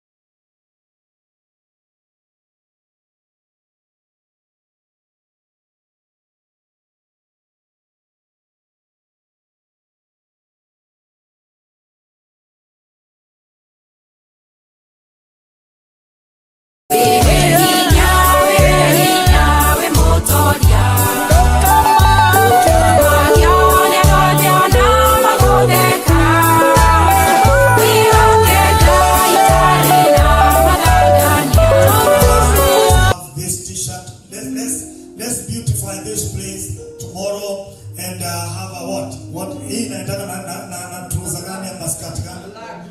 Yeah? Inaenda na black. Nikuone na white. Asante sana. So that is it. I'm done. So utazipata hapo nyuma, and then let's beautify this place tomorrow and dance in the place. Even the pastors, everyone in Jesus' name. How many are ready for our Papa?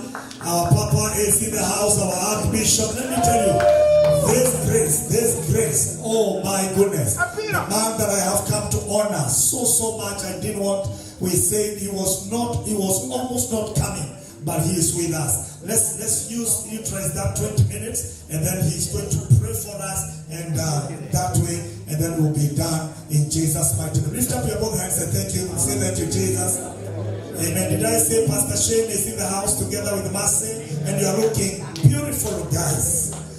Awesome. Now, with the joy of the Lord, I want you to lift up your both hands and celebrate as Papa comes. Come on, put your hands together if you honor this grace. Are you clap until he comes? You clap until he comes. He's not come. Thank you, Jesus. Father, we give you praise as we come to the end of this lap, this day. We pray that you may use your servant again to become a blessing to us as we end this day. In Jesus' matchless name, everybody shout amen. Amen. Celebrate Papa. Well, don't be afraid, I'm not preaching because we don't have little time. For the interest of, we'd like to have this moment and pray. Are you listening? Let's sit down. I'd like just share a verse, and then we'll have some time to pray. But I'd like to echo my gratitude. And I'd like to, the men of God who have spoken here, stood here to speak, starting with our man of God, Apostle Frank. Was it that great? Wow. Wasn't it wonderful? Wow. And then we came to the man of God, Apostle Kimani, Julius, my teacher. I'm in the program of the PhD, but we are very good friends. It's like a friend. I don't want to go to those details, but we are good friends, and he's a friend of this ministry, a friend of Bishop, and that's great. And then climaxing, because I don't want to again start for 15 minutes, start preaching, and he just asking me the verses. No, Bible. What Bible? The Bible. Oh, the version.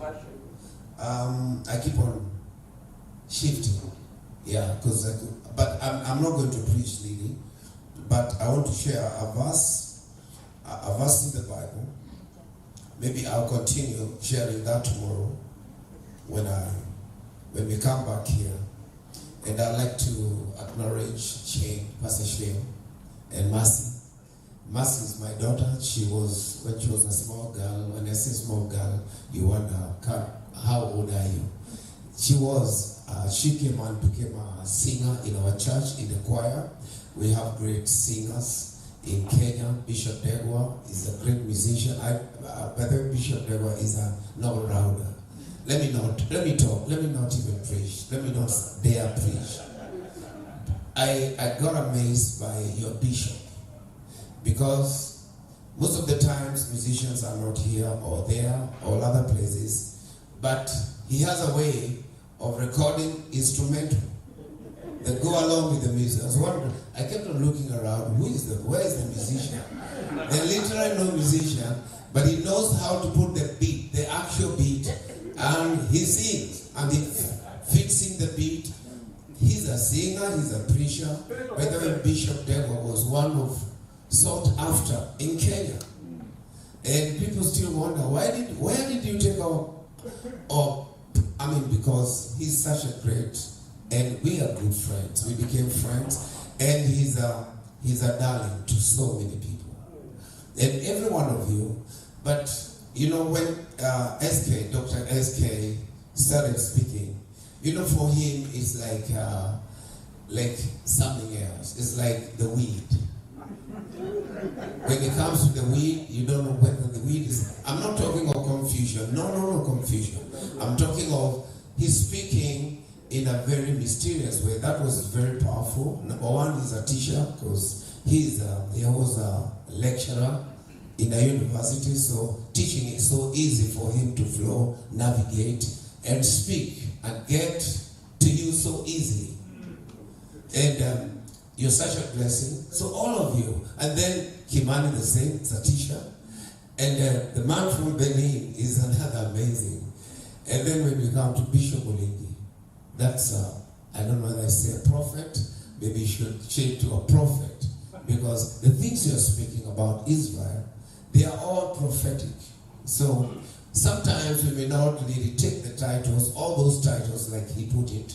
They are not for self-glorification. They come there to just help us know how we can encourage. And I was so impressed when he said, you don't compete with your sons. They can do 100 times better than you. You want them to do 1,000 times.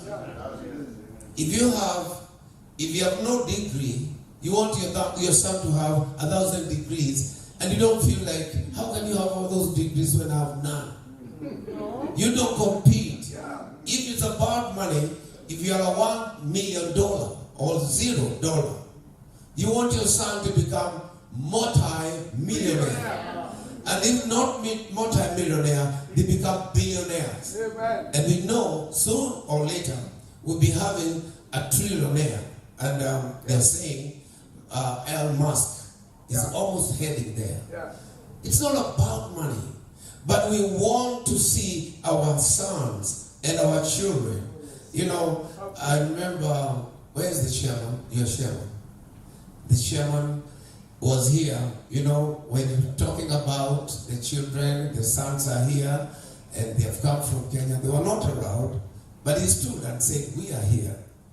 So I was wondering, the chairman is saying, we are here, the daughter wasn't here, and the son wasn't here, but he said, we came, and we came safely. Because he's considering, he doesn't just see the sons, he's seeing, it's not just seeing the children, because the children is him, and him, the children. You know, the most amazing and mysterious thing about God and us is just like us and our children. And whether they are spiritual children, it's Bishop Degwa, you remember Pastor Charles was supposed to come here. In my judgment, I don't have any resemblance with Charles. Number one, let me not start describing someone who's so close to my heart. But everyone, because of that closeness, people say that they were asking whether he's my son. He looked older than me because my small size of a body hides a lot, but not hiding bad things. You know, you can cover a lot of bad things. But there's that closeness you get to people who literally don't look like you, and they start looking like you. Because of closeness, because they are sons, they are daughters, they speak like you, they prepare messages like you. You look at them preaching, you see yourself, and sometimes you see them as an improved version. Because sometimes those who come later are always better than the older. Like when it comes, like in our church. And I'm not talking because of anything. When you talk about scripture, the young people, the young generation, say John 3:16. In a second, it's on the screen. I can't even, if I search it, I'll be like, you know the way older people are reading? You put the finger and turning the pages. That's the kind of, the old turning of pages. And the new generation of very brilliant people, because knowledge, if there was any knowledge is increasing. It's always sometimes it's wayward. And I want to thank God because Bishop Degwa, thank you for becoming so strong. I wanted to speak something about a message, simply, don't be afraid. Amen. Don't be afraid. You know, fear has destroyed nations. Are you listening? Fear has destroyed generations. And if there's anything the Bible talks about so strongly and so adversely, it is about fear. It's about fear not.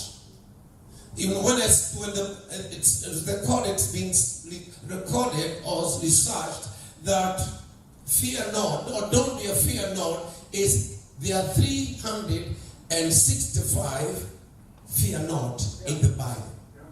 365 fear not in the Bible. Fear not. Don't be afraid.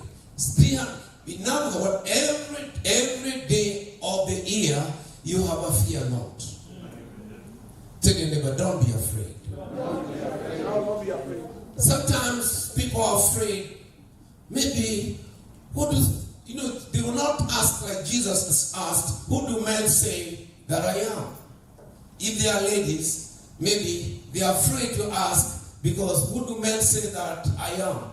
Then just by chance or without knowing, they say, you're ugly. You don't want to hear that. You're afraid of hearing that. You're afraid to hear.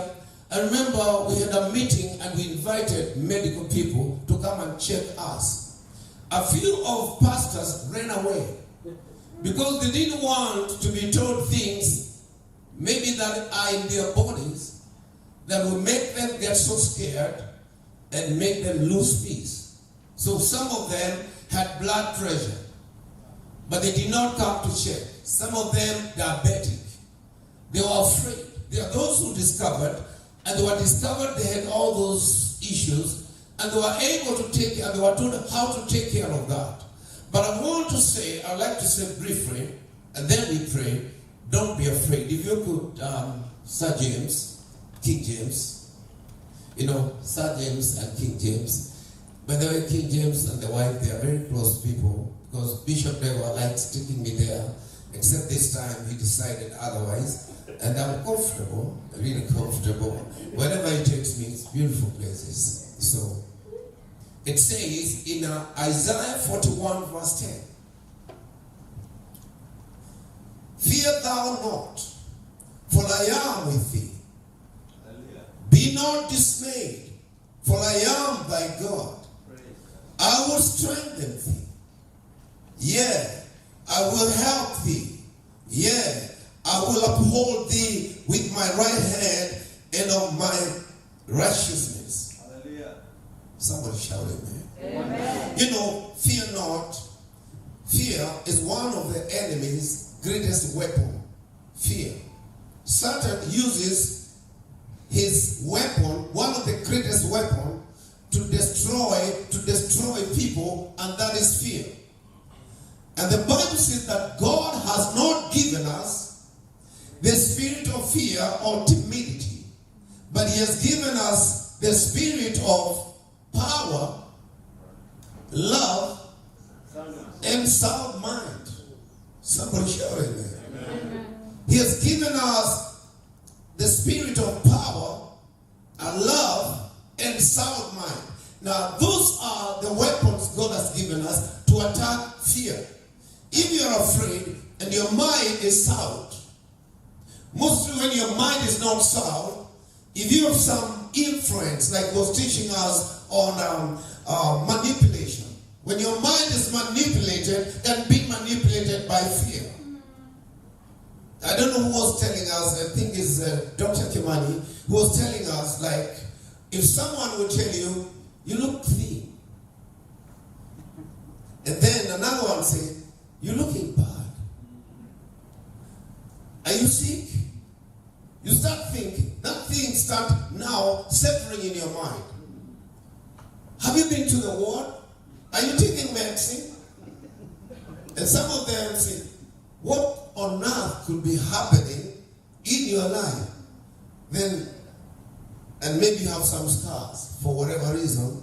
The sick thinks maybe it's AIDS or whatever. You also start thinking, it creates everything, every fear has a voice. And it has a message. And that message could be a message intended to bring you down to the grave. And some of the people who knew how to fight fear, among them, like David, would say, I will not die, but I will live, that I may declare the works of God. Somebody shout at me. I will live. I will not die. Then you wonder, who told David you're dying? He must have been sick maybe. Or maybe he was going to war and he realized maybe his military was not as strong. And they didn't have enough strategy on how to go about navigate the battle and the war that was in front of them. So he said, I will not die. It is a way of encouraging yourself. Another time, David, when he came to a total disaster in Ziklag, he was a fugitive. He had left home and went to a foreign country, and he was hiding. He went there pretending he's crazy. He went there and looked for refuge. He was a refugee, a fugitive. He was running away from Saul. And when he was there, he wanted to offer help because the king of that nation was going to war against Israel. And so he took his mighty men and he went to the king and told him, we are willing to offer our help. We know how to fight. But the soldiers say of that king, we don't want David to join us. He's a Jew and we are going to fight Jews. What if he changes his mind and decides he's not going to kill his own people and turn against us? And the king thought that made sense. And you know, so that changed. So the king said, I was willing, but my men said they don't want you. So you can as well go home. So when they went home, they found now a disaster. Something that scared them to death. And I'm finishing with this because I'll be teaching that tomorrow, so you can put in my message, don't be afraid. And they decided to go away. David had not fought for some time, and you know, he was a warrior. David was a man, when he went to war, he was a lion. Number one, he killed a lion. So he was even more than a lion. He was more than a bear, because he killed a bear. He was more than any champion, because greater is he. I like, just like what he's telling us. It is not your performance, because God outperforms whatever you think you can do. When the Bible says, let the weak say, I am strong, he's telling you, don't depend on what you feel. Depend on what the Word of God says. You're not defined by your feelings. You're not defined by what people think you are. Who do men say that I am? Jesus said. But Jesus said, they all said who they thought Jesus was, but he was none of those. None of the above. He was somebody else by revelation. Peter said, and that's why he was telling us, Christ is not another name. Because he was Jesus, the Savior of the world. But Christ is his personality. It is who he is. It is the anointed one. For God anointed Jesus, Christ of Nazareth, that he might destroy all the works of the devil. Somebody shout amen. That he may destroy all the works of the devil. So surely David now, they went back to Ziklag, where they were they were living as a refugee, and guess what they found? The city burned, their wives taken away, their children, their property. Nothing was left, and the city was burned down. This now how to handle fear. And the man of David, the Bible says, cried. You think people are mighty. Most men, men brag on strength. And most men, like I told you the other day, when Princess Diana died, the son William cried, wept. He was weeping. But they had to edit that part because of the tradition of Britons. A king ought not to show their tears. So they edited that part. But this boy was crying for the mother, death of the mother. Everyone could be strong, but there are things that break us. And you are afraid. Maybe a boy like that would wonder, how do I survive in the world without a mother? Personally, my mother died when I was 3 years. It wasn't that easy, but somehow God will always help you to navigate. There is nothing too big for our God. So whatever you might be, you are not defined by what you're going through. You are defined by the Word of God. Your definition is not what people think you are or what you think you are. You are defined by the work of God, the hand of God, or the finger of God upon your life. Let me hear and say, I love you, Jesus. So David went there and men cried. They wept until they had no more tears to cry. Those who are afraid, people who are so afraid. We were sharing yesterday, I think, with Dr. And we realized once fear sets in, and you don't know how to control it. Is it you? Or it's you we are talking with? And that it releases hormones in your body. And there is a certain part in the center of your brain that rings like sends alert. And sends alert to the lungs so that they open up for more oxygen. And then the heart, so that the heart pumps more for two things, for fight or flight. To run away or to fight. It's survival mode. And so fear can really destroy any person. And I thought about it this time when I was thinking, how many times I've been afraid and I have feared, but I've been able to survive, to fight. And there's no way you can fight fear other than knowing the materials to use from the Word of God. One of the ways to fight fear, according to the scripture we've read, I've quoted, is that God has not given us the spirit of fear, but He has given us a spirit of power and love and sound mind. The power is the power of the Holy Spirit that teaches you how to do things when you're under pressure. The spirit of love, the Bible says, perfect love casts out fear. Hallelujah.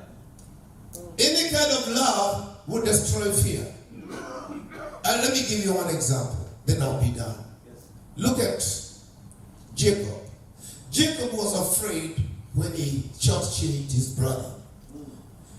He took his inheritance with the mother, they planned it, and they took the inheritance was supposedly according to them and according to what God had told her, because Rebecca prayed when in her pregnancy, and God told her, the younger one shall rule over the older.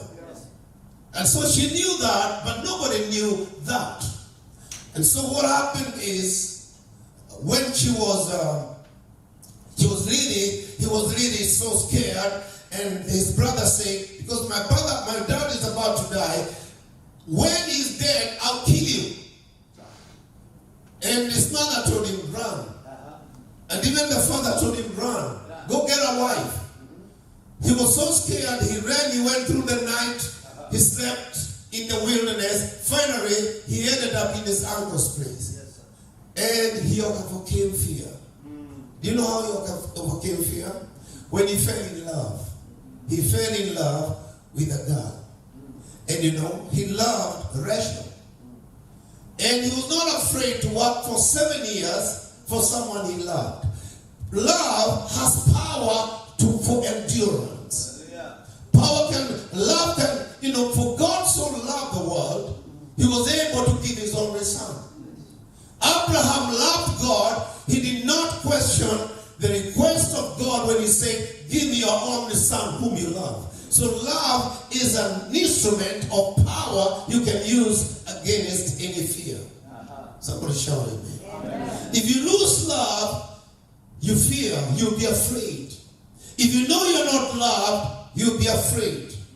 You don't know how to handle life when you have no love. And sound mind. When you have a sound mind, it means your mind has not been troubled. those hormones are not being released. The hormones that sends messages every part of your body, and you start, and then you lose immunity, you lose strength, you become stressed. I want to say this, and I'll be sharing this tomorrow. Yes. That God has given us, is preparing us to fight against the enemies of your life. David overcame, and this, the one I'm going to give you as an example. When his men cried and they didn't know what to do, they went into another direction. They lost their mind. They lost their mind because they told David, now we're going to kill you. Because we are all in this because of you. You brought us into this thing. We've lost everything. What can we do other than just kill you? They took stones. But he told them, because of sound mind. He said, before you do it, let me pray. And the Bible says he encouraged himself in the Lord his God. And then he prayed. How did he pray? He said, God, should I go? Should I not? God said, go. You'll overtake them and recover all without fear. When you overcome fear, you will overtake. You recover all, and you're not going to fail. Those are the promises, the wonderful promises, that no matter what is coming against you, even when the enemy rises like a flood, you still can survive because the Spirit of God can raise a standard. Amen. Shall we stand? Thank you, Lord. Hallelujah. I want us to allow the Holy Spirit fight some of the battles. Jesus said, do not dare go out until when the Holy Spirit comes upon you. Are you ready to speak in tongues? Paul says, I speak in tongues more than all of you. When you speak in tongues, you are praying not the normal way, you are praying the spiritual way. You are praying the God's way, in God's pattern. Come on, raise your voice. Who are the singers? And then, where's the big guy? The musician. Yeah.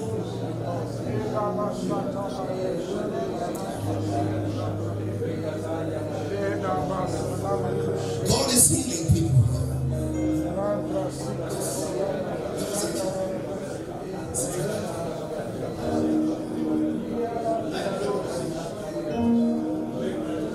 I am the Lord, the healer.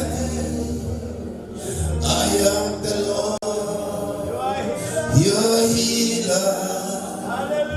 I sent my word and I heal your disease. I am the Lord, your healer. God is healing someone here. I am the Lord, the healer thee. Oh, I am the Lord, your healer. I send my word and I heal your disease. The American guy. I am the Lord, your healer. You are the Lord, you are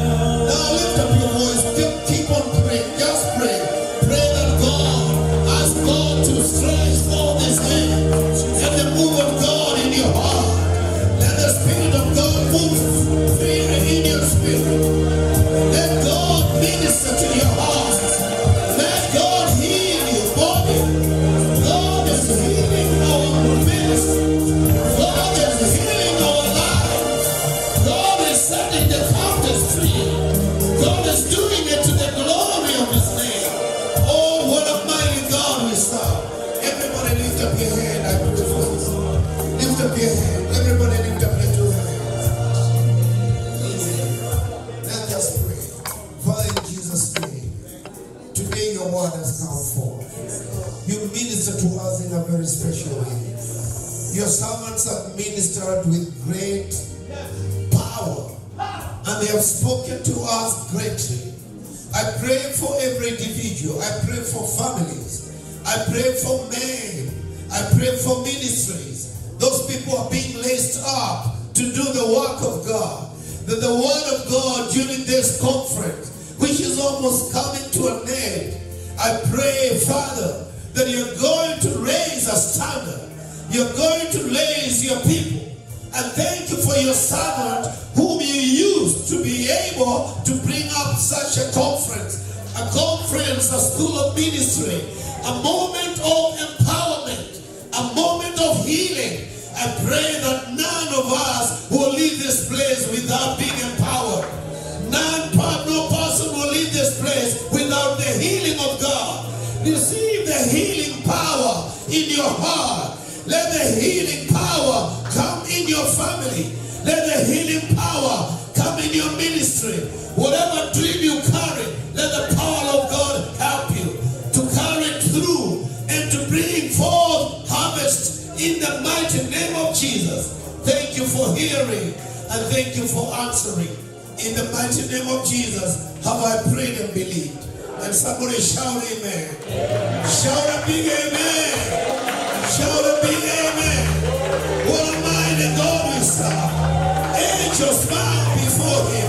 Heaven and earth adore him. What a mighty God we serve. Jesus, we give you glory. In Jesus'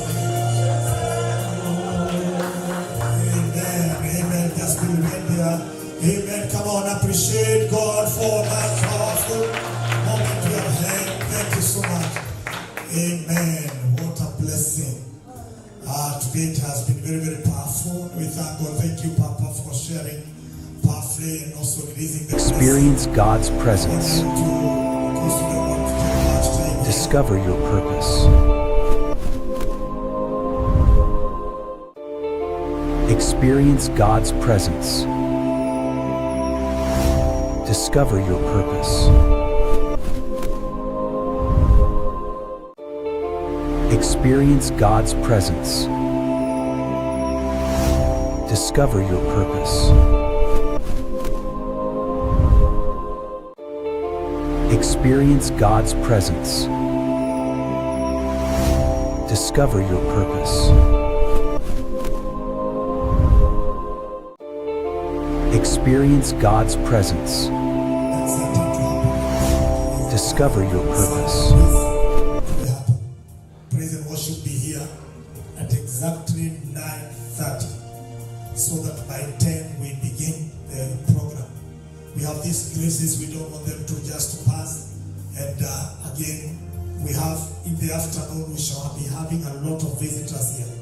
It will be, another thing, the Spanish band, people from Everett, from all over this, it will be very cumbersome.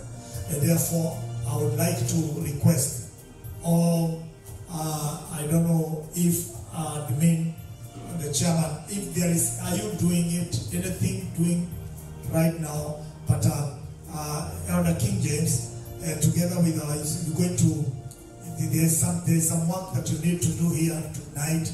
Please let everything, if there's something need to be done, and all our mamas, all GOC, please let's remain behind. Bishop Joseph, please let's coordinate this and let's remain here, do some stuff and help. Yeah.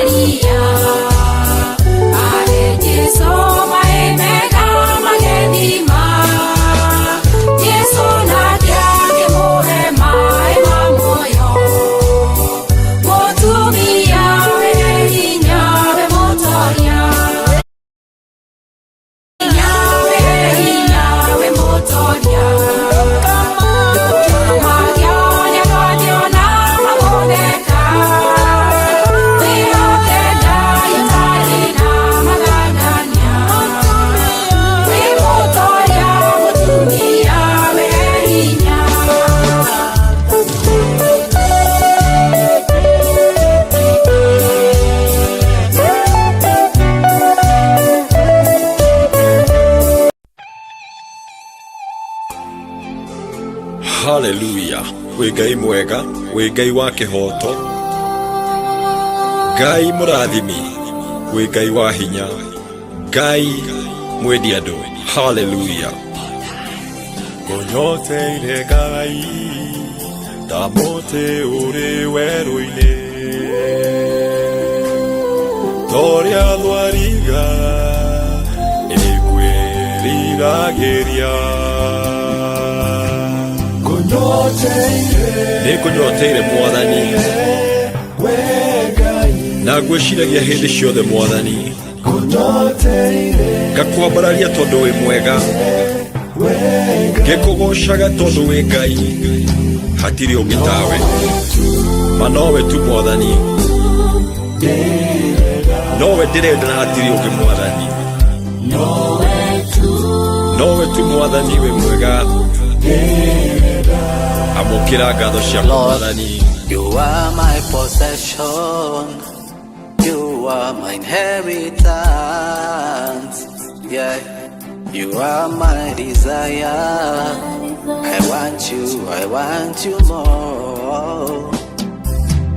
You're all I need, Lord, you are my desire, yeah, I wake in your likeness. Oh Lord, it's only you I want. Hey,